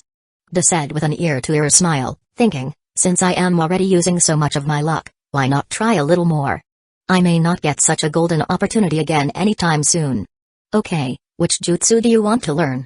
Hiruzen asked, a little curious about De's choice. When he got the first chance like this, De directly asked for an S-rank jutsu. Hiruzen had no doubt that this time, too, he would ask for something similar. Lord Third, as a child and even now, I have heard many tales of how awesome Lord Fourth was. I am a big fan of his. So, is it possible for me to learn his teleportation jutsu, the one he was so famous for? De asked, his tone like a child asking his parent for another candy. Both Hiruzen and Jiraiya went silent for a second. Aside from hearing such an absurd request so casually, there was one more thing that piqued their interest. An Uchiha with mitotic regeneration jutsu as his defense, and Flying Thunder God along with Sharingan reflexes as offense, would not be inferior to the Raikage in any sense. But it would be very chakra-consuming. Does this boy have that much chakra? Suddenly, De felt two different types of chakra scanning him, and he realized that if not for his enhanced chakra sensitivity due to his 3 Tomoe Sharingan, he wouldn't have noticed it. But knowing who these people were, and with no reason to hide his strength, he let them scan him. De could see the faces of Hiruzen and Jiraiya brighten as soon as the chakra that was scanning him left his body. That jutsu you are talking about is known as the Flying Thunder God Jutsu, and as its name suggests, you will gain a godly amount of speed if you learn this jutsu. However, it is almost impossible to learn without a high aptitude for space-time techniques. Even I am unable to learn this jutsu. Hiruzen said, waiting to seek De's reaction. But he didn't get what he expected. He thought De would be a little afraid of not being able to learn the jutsu, but what he saw was eagerness to try. Amused, Hiruzen decided to test the boy's resolve. Maybe he's just happy because even if he fails, he thinks he could ask for another jutsu from me. Let's see what he does now, Hiruzen thought. So, if you really want to check whether you can learn that jutsu or not, I will make the necessary preparations. But you will be using your chance to learn any jutsu and will not get another opportunity if you fail to learn this one. Hiruzen said. Jiraiya also paid attention to De's reply. Lord Third, maybe I am alive now because Lord Fourth sacrificed his life saving our village. He is the hero not only to me but to everyone in the village. If I can get a chance to be like him, I don't want anything else. De said. This is surely the effect of the Sharingan. I would not normally manipulate an old man's feelings like this. Not a chance, De thought, blaming his Sharingan for his shamelessness in using his knowledge to manipulate Hiruzen a little. Chapter 251, A Month of Isolation. Lord Third, maybe I am alive now because Lord Fourth sacrificed his life to save our village. He is the hero, not just to me but to everyone in the village. If I can get a chance to be like him, I don't want anything else. De said. Both Jiraiya and Hiruzen were deeply moved by this reply. These were the values a Hidden Lee village ninja should have. Good, very good. Since you want it so much, I will arrange the necessary set to check your aptitude by tomorrow. After your training, came to my office by 5 p.m. Hiruzen replied, satisfaction apparent in his voice. Okay, Lord Third. De said. Lord Third is going to teach you a jutsu? That is so unfair. I've completed way harder missions many times, and I didn't even get to learn a ni-rank jutsu for free, and you're getting an S rank. This world is truly unfair. Shisui said. Duh, you're not doing this out of greed, right? Your life is much more important than any title or jutsu. Always remember that. He said. I know, and my safety is almost guaranteed. Jiraiya-sama himself is going as our sensei and will be responsible for our protection. Unless they want to start a war right now, no major village will make a move. De replied, completely understanding why he was worried. If you're so sure that it's all well, just be safe. He said. And make us proud. Shisui added. Yes, Aunt. Okay, brother. Also, for the whole next month, Jiraiya-sama is going to teach me how to control my strength better, so I'll be very busy. De said. Hey, you cheater. It's enough to show off. Why are you getting all the best things for free? Shisui said, like he had just realized how unfair the world truly is. Come on, brother. One of my teammates is going to be directly trained by Lord Third himself. Compared to him, I'm not that lucky. Kda said. Either you leave now, or I'm personally going to teach you some taijutsu right now. Shizue said, and Kda could somehow see a red demon emerging behind Shizue. Not waiting to see if it was an illusion or reality, Kda sprinted toward the gate. Don't wait for me for dinner, I might be a little late. Kda said. Kda was standing at the top of Hokage Rock, looking at Hidden Leaf Village. The village was bustling early in the morning. Merchants were either opening their shops or had already opened them, fervently calling for customers. Children were playing, and many young teenagers were running toward the ninja academy, already late for class. Peaceful, right? Came a voice from behind. Yes. Kda replied without thinking. Then he turned and continued, Good morning, sensei. Good morning. So, are you ready to start your training? Jiraiya asked, getting straight to the point. Yes, sensei. Kda said. Okay, then let's go to the training area. Jiraiya said, heading toward a relatively plain area of the mountain. Kda silently followed behind him. He thought the plain area was actually training area too, but just as they reached the location, Jiraiya started making many hand signs, maybe even more than those required for the water dragon jutsu, which requires the most number of hand signs. Then, he pressed his hand directly on the ground. Instantly, the simple field, which was completely normal a couple of seconds before, started buzzing. The area was covered with thousands of seals, and Kda could see many concealment arrays too, so the actual number could be way higher than what he was seeing. After the seals were activated, they scanned Jiraiya and then Kda. After 30 seconds, the ground in front of them started shaking a little, and then a gate formed, a simple square hole in the ground with stairs visible from where Kda was standing. This mountain has a full training ground inside it? Kda asked, completely shocked. It had to be known that this was not the first time he had come to Hokage Rock. Even when he was training his Sharingan, he had been completely clueless about this detail. A training ground? This mountain has 5, each reserved for the Hokage and those he grants permission to. In Training Area 1, Lord Third is teaching Kabuto, so we'll be using Training Area 2. Jiraiya said. So, only the 2 of us are going for the Chunin exam? Doesn't a team normally contain 3 people? Kda asked, feeling a little jealous. According to his knowledge, in the original timeline, Itachi was the one who did this task. Not only did he complete the exam, but he also set many records. Compared to him, Kda had to go in a pair. If this had happened before meeting Itachi, Kda would have been happy. Being his fan, he was ecstatic to be compared to him, even if he was just half as powerful. But now that he had already sparred with him, he knew the gap between them wasn't that large, and he could close it in the future. That's why he was unhappy that he would have to go as part of a team rather than alone like Itachi. Who said only the 2 of you are going? Obviously, there will be a 3rd member too. Wait, you don't know who the 3rd member is? Jiraiya asked. No, sensei. Kda replied. Then wait for a month. It'll be a big surprise for you. Jiraiya said. Okay, sensei. Kda replied. There was no reason for him to fret over this anyway. It wasn't like anything would change, he'd know the last member eventually, either today or in a month. Then let's go. Jiraiya said. I hate mature brats. There's no fun in teasing them, Jiraiya thought. As they started descending the stairs, the light gradually dimmed. At one point, it became hard for Kda to see, so he simply activated his Sharingan, expecting something. As he had guessed, after 30 or so stairs, the size of the steps changed. If he hadn't activated his Sharingan, he would have surely stumbled on them. Good, your situational awareness is nice. At least I don't have to work on that. Jiraiya said, and with a tap on the wall, the lights mounted at the top of the building lit up. Thank you, sensei. Kda replied. After descending over 150 stairs, they reached a cave-like area where 5 doors were visible. However, for Kda, there were 10. This Sharingan of yours is ruining all the fun of exploring this training area for the first time.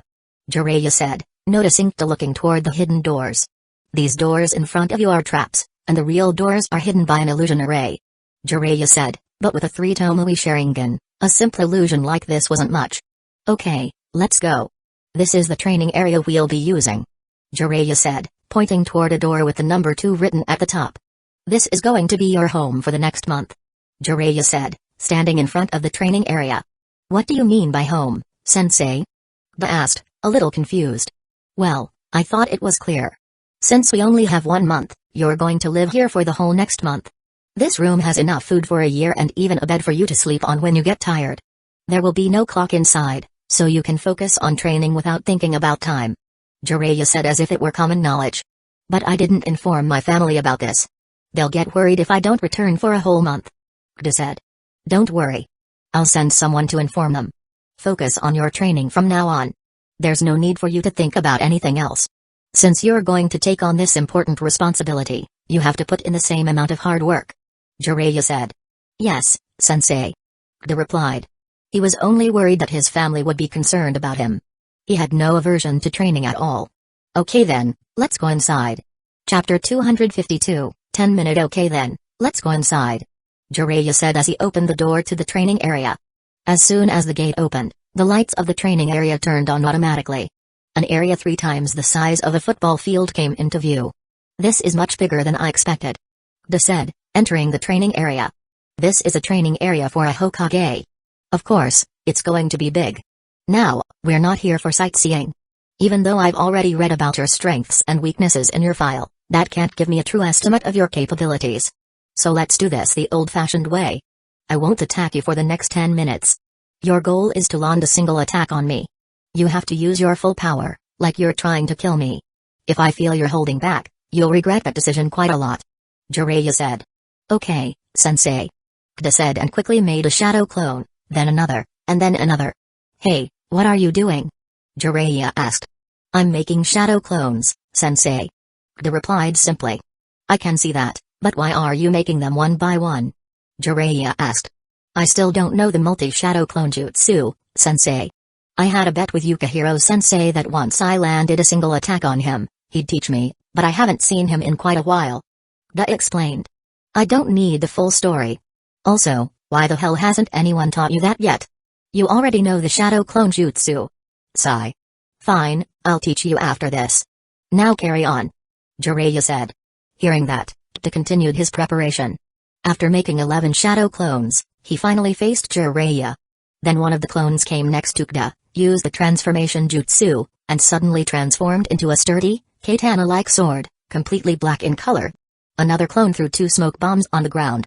Due to being inside the mountain, the smoke quickly filled the entire training area. Even though the place was fully ventilated, the smoke bombs were made in such a way that the smoke wouldn't disperse on its own. Jiraiya allowed Kda to use this trick.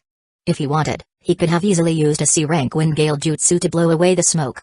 But since he couldn't see in the smoke, he stealthily used nature energy to sense Kda's location. A normal chakra scan couldn't differentiate between a shadow clone and the real person, but with nature energy, it was easy. While he was sensing Kda, the boy suddenly created a shadow clone and dispersed it. The remaining 10 clones went in different directions and started forming a simple array. Within a minute, the training area was covered with 20+ arrays, designed to absorb and store chakra. Good, this will render 95% of sensors incapable of detecting his position, Jiraiya thought, though even he had to concentrate a little more to find Kda's location. As he was thinking, 2 kunai flew toward him at astonishing speed. This is just a feint, Jiraiya thought, and as he expected, the 2 shadow clones that had thrown the kunai dispersed themselves. Suddenly, the spot where Jiraiya stood was bombarded with dozens of wind blades, but he simply used the body flicker technique to evade them. He's blocking his vision too. This isn't good. If someone can predict his location, the situation could reverse, Jiraiya thought. Just then, Kda moved from his position, and for the first time, Jiraiya began forming hand seals. Within milliseconds, he slammed his hand on the ground, and a 1-meter thick earth wall emerged from the ground. Earth-style wall.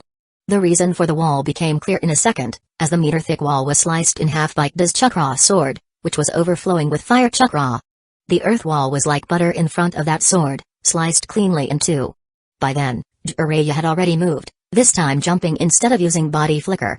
Kda quickly seized the opportunity and shouted, "Fire, 30 degrees north in front of me." Within a second, before Jiraiya could land, the position was bombarded by 6 fireball jutsu, while the remaining 2 clones used fire breath jutsu. The entire area near Jiraiya was engulfed in hot fire, and the smoke in the training area became even denser. Contrary to expectation, Jiraiya stood in the middle of the fire, completely fine. But if someone looked closely, they'd notice his skin was slightly red, though not burned. Before landing, Jiraiya had quickly used the iron skin jutsu and sent chakra to his clothes, which were covered in many protective seals. This boy could see me. Wait a minute, Jiraiya thought, releasing a small wind gale, not a jutsu, just wind. With his chakra control and reserves, this was easy for him. The smoke surrounding him and Kda cleared for a second, And then Jiraiya saw two bright red eyes focused intently on him, reading his every movement. For a moment, even Jiraiya felt a bit nervous in front of those red eyes, with three Tomoe rotating in them. Very nice. He's making full use of his advantage and creating an unfavorable environment for the enemy. His basics are solid, and with his strength level, even an elite Jonin could lose to him, Jiraiya thought. But Kida wasn't done. He went for a direct Kenjutsu match with Jiraiya, who simply used a kunai to deflect every strike. Both were using chakra to enhance their weapons. Jiraiya used earth chakra to make his kunai sturdier, while Kida used fire chakra to make his sword deadlier. Then, with direct eye contact, Kida used a technique he had learned during his spar with Itachi.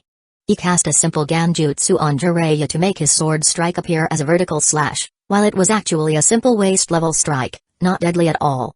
You're 50 years too early to use Ganjutsu on me, boy. Jiraiya said, blocking the attack with ease. But Kida wasn't discouraged. While they were fighting, one of Kida's clones sneaked behind Jiraiya and used a chakra scalpel to attack him from behind. Before the attack could land, Jiraiya's hair suddenly became hard and spiky, penetrating the clone's hand, dispersing it. Landing a hit on someone who could go against a Rinnegan user. Easy task, Kida thought sarcastically and continued attacking. This time, he used chakra to increase the strength behind his attacks. By using shadow clones, a chakra sword, the Sharingan, and chakra-enhanced strength, Kida's chakra levels were dropping at an alarming rate. In just 8 minutes, he was already down to half his chakra, as he poured as much chakra into his sword as possible. Kida hoped to break Jiraiya's weapon and land a single hit, but no matter how much chakra he used, Jiraiya always increased his kunai's chakra just enough to counter Kida's strikes. This is going nowhere, Kida thought, creating a shadow clone and dispersing it a second later. The remaining 10 shadow clones got the memory and prepared. 5 of them used the transformation jutsu to turn into swords. With swords in hand, 5 clones were ready to join Kida, but before they could move, Jiraiya said. Time's up. Even though you were unable to land an attack on me, I still got a good idea of your offense. Now it's time to test your defense. Chapter 253, Holding Back? Time's up. Even though you were unable to land an attack on me, I still got a good idea of your offense. Now it's time to test your defense. This brat. Even handling him alone is getting hard, and now he wants to use shadow clones. No chance, Jiraiya thought. That's why he stopped the test before the full 10 minutes were up. It wasn't like he would lose to Kida, but he had already said that he would only defend and not attack. Now, if Kida used 5 shadow clones, there was a very high chance that either he would subconsciously attack them or that Kida would land an attack on him. Both could be considered a loss for someone like him, a Sannin who had participated in 2 great ninja wars and done hundreds of S-rank missions. Being defeated by a 10-year-old boy would be quite ironic and shameful. Kida also felt that he should still have 1 minute remaining. Since he had practiced in the hospital for so long and even completed so many operations, he had developed a very keen sense of time. Even though there was no clock in the training area, Kida could somehow feel that he still had 1 to 2 minutes left. But since this wasn't a spar and there was no way he could even think of defeating someone who had almost beaten one of the strongest existences in the world, Nagato, without knowing his full power at all, at least not yet, he let go of his thoughts and focused on the next test. For your defense, I will attack you now for a full 5 minutes. Use every means necessary to stay conscious until the end of the test. Jiraiya said. Sensei, how could I defend against you? Kida asked. You're underestimating yourself too much. Also, I'm not going to go all out anyway. I just want to check your level so we can work to improve it. Jiraiya replied. Okay, Sensei. Kida said, dispersing his clones. His chakra, which was already down to 40% after all that attacking, replenished a little, returning to about 60%. Kida turned on his Sharingan, still active, and made 2 shadow clones once again. I'm ready, Sensei. Kida said. Okay then, here I come. Jiraiya said, suddenly disappearing from his position. Only a ninja at the Jonin level or higher could react to an attack of that speed. And even this wasn't Jiraiya's full power, just 5%, barely enough to check Kida's defense level and not accidentally kill him. But since his attack was still at a level only a Jonin could detect and evade, Kida, with his 3 Tomoe Sharingan activated, could easily see through it. Before Jiraiya could land a punch on Kida's chest, Kida evaded to the side and counterattacked with a punch aimed at Jiraiya's ribs. Startled by the sudden attack, Jiraiya almost took the hit before his instincts kicked in, and he used the body flicker jutsu to evade. The best defense is a good offense. Good choice. Jiraiya said. Seeing that a Jonin level attack wasn't enough, he increased his offensive power to twice what it was before. Kida could sense the danger increasing. He was sure that if he took a single punch now, his bones would break. So, using all his strength, he began evading one attack after another while his clone stood on the sidelines, watching.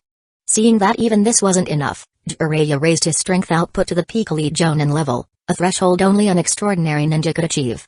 With Jiraiya's battle IQ added, it became almost impossible for Kida to defend against each of his attacks. Just when one attack finally slipped past Kida's defense, one of his shadow clones disappeared from its position and appeared between Jiraiya and Kida. The punch, which was aimed at Kida's belly, was intercepted by the clone. Though it dispersed, Kida managed to evade the blow. He quickly used the body flicker jutsu to create some distance between them. Jiraiya wasn't going to give him time to rest, but Kida knew that too, and so did his clones. One of them drew a sword hidden behind its back and charged at Jiraiya. The clone knew there was no way it could defeat Jiraiya, but that wasn't its goal. Its objective was to defend and stall for time while Kida regulated his breathing to recover from the fatigue he had built up in the past 3 minutes. Normally, Kida could run for 4 to 5 hours, but this was different. Evading attacks, especially ones of such power, required much more stamina than simple exercise. After 30 seconds, the clone dispersed, and Jiraiya ran toward Kida again. It held him off longer than I expected, Kida thought as he evaded another attack. But this time, Jiraiya wasn't limiting his strength to the elite Jonin level. It was already at low Kage level, using chakra to enhance his speed and power. It became almost impossible for Kida to stop Jiraiya's attacks now. And then the inevitable happened. One attack, a feint aimed at his face, landed on his chest, sending him flying back several meters. Kida felt his ribs breaking. Holding back, my ass. He's trying to kill me for sure, Kida thought as black markings started appearing on his body. In a blink, his wounds began to heal. Before he hit the ground, most of the pain was gone. He flipped in midair and landed on his feet instead of his back. My Totic regeneration seal. Now that it had come to this, there was no need to hold back. Since the seal was already activated, he no longer had to. He poured all his chakra into increasing his speed and strength, pushing himself beyond normal limits. At this level, the backlash from the attacks would hurt the user too. If the strike landed on the enemy, both Kida's and the opponent's bones would break. Most people instinctively avoided this level of enhancement, but Kida didn't care. He disappeared from his position and reappeared in front of Jiraiya within milliseconds, almost as if he had used a jutsu. His legs screamed in pain from the strain, most likely sustaining a minor fracture, but the wound healed in seconds. With all his strength, Kida threw a punch at Jiraiya. But this time, Jiraiya stopped holding back and caught Kida's fist with his hand. Even though Kida used his full power, Jiraiya was still pushed back slightly. Okay, that's enough. Also, why are you using such a crude version of this jutsu? It speeds up your cell division, shortening your lifespan. Jiraiya asked. Chapter 254, Spar? Okay, that's enough. Also, why are you using such a crude version of this jutsu? It speeds up your cell division, shortening your lifespan. Jiraiya asked. Sensei, this is all I have. 2 Fuinjutsu Grandmasters and Mitsuru-sensei herself crafted these seals on me. According to Sensei, this is the best version she knows. I know it's inferior to what Lady Tsunade uses, but it's still better than nothing, right? Kida asked with a smile, though his emotions inside were in turmoil. This is an inferior version? My broken bones are almost completely healed within a minute, and the pain stopped as soon as the healing started. This is the first time I've felt like a true ninja. Is this how Guy feels when he uses taijutsu? I want to learn it. Sensei is really slacking off too much. Jiraiya sighed. A confused expression appeared on Kida's face. Seeing that, Jiraiya continued. Even though he doesn't know the perfect version of the jutsu like Tsunade, he could have made it 30% more efficient just by himself. Sigh, looks like my work has increased. Now I have to repair this damage caused by others too. Jiraiya said. Sensei. Kida started but stopped midway. What is it? I want to ask a question I've had in my mind. Kida said. Go ahead. Since you can modify this seal and make it better, does that mean you're better than 2 Fuinjutsu Grandmasters combined? You could say that. Jiraiya replied in a proud tone. Then I have a question about modifying the seal. Since this seal is providing chakra to the healing seals in the body, can we use that chakra to perform jutsu or something similar? Kida asked. No, that chakra is sent to your body through a predefined path, avoiding your chakra network. If they collide in any way, you'll lose your ability to use chakra entirely. Now, if you want to use it to perform jutsu, that would mean providing that chakra directly to your chakra network. There are better and less painful ways to commit suicide than that. Jiraiya replied. Then if we can't use it for jutsu, is there still a chance to use it for increasing strength and speed like we do with normal chakra? Ba asked, already expecting the answer. Yes, if you had infinite chakra, that is. This jutsu can save your life in dire times, and chakra is crucial for that. If you use chakra to increase your strength, not only will it waste 6 out of 10 parts of chakra in the process, but you'll also lack chakra when you need it most. Jiraiya explained. But in cases where my life isn't in danger, and I need extra strength while maintaining my chakra reserves for other things, wouldn't it come in handy? Ba asked. Didn't you hear how efficient it is? You'll be wasting chakra like crazy for just a slight increase in strength. Jiraiya said. But during an emergency, I'll have extra chakra and, with that, an extra chance in the fight.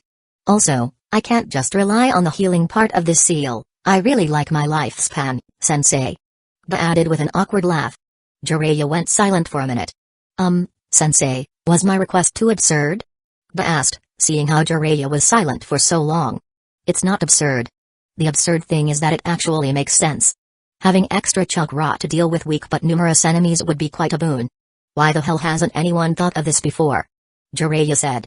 Maybe because no one other than Lady Tsunade uses this jutsu, and she already has high chakra reserves.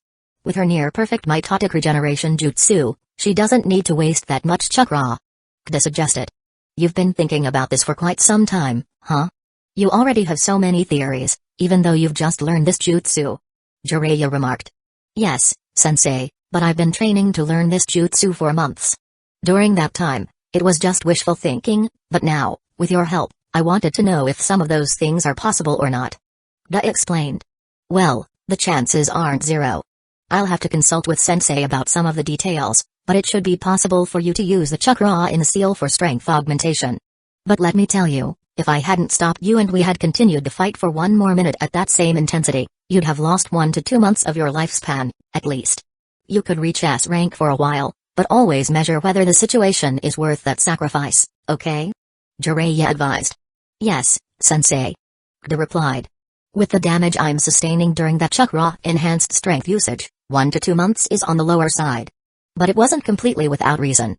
I wanted to know my true peak power. If I use the seal with chakra-enhanced strength to strike with a sword loaded with fire chakra, that would truly be a frightening attack. Even a Hokage-level ninja's defense would shatter in front of it. Though the chance of using it against them is slim, because while my attack power increases exponentially, my control over the attack decreases considerably. Well, it's a fair trade, I think, Kda thought. Apart from the topic of whether we should improve the seal or not, let's return to the main point. With this, I know the basic idea of your offense and defense, both of which are at elite Jonin level. And when I say this, it's quite a compliment because even some clan heads or minor clans in Hidden Leaf Village aren't at that level in both offense and defense. But there's one point where you lag behind them, and every one of them could defeat you easily, unless you use that seal or your Sharingan. Can you guess what that is? Jiraiya asked. Battle IQ. Kda replied, already knowing the answer. Yes. From what I can tell, you haven't participated in actual fights against strong opponents.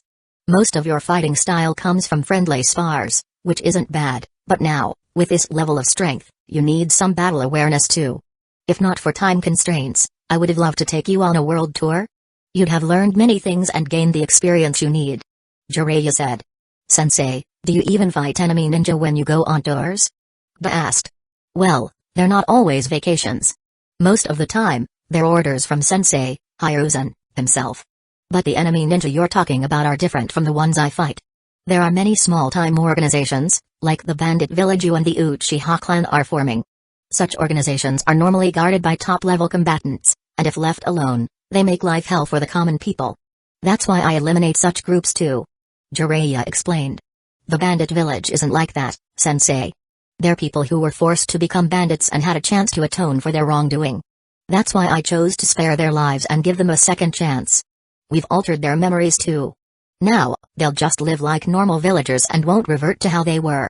Da said, feeling a bit uncomfortable being compared to such people. I know, Da. Otherwise, the village would have taken action long before your plan even started. I was just giving an example, not comparing the two.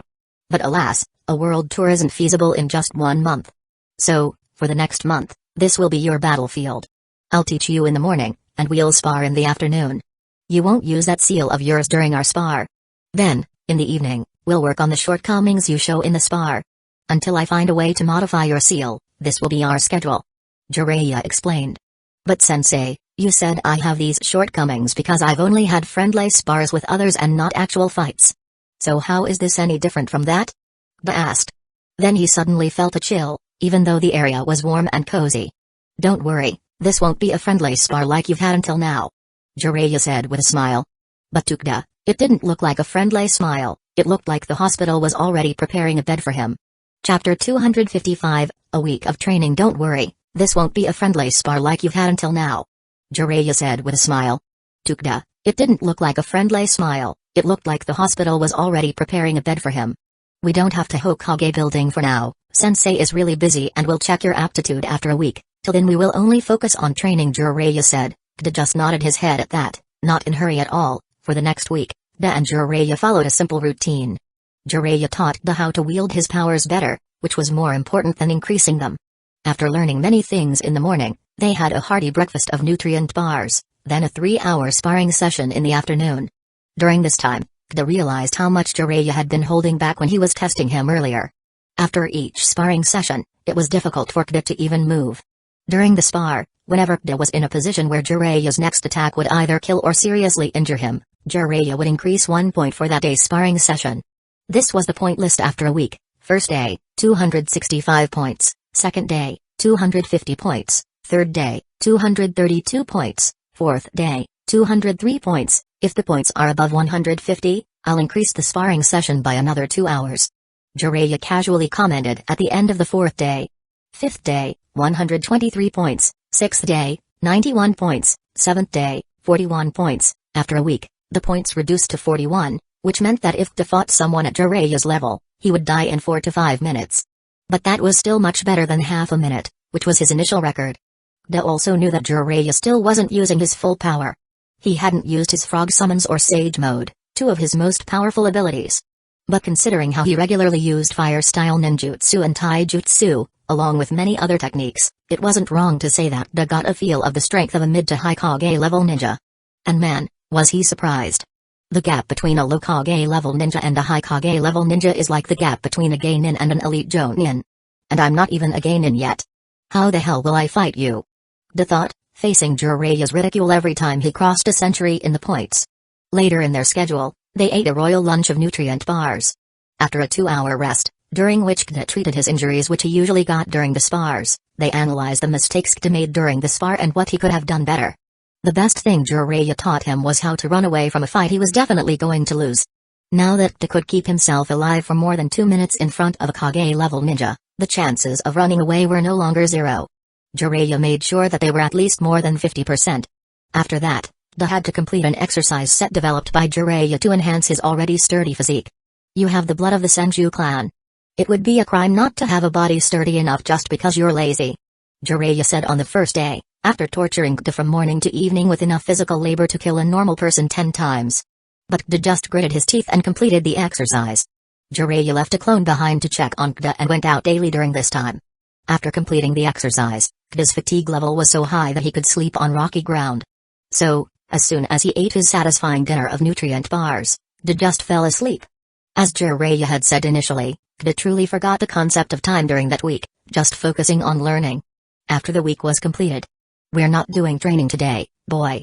We have something more important to do. Jiraiya said as Kda was getting ready for morning training. Yes, sensei. Kda replied, thinking Jiraiya was referring to some other type of training. Follow me.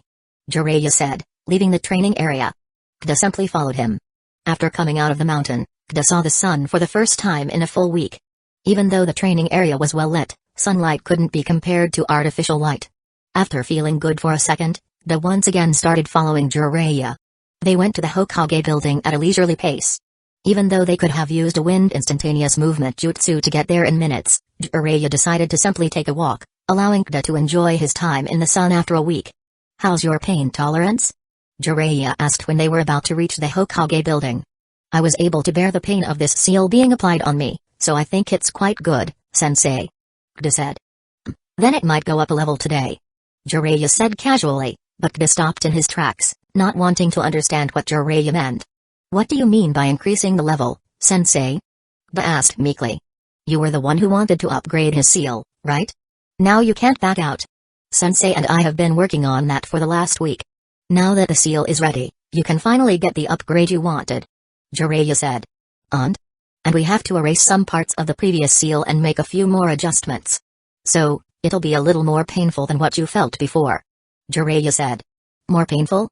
I thought that was the limit of the pain my mind could process before breaking down. Da said, a shiver running down his spine as he thought about that time. Oh, you have no idea how much pain you can endure. Well, today you'll get a basic idea. Jiraiya said. Can I refuse? Da asked, this time not wanting to increase his strength anymore. What's the use of strength if I get mentally dead in the process? He thought. No. Do you think my and the Hokage's time is so cheap? We've invested hours into this, and now you want to opt out? No chance. Jiraiya said. Sensei, are you really going to force your student into something this painful? Da asked pitifully. If it's for the betterment of my student, then why not? Jiraiya replied, unfazed. TCH, Da clicked his tongue in his mind but started preparing himself to go through the process without dying. After they entered the building, Jiraiya made his way straight to the Hokage's office. Good morning, Sensei. Huh, at least knock before entering. Hiruzen said. But last time you said to just enter through the door, without mentioning anything about knocking. Jiraiya replied. Sigh. I don't have the energy to continue this discussion. So, Da, are you ready? Hiruzen asked, turning towards Da. Even though Da wanted to say no, seeing the dark circles under Hiruzen's eyes, he couldn't refuse. Yes, Lord Third. Thank you for doing so much for me. Da said. No problem. It's the job of the Hokage to work for the people of Hidden Leaf Village. Hiruzen said with his trademark grandfatherly smile. Since the pleasantries are over, let's start the procedure, Sensei. Jiraiya said. Yes, let's go. Hiruzen said. He made a shadow clone to stay behind in the office while he, Jiraiya, and Da made their way to the basement of the Hokage building. When Da entered the basement, he wanted to go back to the cave he came from. There was a single light in the room, shining above a single bed that resembled a hospital stretcher. Like before, the bed had restraints to keep him from moving during the procedure, but this time, they were made of metal. The whole setup strangely resembled the experiment base of some evil scientist in a random anime movie. There was one more person in the basement besides them. You're quite a masochist, Da. You really like this type of pain, huh? Mitsuru asked, standing up from her seat. What can I say, Sensei? I keep getting myself into these situations. Da replied with an awkward laugh. Then let's start. Jiraiya said, standing near the bed with a different type of brush in hand. Unlike the previous time, when the brush resembled Tsunoda's slug summon, this one looked like a weapon. Why do I feel like you're enjoying freaking him out, Jiraiya-sama? Mitsuru said, coming closer to the bed as well. From the look on her face, she was suppressing a smile. I don't know, you must be confused.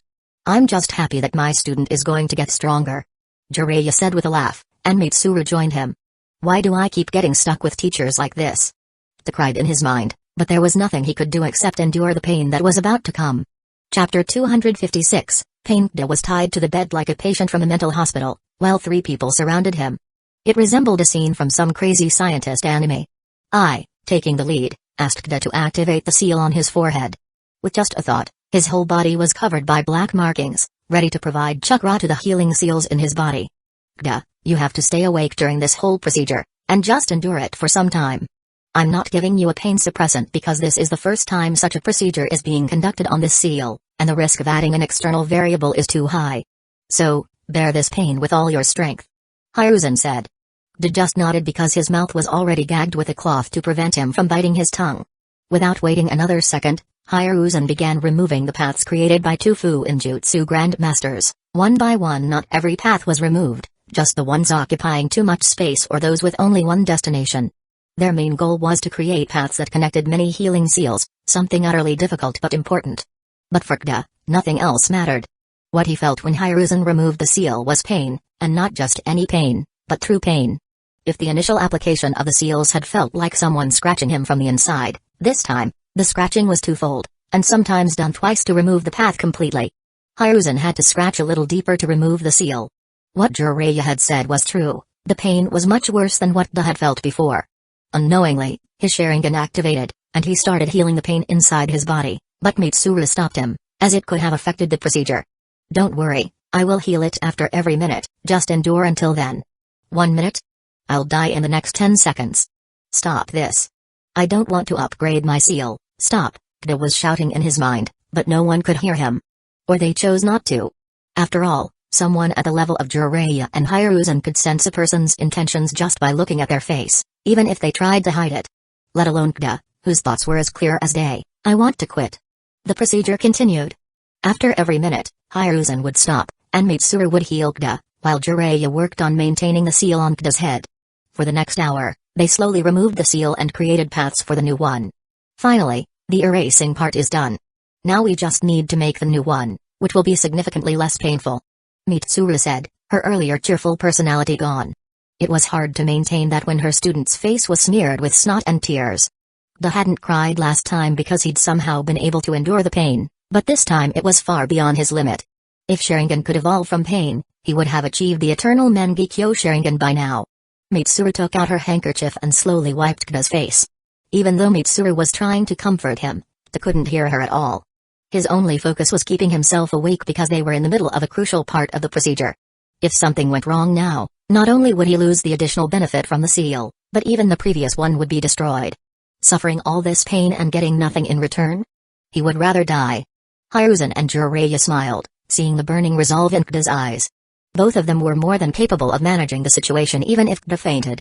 Heck, even a painkiller wouldn't have affected someone at Hiruzen's level. So why didn't they give Kda painkillers? Because that's how the world works, you don't get everything you want just by asking. You must have the guts to handle the consequences of your request. Jiraiya and Hiruzen had worked on a single seal for a week, and this was the first time something like this had happened in a decade. To get the benefit of their hard work for free? Kda wasn't that lucky. This was a test of sorts for Kda. He never truly wanted to back away from it. If he did, Jiraiya would have allowed him to quit before they even reached the Hokage building, and Kda would never have this chance again in his life. Now, seeing the boy's immense willpower, both Hiruzen and Jiraiya were satisfied that their work wasn't in vain. And this wasn't entirely wasteful for Kda. Having high pain tolerance was never a bad thing for a ninja. Jiraiya smiled and placed his hand on Kda's eyes, gently closing them. Kda, who had been holding on to consciousness until now, couldn't continue any longer and finally let himself fall into a deep slumber. Jiraiya then blocked some of Kda's Aku points to prevent him from waking up during the procedure. Let's continue, sensei. Jiraiya said. Yes. Hiruzen replied. Jiraiya now had to work extra hard to maintain control over the seals and prevent them from going off, but he did it without any problems, while Hiruzen created better and more concise paths in Kda's seal, which he had erased. After completing the mitotic regeneration jutsu seals, Hiruzen started making new seals around Kda's hands, legs, back, torso, every part a ninja usually strengthens using chakra, and connected them to the already existing pathways of the mitotic regeneration seal. Now, Kda's body had more black markings than before, but unlike before, where the markings looked like straight lines drawn with a ruler, this time they were more refined and pleasing to the eye. Not because Hiruzen paid attention to aesthetics, but because the seal was now perfect. Except for the healing seals, everything else was on par or better than what Tsunade had, but those healing seals made Kda's version inferior to Tsunade's. Why? Because those healing seals of Tsunade were made by Tsunade herself, the best medical ninja in the world. How could they be on the same level as Mitsuru's? Though talented, Mitsuru was not on Tsunade's level, and even with the help of his Sharingan, Kda's healing was still a bit inferior to Tsunade's. The combination of these factors meant Kda's healing seals were not as strong as Tsunade's. To compare, if someone bisected Tsunade, she could reattach herself, but Kda? He would simply die. This difference was extreme but real. When everything was completed, Hiruzen turned to Jiraiya. I'm going home. You can stay here or let an Anbu guard him. Hiruzen said, then left. Mitsuru also followed behind him. This place was off limits to anyone other than the Hokage and Anbu captains. To stay here, one needed Hiruzen's permission, and since Hiruzen had only given it to Jiraiya, Mitsuru quietly left the basement. You've got quite the willpower, boy. Maybe taking you as my student won't be such a bad thing. Jiraiya said, sitting down next to Kda, silently waiting for him to wake up. Where am I? Kda said, waking from a deep slumber, only a blanket covering him. Being completely naked is not a good feeling at all, he thought, remembering why he was here. You're finally awake. You're more fragile than I thought, sleeping for 10 hours just because of that much pain. Jiraiya said. Chapter 257, Changed Future. Did the procedure fail? Kda asked in a gloomy voice. He had desperately tried to stay conscious during the whole ordeal, But he knew he had lost the battle at some point and succumbed to unconsciousness. Who do you think your sensei is? Something like this is child's play for me. You'll see the effects of the procedure once you activate the seal. Jiraiya said proudly, a grin on his face. Really? Ga asked, his voice tinged with hope as he felt a wave of relief wash over him. Yes, you held on through the most important part. After that, it was easy. Jiraiya nodded, choosing not to mention the test Ga had unknowingly endured. Thank God, I thought I ruined everything. Ga said, letting out a breath he didn't realize he was holding. Don't worry about it now. But since you've been asleep for so long, it's already night. We'll continue the training tomorrow. For now, you're free to do whatever you want. Jiraiya said, rising from his seat. Ga, realizing that Jiraiya had waited patiently for him to wake up, smiled in appreciation. This world is so strange. There are people like Danzō, Hanzo, and Obito who treat life so cheaply, killing without hesitation. And then, there are people like Naruto and Jiraiya, who form deep bonds with people after only meeting them a few times. But, it's not a bad thing, Ga thought with a soft smile. Sensei, my family runs the first medicinal bathhouse in Hidden Leaf Village. Since we have some time, would you like to visit it with me? Ga offered. Sure, why not? Jiraiya grinned. The idea of relaxing his tired muscles in a premium bathhouse was too tempting to resist. They arrived at the bathhouse and indulged in the luxurious baths one by one. While Jiraiya appreciated the bathhouse's quality, he had a love-hate relationship with it. There was no place in the entire bathhouse where he could do any research undetected. He had ensured that privacy and security were maintained to protect the bathhouse's reputation, and Jiraiya's own questionable tendencies were well known. The fact that he wasn't there when they arrived spared Jiraiya the awkwardness of any interaction. When they finished, Jiraiya politely declined Ga's offer to visit his home, claiming he had important matters to attend to. Ga, not pushing the matter, returned home alone and was greeted warmly by his family. He, overjoyed to see him after a week, insisted he eat until he was nearly bursting before they settled down for hours of heartwarming conversation. Meanwhile, Jiraiya used reverse summoning to return to Mount Myabaku. A toad had approached him while Ga was unconscious, requesting his presence. Poof. Long time no see, Jiraiya boy. Fukasaku, known as Pa, greeted him as soon as Jiraiya appeared atop Mount Myabaku. Sorry for the delay, Pa. I was busy with something. Jiraiya said. Yes, I can vividly smell the medicinal and flowery scents on you. You must have been really busy. Pa's tone was light, but Jiraiya couldn't help but laugh awkwardly. We don't have time to joke around. Gamamaru-sama is waiting. Pa said, his expression becoming serious. Good evening, Gamamaru-sama. Jiraiya greeted with a respectful bow before the great toad sage, Gamamaru, a being that had lived for hundreds of years. Jiraiya, you always had a knack for taking interesting students, ha ha ha. Gamamaru chuckled. Yes, my recent student is quite talented. I'm certain he'll surpass me in his prime. Jiraiya replied with a satisfied smile. Yes, but he is also the reason for the change in the future I initially saw. Gamamaru said, his tone becoming more solemn. The prophecy about the child of prophecy? Jiraiya asked, his heart tightening at the mention. Yes, but that prophecy is no longer 100% true. Although that child will still be the pivot of the world, there are now two possible paths. One where the outcome brings true peace for everyone, and another. Gamamaru paused, his expression grave. What about the other one, Gamamaru-sama? Jiraiya asked, tension evident in his voice. The other future is filled with so much carnage that even I, who have seen death in all its forms, was startled. And your new student, Ga, is tied to both of these futures. Gamamaru said. What can I do to prevent the second future from happening? Jiraiya asked urgently. He knew Gamamaru wasn't joking. Somehow, Ga had become deeply intertwined with the fate of the entire world, and Jiraiya was determined to do whatever it took to guide things toward the peaceful path. Nothing. Nothing? Yes, there's nothing you can do. Just let things unfold naturally and observe. But after 3 months, bring that boy to me. I will take my rest now, and when I wake up, I want to see him. There's something peculiar about him that I need to understand. Gamamaru closed his eyes and drifted into slumber. Jiraiya, knowing the conversation was over, bowed again. Understood, Gamamaru-sama.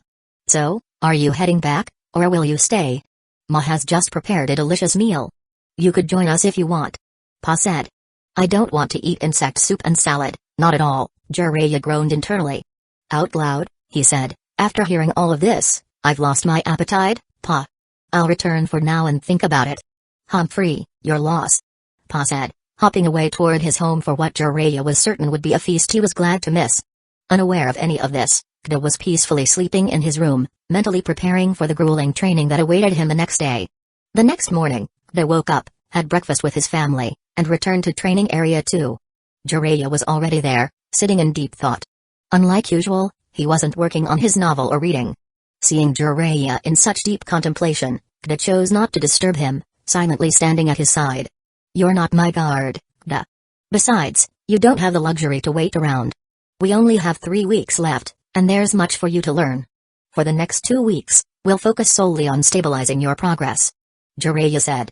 "Yes, sensei," Kda replied, though he couldn't shake the feeling that Jiraiya had something more to say but had chosen not to. Chapter 258, Upgrades. First of all, have you tried activating your seal now? Jiraiya asked. "No, sensei, I thought it would be better to do that under your guidance," Kda said. "Good, it's always wise to be cautious. Now, try activating the seal." Kda focused on the seal on his forehead, but was surprised by what he felt. "The seal has changed, sensei. It's like there are 2 valves now.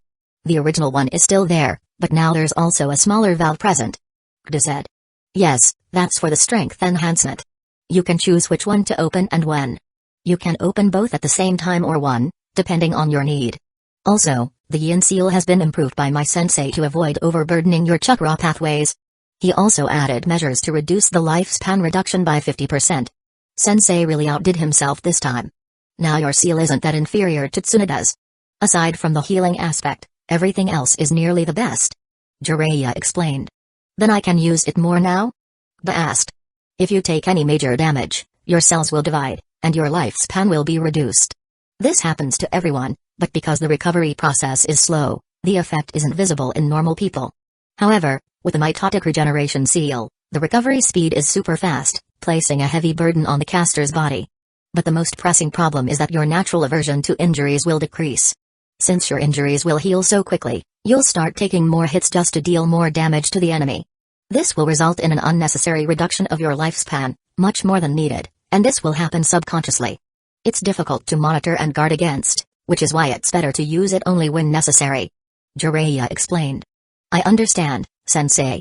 I'll only use it when my or my comrades' lives are in danger," Kda said.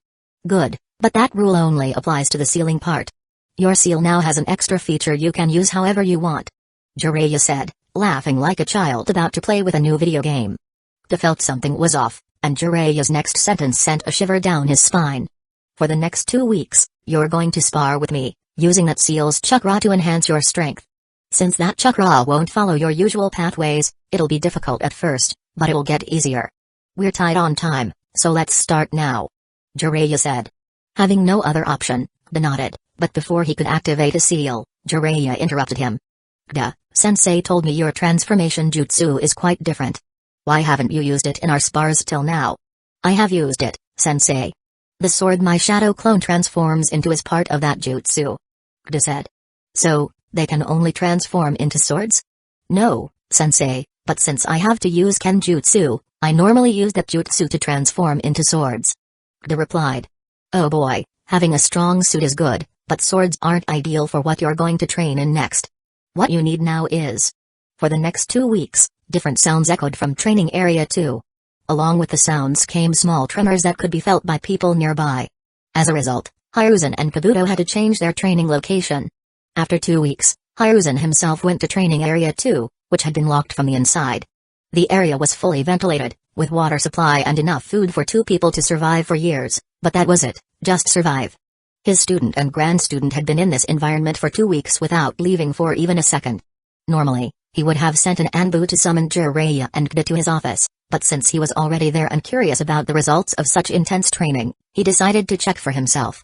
Even though the gates were closed from the inside, there wasn't a single gate in Hidden Lee Village that could keep the Hokage out, especially not the gates of a training area specifically designed for him. With a simple hand seal, the gate opened, and Hiruzen entered the training area, only to be shocked by the scene before him. The training area, which was made for a Kage, was in shambles. Normally, even a knee-rank jutsu wouldn't be able to damage the walls, leaving a scratch or 2 at most. But now, various pits and cracks were present in the ground, walls, and even the ceiling. "What have you 2 been doing for the past 2 weeks?" Hiruzen asked the 2 sleeping ninja, who, instead of using the provided beds, were lying on the hard ground. Hiruzen understood they must have been exhausted and had fallen asleep, but still, he wanted to know what caused the destruction in the training area. Did Jiraiya use Sage Mode to show Kda what true power looked like? Normally, both Jiraiya and Kda would wake at the slightest sound, but today was different. They knew they were in a safe place, and considering how tired they were after 3 days of continuous practice, their natural instincts didn't kick in while they slept. But when they heard Hiruzen's voice, both jolted awake, ready to attack, only to see it was Hiruzen himself, and they quickly calmed down. "What day is it, sensei?" Jiraiya asked, yawning. "Tuesday, the day we agreed to let the team meet." "Why are you in this condition anyway?" Hiruzen asked, noticing that even Jiraiya looked battered. "Sensei, today you'll see something really great," Jiraiya said with a broad smile. "Fine, get fresh. You both have 2 hours, then came to my office. I've already summoned the others," Hiruzen said. "Okay, sensei." "Yes, Lord Third." Hiruzen nodded, then turned to leave.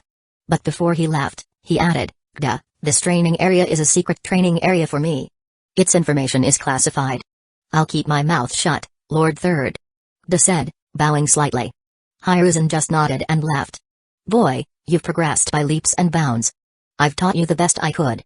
If you get overshadowed by the others, I'll personally make sure your training gets more effective," Jiraiya said, his tone bordering on threatening. "Don't worry, sensei. I'm sure that if I fought myself from a month ago, I could beat him in 10 seconds. Confidence is good, but make sure it doesn't turn into overconfidence.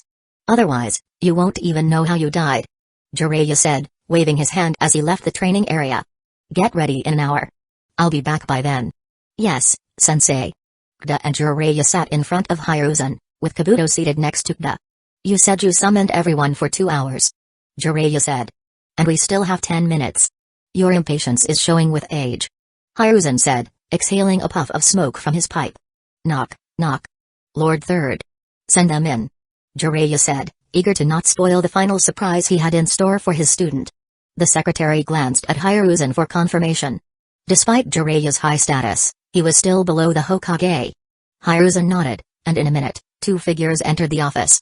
"Good morning, Lord Third," Fugaku said, bowing slightly, less than a normal shinobi, but still bowing. No matter how powerful or well-connected, in a shinobi village, you were always below the Kage. "Good morning, Lord Third," said the boy following Fugaku. He bowed more deeply than Fugaku, his calm and composed demeanor reflected in his appearance. He had long, straight black hair that fell to his shoulders, with a distinct fringe framing his face. His pale skin complemented his sharp, well-defined features, and his slightly narrow, almond-shaped eyes gave him a thoughtful, almost distant expression. "Good morning. Please, take a seat, both of you. We've been waiting for you," Hiruzen said, giving Fugaku the respect he deserved as the head of Hidden Leaf Village's most powerful clan. "You're surprised that he is your teammate, right?" Jiraiya teased with a grin. "Considering only the best talent is being sent, there aren't many options left to send, sensei. Since I already know too, picking the best among the rest was easy." "I already knew, but you were so excited about it," Kda thought. "How the hell? Isn't it too dangerous to send a clan heir on such a mission?" Kda asked in a hushed but shocked voice. "Dangerous? I'm going as your sensei. There's no safer place than wherever I am when I've promised to protect you guys," Jiraiya said. "Enough of your chatter. Let's move on to the main reason we're here," Hiruzen said, exhaling another puff of smoke before placing his pipe aside and extinguishing the flame. Chapter 259, Trial. "Enough of your chatter. Let's move on to the main reason we're here," Hiruzen said, exhaling another puff of smoke before placing his pipe aside and extinguishing the flame. "Okay, sensei." "Yes, Lord Third.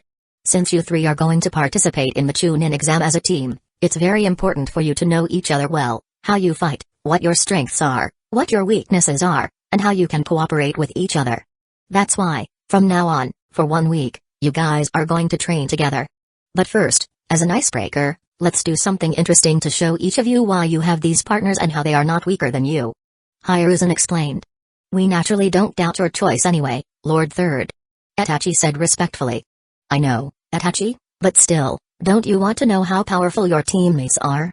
Hiruzen asked in a tone as if he were talking to a child, even though the person he was addressing was more mature than most adults in Hidden Leaf Village. Itachi nodded at that, not wanting to refuse Hiruzen, though he thought, since we are going to train together for a week anyway, we will naturally learn how powerful each person is, but he kept that to himself. "Since everyone is ready, Let's head to the training area for this. Hiruzen instructed. All 6 of them were standing in Training Area 6, the largest and most well-equipped training ground in Hidden Leaf Village, second only to the one reserved for the Hokage. So, what you guys have to do is simply show your most powerful jutsu, technique, or method, anything. Just demonstrate your strongest move. Jiraiya said, getting nods from the 3 genin.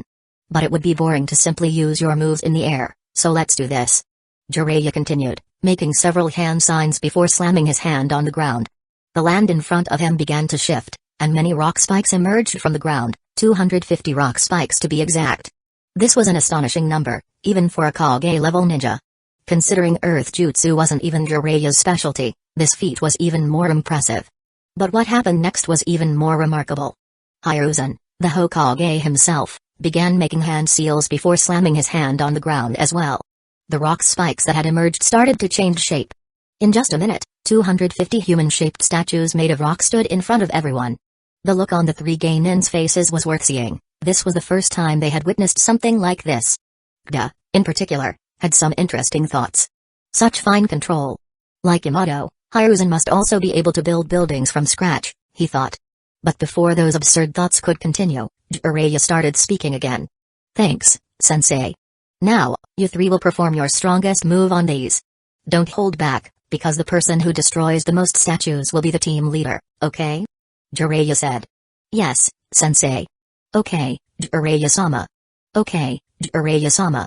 So, who's going first? Jiraiya asked, but no one stepped forward. Fine, pick one stick from these. Jiraiya said, presenting 3 sticks to the geinin. Everyone took one. Kabuto, you're first. Gda, second. Itachi, third. Jiraiya announced after seeing the numbers on the sticks. This damn world always wants to make him the main character, coming in at the end to show off his power. You're lucky I saved you from having a tragic backstory, Gda thought, looking toward Itachi. Sorry.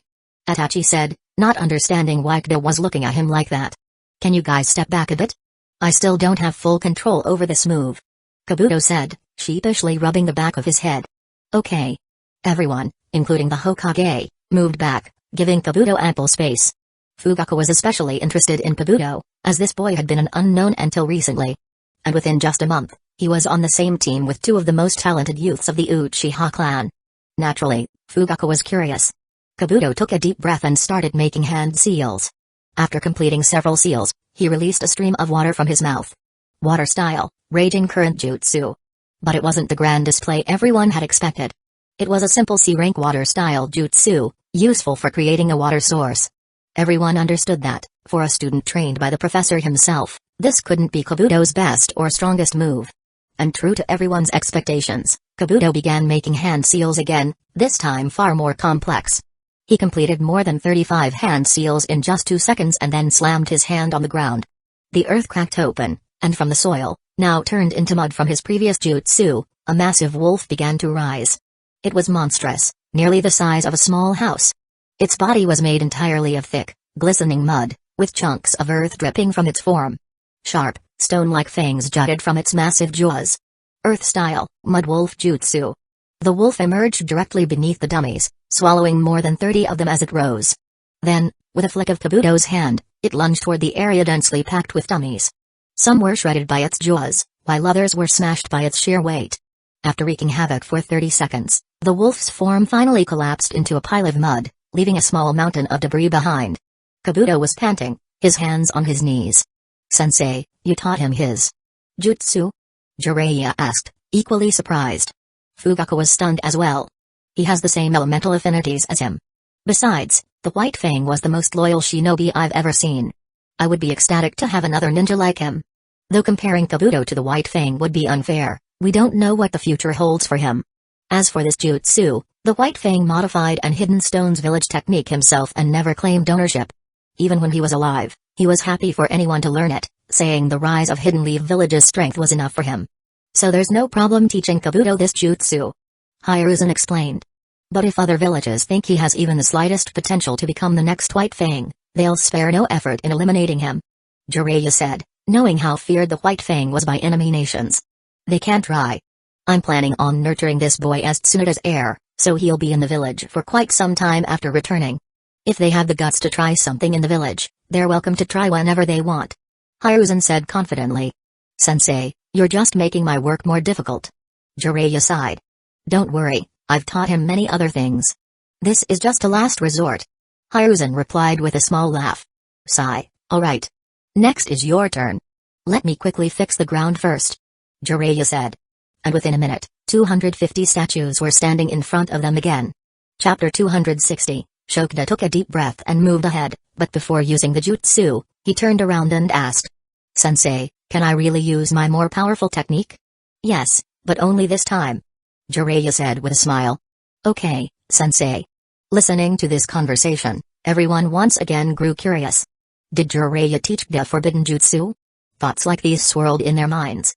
Gda, not paying any attention to them, made quick hand signs, and 3 shadow clones appeared next to him one by one.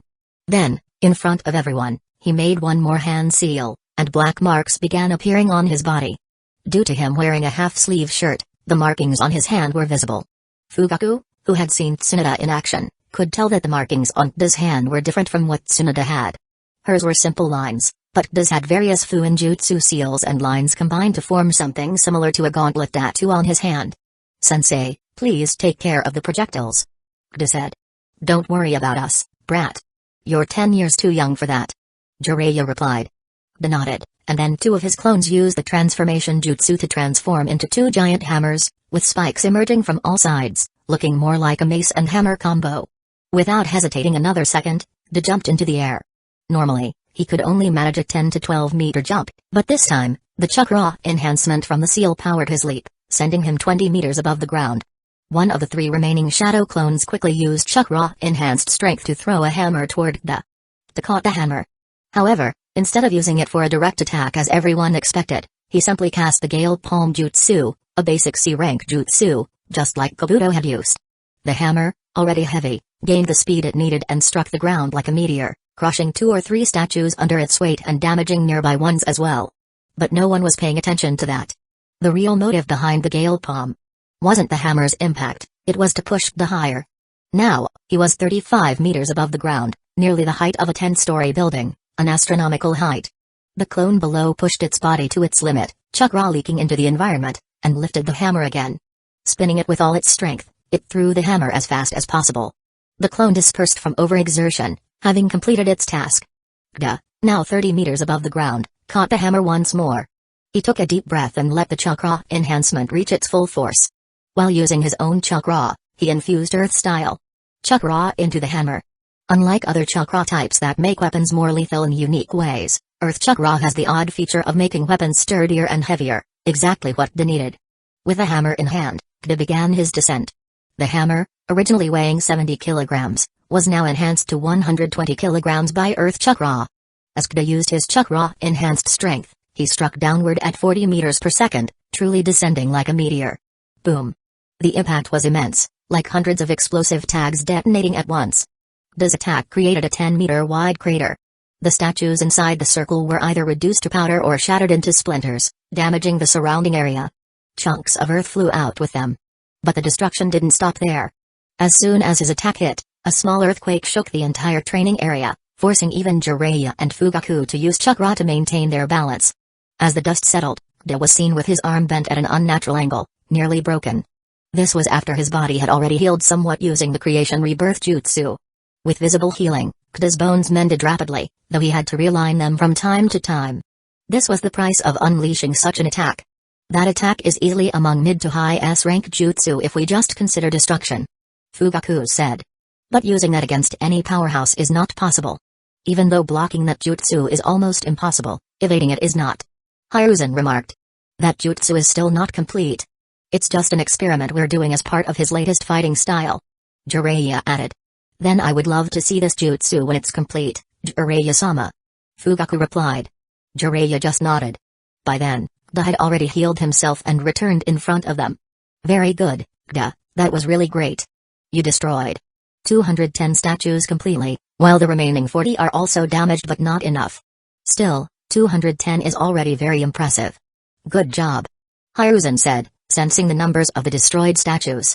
Thank you, Lord Third. Gda responded. Everyone was surprised at this. Seeing the effect of the jutsu, They had thought Kda would be patting his heart out by now, but he stood there perfectly fine with 90% of his chakra reserves intact. This was the benefit of using the Yin Seal for strength enhancement. What do you think, Itachi?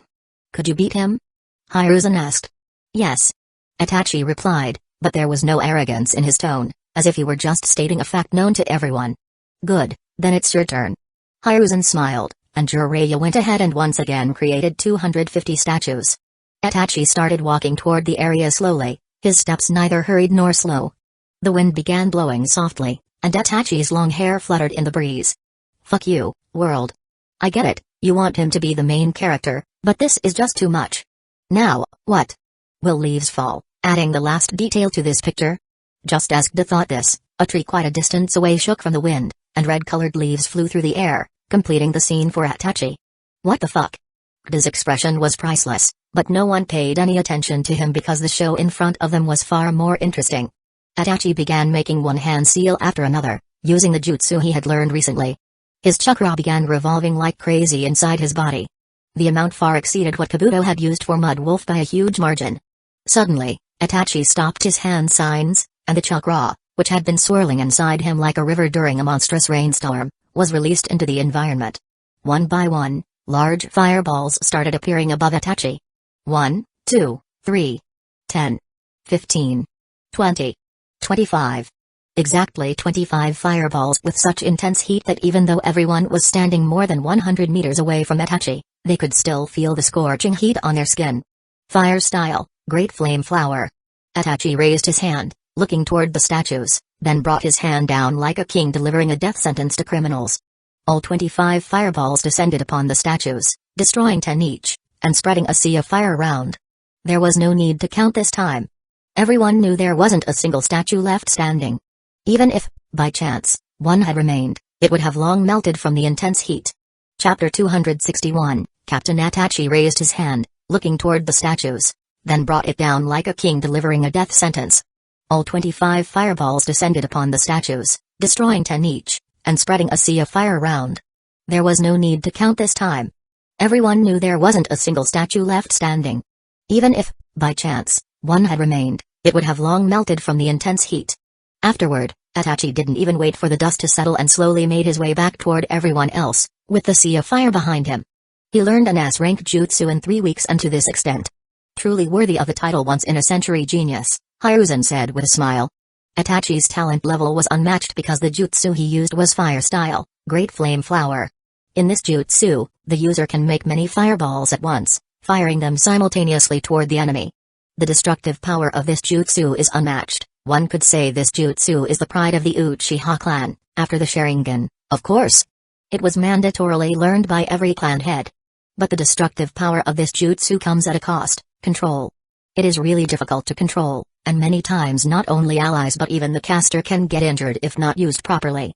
But Itachi was not only able to control the jutsu, he even calculated the number of fireballs he would need, the destructive power of each one, and their aim. Everything was perfect, as if he had practiced this jutsu for years. Hiruzen, however, knew Itachi had only learned it in 3 weeks. Why? Because as Hokage, learning something like an S-rank jutsu without his permission was impossible unless one wanted to become a rogue ninja, as it would be a direct challenge to his authority. That's why, when Fugaku got the chance, he asked if he could teach Itachi this jutsu. If it were from the original timeline and 1 year later, Hiruzen would have said no. Maintaining the power balance and keeping the Uchiha within a controllable range was more important, along with Danzo's strong disapproval. Itachi wouldn't have learned this jutsu. But now, with everything in its right place, Itachi learned this overpowered jutsu. He showed his true talent in fire style, a top monster among the monstrous geniuses of Hidden Leaf Village. There's no need for counting, Itachi. You've destroyed most, no, all, of the statues. You'll be the captain of the team during this time. Jiraiya said as soon as the fire died down and the dust settled. The ground where Itachi had used this jutsu had turned to glass in some places. For that, a temperature of 1800 degrees Celsius or 3270 degrees Fahrenheit is required. Normally, even achieving half of this is difficult for a jonin using fire-style jutsu. This showed just how powerful the jutsu was. Nice to meet you, Captain. Kda said, smiling at Itachi. Hello, Captain. Kabuto chimed in as well. Hi. Itachi said. It's good to see that every single one of you is already overqualified for this mission, so there's no need for you to continue training your strength. What you need now is teamwork. In our world, if the teamwork of a ninja team is perfect, their strength reaches much higher than the individual sum of their abilities. Since Jiraiya is going to be your sensei for the Chunin exam, he will be responsible for training your teamwork. Hiruzen said. Sensei, I have something much more important to do in Mount Myabaku, so can you handle this task yourself, please? Jiraiya said. Don't worry, Jiraiya. I already summoned Kazekage before coming here. According to him, there's no task for you three anymore, so you could focus on your students for the next week. Hiruzen said, maintaining his smile. Oh, come on, sensei. I've been teaching this brat for 2 weeks straight. I need a break now. Jiraiya said. You can take a break for today. It's a day off for you guys as well. Take a rest because from tomorrow, you'll once again go back to training. Hiruzen said. Yes, Lord Third. Everyone from the Genin trio replied. Naturally, Fugaku had no objections with this setup. His son was going to be trained by Jiraiya, the figure he grew up hearing stories about. With this, everyone went back to their respective destinations, enjoying a day of peace after gruesome hard work for weeks. Naturally, Kazekage went to his house, the only place he could truly rest, both physically and mentally. Though Shisui was curious about the progress Kazekage had made, with his gentle reminder, he didn't ask Kazekage to show him much of his progress. But Kazekage, who had been training continuously for 2 weeks, was in no condition to do any work and ended up sleeping for 14 hours. When he woke up, it was already nighttime, and he didn't want to disturb the neighbors. Even though loud sounds from training weren't rare in a ninja village during the night, that didn't mean they weren't hated. People still loved their sleep. But Kazekage still told Shisui about the enhancements in his mitotic regeneration jutsu and how he had to remodel his fighting style for when he used the seal. Now he had 2 fighting styles, one using the Sharingan and his physical specs to perform precise, lethal attacks, and the other pure destruction, running headfirst into the enemy and destroying them with brute force. If Kazekage had to choose which one he liked more, he would undoubtedly choose the second one. Even though the first one was better and saved him from injury and entrapment, every boy naturally loved pure destruction, and Kazekage was no different. Because of the emotion-amplifying effect of the Sharingan, and that too a 3-Tomoe Sharingan, his feelings had amplified to such a degree that Kazekage came to really love his new fighting style. After a full day of rest, everyone was summoned to Training Area 6 by the Anbu. All 3 Geinins arrived 10 minutes before the time they were called. Hey, Captain, were you waiting for too long? Kazekage asked. Sorry for being late, Captain. Kabuto added, appearing right after Kazekage. No, I just got here, and can you guys stop calling me Captain? It's awkward. Itachi said. Then what do you want us to call you? Anni Aizen? Annie. Kazekage teased. Captain is fine. Itachi quickly interrupted before he could continue. Ha ha ha. It's nice to have such a lively team to teach. Jiraiya said, entering the training area with a bottle of liquor in his hand, clearly drunk. Chapter 262, tagging the Sannin. Jiraiya stumbled forward, lazily waving a bottle in the air as he approached the group. His eyes were half-lidded, but there was still a sharpness behind them that no amount of alcohol could dull.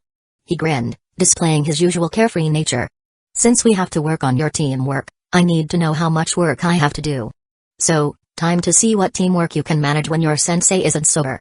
Jiraiya chuckled, taking another swig from his bottle. Don't worry, though. This is just a little exercise to get your blood pumping. Kazekage glanced at Kabuto, who raised an eyebrow, amused at seeing one of the Sannin in such a state. Itachi, however, remained as calm as ever, though Kazekage could swear he saw a small smirk tug at the corners of Itachi's lips. First task, Jiraiya said, stretching dramatically, is capturing me. You've got 3 minutes to tag me. If you can do that, then I'll treat you all to some dango later. Deal? Kaze's eyes lit up at the challenge. Jiraiya may have been tipsy, but he was still one of the legendary Sannin. Tagging him would be no easy feat, especially when they had to work together to do it. Normally, it should be easier with more people, but someone of Jiraiya's level could easily cause chaos in even a fully organized team, let alone them. Ready when you are. Itachi said, already calculating strategies in his mind. Being the captain of the team, his decision was all Jiraiya needed. Jiraiya wobbled a bit but then crouched low, his bottle vanishing into a puff of smoke as he cracked his knuckles. 3 minutes start now. The air shifted in an instant. Deactivated his Sharingan, locking on to Jiraiya's every move. Kabuto adjusted his glasses, scanning the environment for any signs of traps or tricks. Meanwhile, Itachi stayed perfectly still, as if waiting for the perfect moment to strike. Jiraiya dashed forward, his movements surprisingly swift despite his earlier drunken appearance. They used chakra enhancement to run toward Jiraiya at full speed, aiming to cut off his escape with a shadow clone. But Jiraiya vanished into thin air, reappearing behind Kabuto. Sloppy. Jiraiya teased, flicking Kabuto on the back of the head before disappearing again. Kabuto wobbled slightly but didn't lose focus, trying to catch Jiraiya, who had already vanished once more. With this, Da and Kabuto understood that alone, they stood no chance, even against a drunk Jiraiya. Itachi, who had not moved from his position, was already planning as he saw Da and Kabuto approach. Having been on the battlefield since childhood, he had an excellent understanding of teamwork, and as the clan heir, he was also trained in leadership and the ability to bring out the full potential of his subordinates. Itachi, Kabuto, we have to work together. We stand no chance alone. Da said, spinning to face Jiraiya's next possible location. That goes without saying. Kabuto replied, also using chakra to enhance his physical abilities. Though not at Da's and Itachi's level, he was not weak either. Wait. Itachi said calmly. Jiraiya reappeared in the distance, laughing as if this was nothing more than a game. But Itachi was already prepared. As soon as Jiraiya stopped to laugh, Itachi released a Genjutsu so subtle that even Jiraiya would take a moment to notice. Da saw the slight shift in Jiraiya's posture, a momentary pause in his movements. That was all they needed. Now! Itachi commanded. Da and Kabuto moved in unison. Kabuto threw a barrage of kunai, forcing Jiraiya to dodge, while Da sprinted forward, aiming to close the distance. With his enhanced speed, he was a blur of motion, coming at Jiraiya from an angle he couldn't easily avoid. Jiraiya raised an eyebrow, impressed despite himself, but at the last second, he used Earth-style, Iron Skin Jutsu and swatted the kunai with his bare hand. Just when Da was about to reach him, Jiraiya flickered away again, leaving behind an explosive tag. Seeing this, Da used every bit of his power to jump back. While in midair, he used Gale Palm Jutsu to push himself further, diverting some of the fire in the process. But the explosion everyone was expecting never happened. Da landed 13 meters away from his previous position. That was fake, but enemies will use real ones. So, think thrice before charging toward an enemy. Jiraiya said with a smile. Da berated himself. Jiraiya had already taught him these basics, but he had considered this a game and thought there was no need to be so cautious. Such rookie mistakes had killed hundreds of genin on the battlefield. Yes, sensei. Da replied. While this was happening, Itachi had already moved. Just as Jiraiya flickered away from Da's reach, Itachi used the body flicker jutsu to appear right behind Jiraiya. The smile on Jiraiya's face vanished. Without wasting a second, he gave a roundhouse kick to Itachi, who was just behind him. Never think the enemy is distracted on a battlefield. It may be a ploy to lure you into a trap. Jiraiya said, standing straight as Itachi slid a certain distance before stopping. Okay, sensei. Itachi replied, ignoring the pain in his forearm, which he had used to block Jiraiya's kick. Just when they were about to continue their efforts, Jiraiya spoke again. That's enough. 3 minutes are over, and I've got a basic idea of your teamwork capabilities. That subtle Genjutsu was quite great, Itachi. Kabuto, your timing with the kunai throw was on point. As for you, Da, if you had waited for the right moment like Itachi, your chances of winning would have been better. He paused before continuing. Individually, you all did great, but in terms of teamwork, it was subpar. Even though you used the openings created by others well, that's not enough to be considered good teamwork.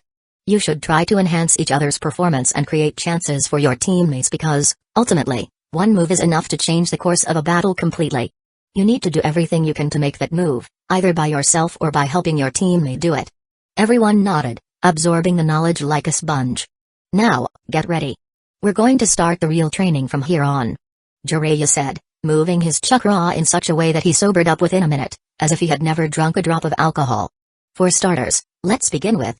Jiraiya started teaching them about teamwork and much more, lessons they would need not only now but for their whole lives.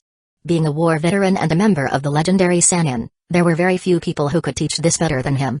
For the next 5 days, they performed various exercises and learned much theoretical knowledge as well, becoming more and more coordinated day by day.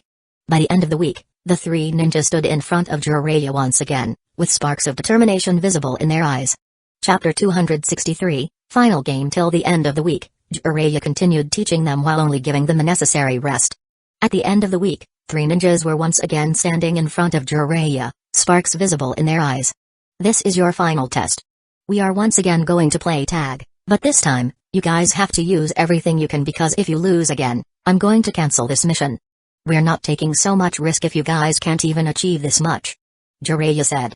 But there was no reply, just burning gazes fixed on him. Everyone was waiting for Jiraiya to say the word. Understanding that, a smirk appeared on his face. "Start," Jiraiya said and vanished from his position. In the next second, the spot where he had been standing was shrouded by tens of earth bullets released by Kida and Kabuto.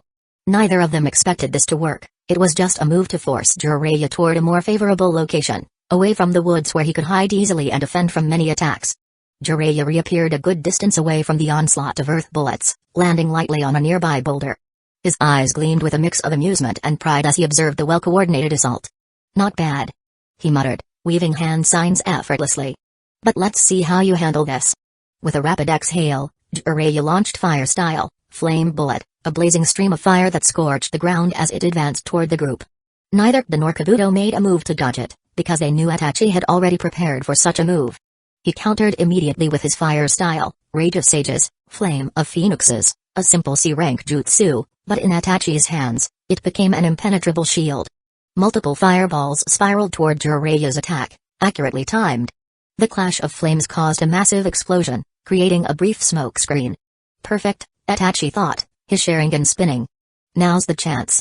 Kida, enhanced by his mitotic regeneration seal, used the smoke as cover. By now, he had already created a shadow clone which transformed into a giant hammer.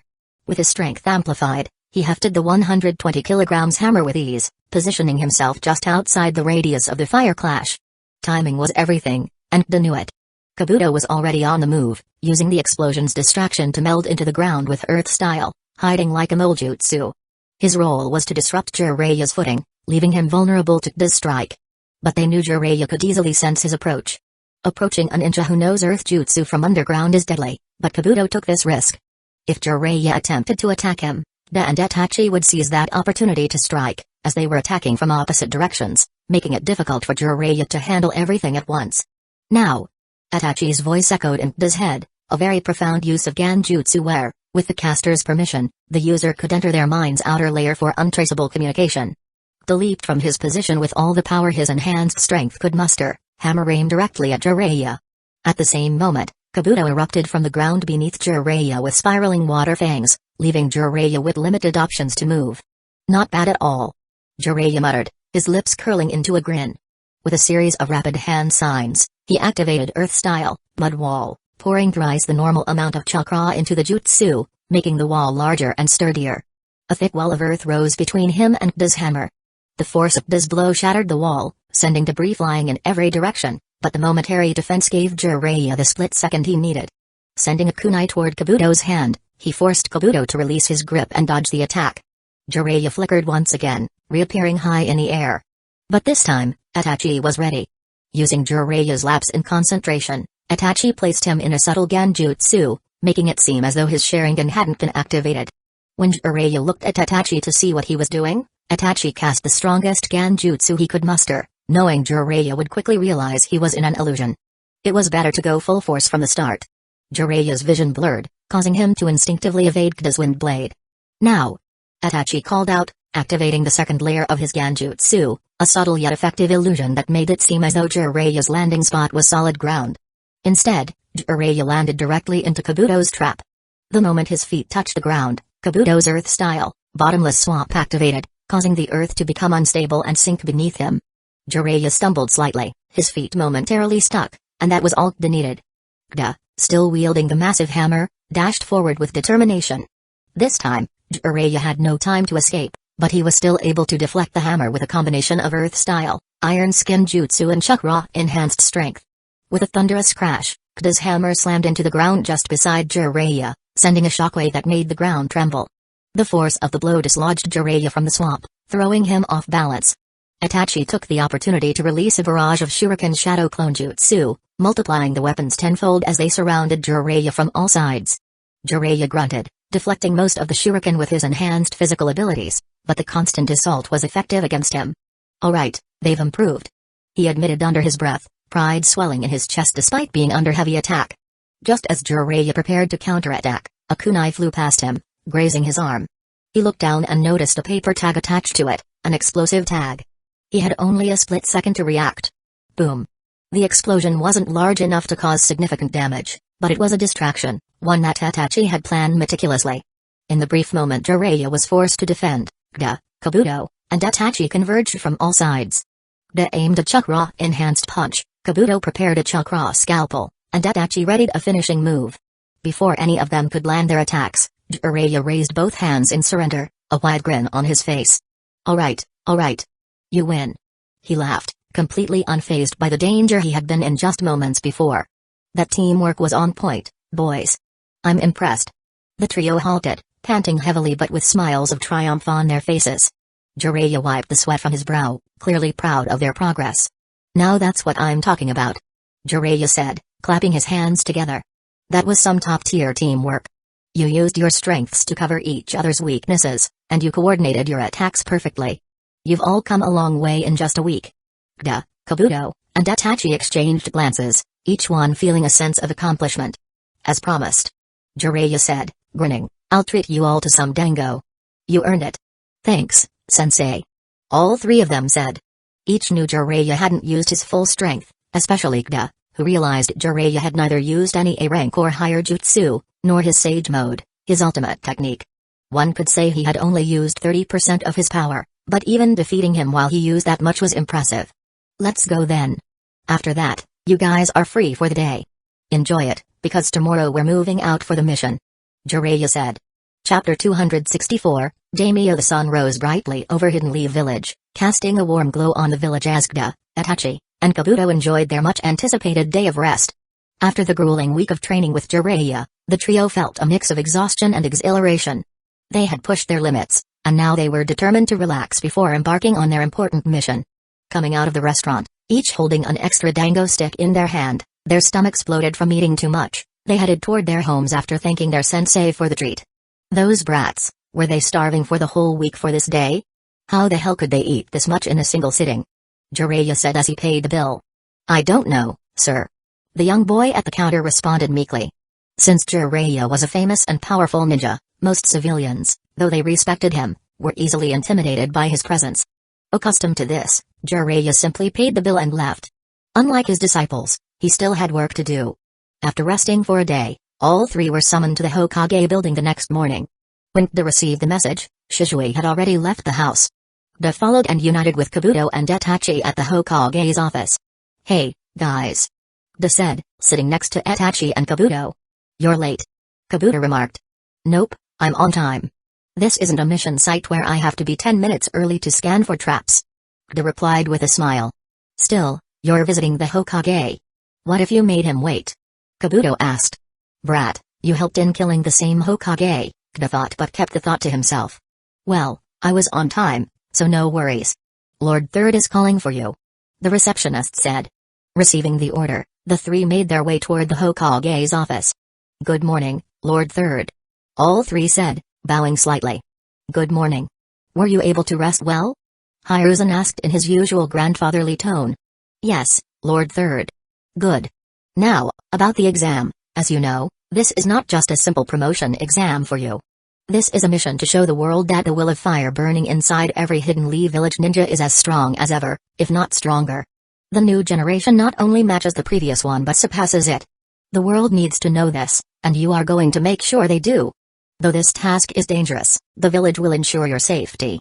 Not only will Jiraiya accompany you, but Shizue as well, along with 2 extra squads of Jonin. Your safety is fully secured. Though Hiruzen was trying to reassure them, he was also hinting at the actual danger of the mission. Sending 2 Kage-level ninjas along with 8 Jonin was enough to bring down any small ninja village without casualties. If such a team was required for their safety, then the danger level of this mission was clearly on another level.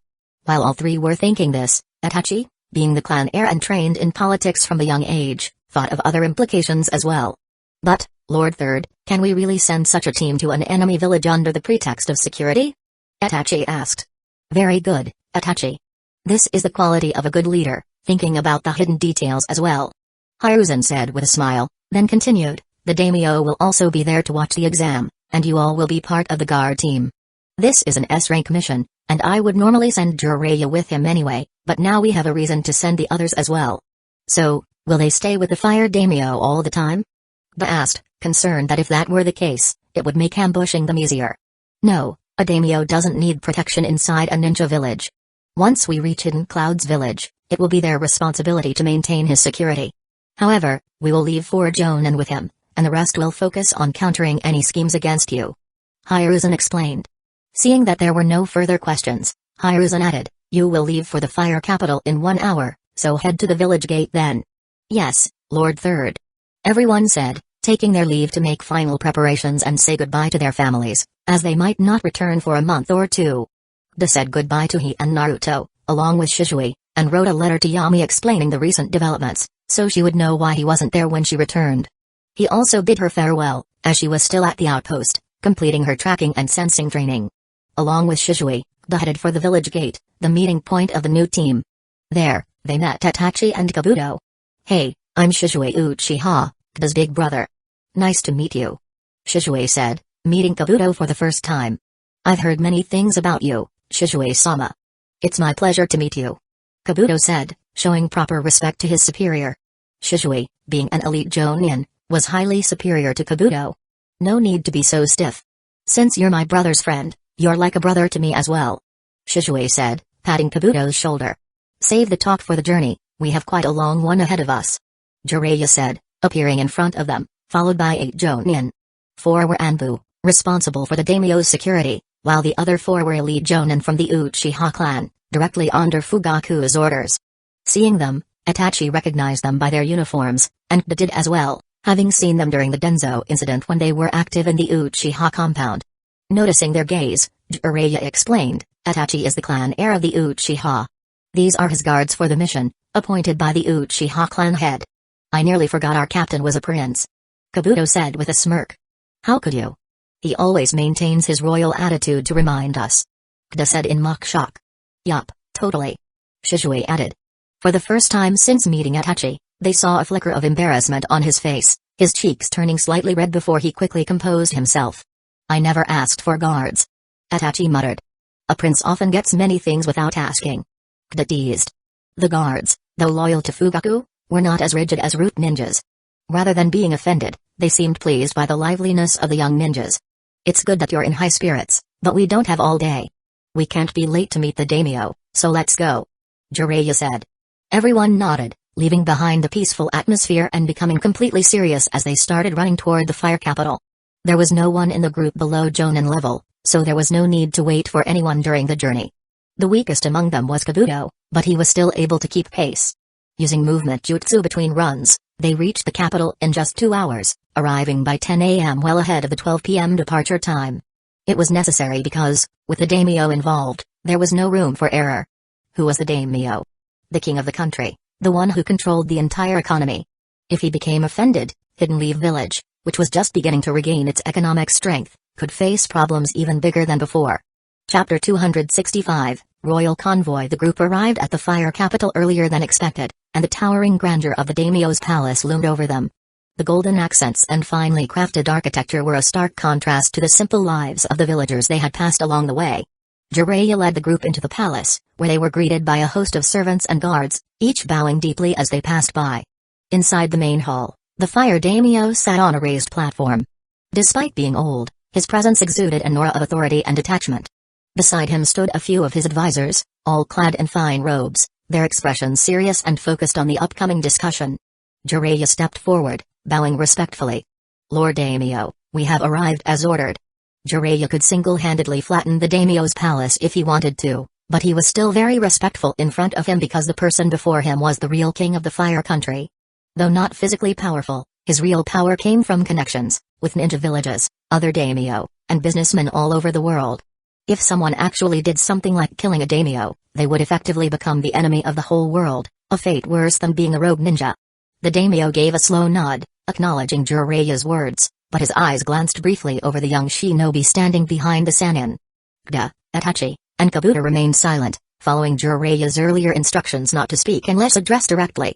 Jiraiya began explaining the security measures, the presence of the Anbu, and the elite Jonin guards. He emphasized the importance of protecting the daimyo during the Chunin exams, while also highlighting the need for Hidden Leaf Village's team to demonstrate their strength. The discussion was brief but comprehensive. The daimyo listened, barely reacting, as if the details were of little consequence to him. Even though he knew there was no need for such a large security team with Jiraiya present, there was never too much security in the ninja world, so he was internally pleased by Hidden Leaf Village's efforts to maintain his security. Once the conversation was over, the daimyo said, as expected of Hidden Leaf Village, "Everything is perfect? We will follow this plan. Please wait in my guest room until the time for the start of the journey." He gave respect to Jiraiya as well, because no matter how connected he was, this world still belonged to the strong. Even though the chances were low, if he somehow really offended a ninja of Jiraiya's caliber, he would die without knowing how, or perhaps completely knowing and regretting it. Being a wealthy and wise man, there was no way he would take such risks. Jiraiya bowed again and motioned for the team to leave. The shinobi filed out quietly, leaving the grand palace and its luxurious splendor behind. They were guided by servants to a luxurious room filled with elegant sofas and tables, and the tables were covered with a variety of appetizers. Everyone took a seat and ate something when offered. In the ninja world, it was considered rude not to eat, as the other party might think you suspected them of poisoning the food. With the strength level of the team, however, poisoning them was almost impossible. After 2 hours, a guard came to the guest room to inform them that the caravan was ready to leave. Nodding his head, Jiraiya asked everyone to follow him. When they reached the front of the caravan, they were awestruck by its grandeur. Da had seen 1 or 2 caravans of wealthy merchants during escort missions, and he had thought they were almost royal. But seeing the royal caravan for the first time, he realized how naive he had been. The sight before him could hardly be called a mere caravan, it was more like a moving fortress. At the center of it all was an enormous cart, so large it could easily accommodate 40 people, with space left for 10 more to move around freely. This grand vehicle, filled with intricate seals for both protection and comfort, was undoubtedly meant for the daimyo himself. Every detail was designed to provide the utmost luxury during travel. Surrounding the daimyo's cart were several smaller but still impressive carriages, 10 of them reserved for the ministers, each a scaled-down version of the main cart. Following those were 3 simpler carts, designated for the servants responsible for tending to the daimyo and his ministers. Additionally, 5 carts were dedicated to the daimyo's personal guard, samurai from the Land of Iron, hand-picked and trained specifically for the protection of the daimyo. The services of these guards were not cheap, especially those employed by the daimyo, who were capable of handling even a Chunin-level ninja. Though they were not ninja themselves, this level of skill was impressive. At the end were 2 carts, similar to the ministers, prepared for the ninjas accompanying the convoy, offering them a place to rest when needed. The entire procession was a testament to the wealth and power of the daimyo, moving like a formidable palace on wheels.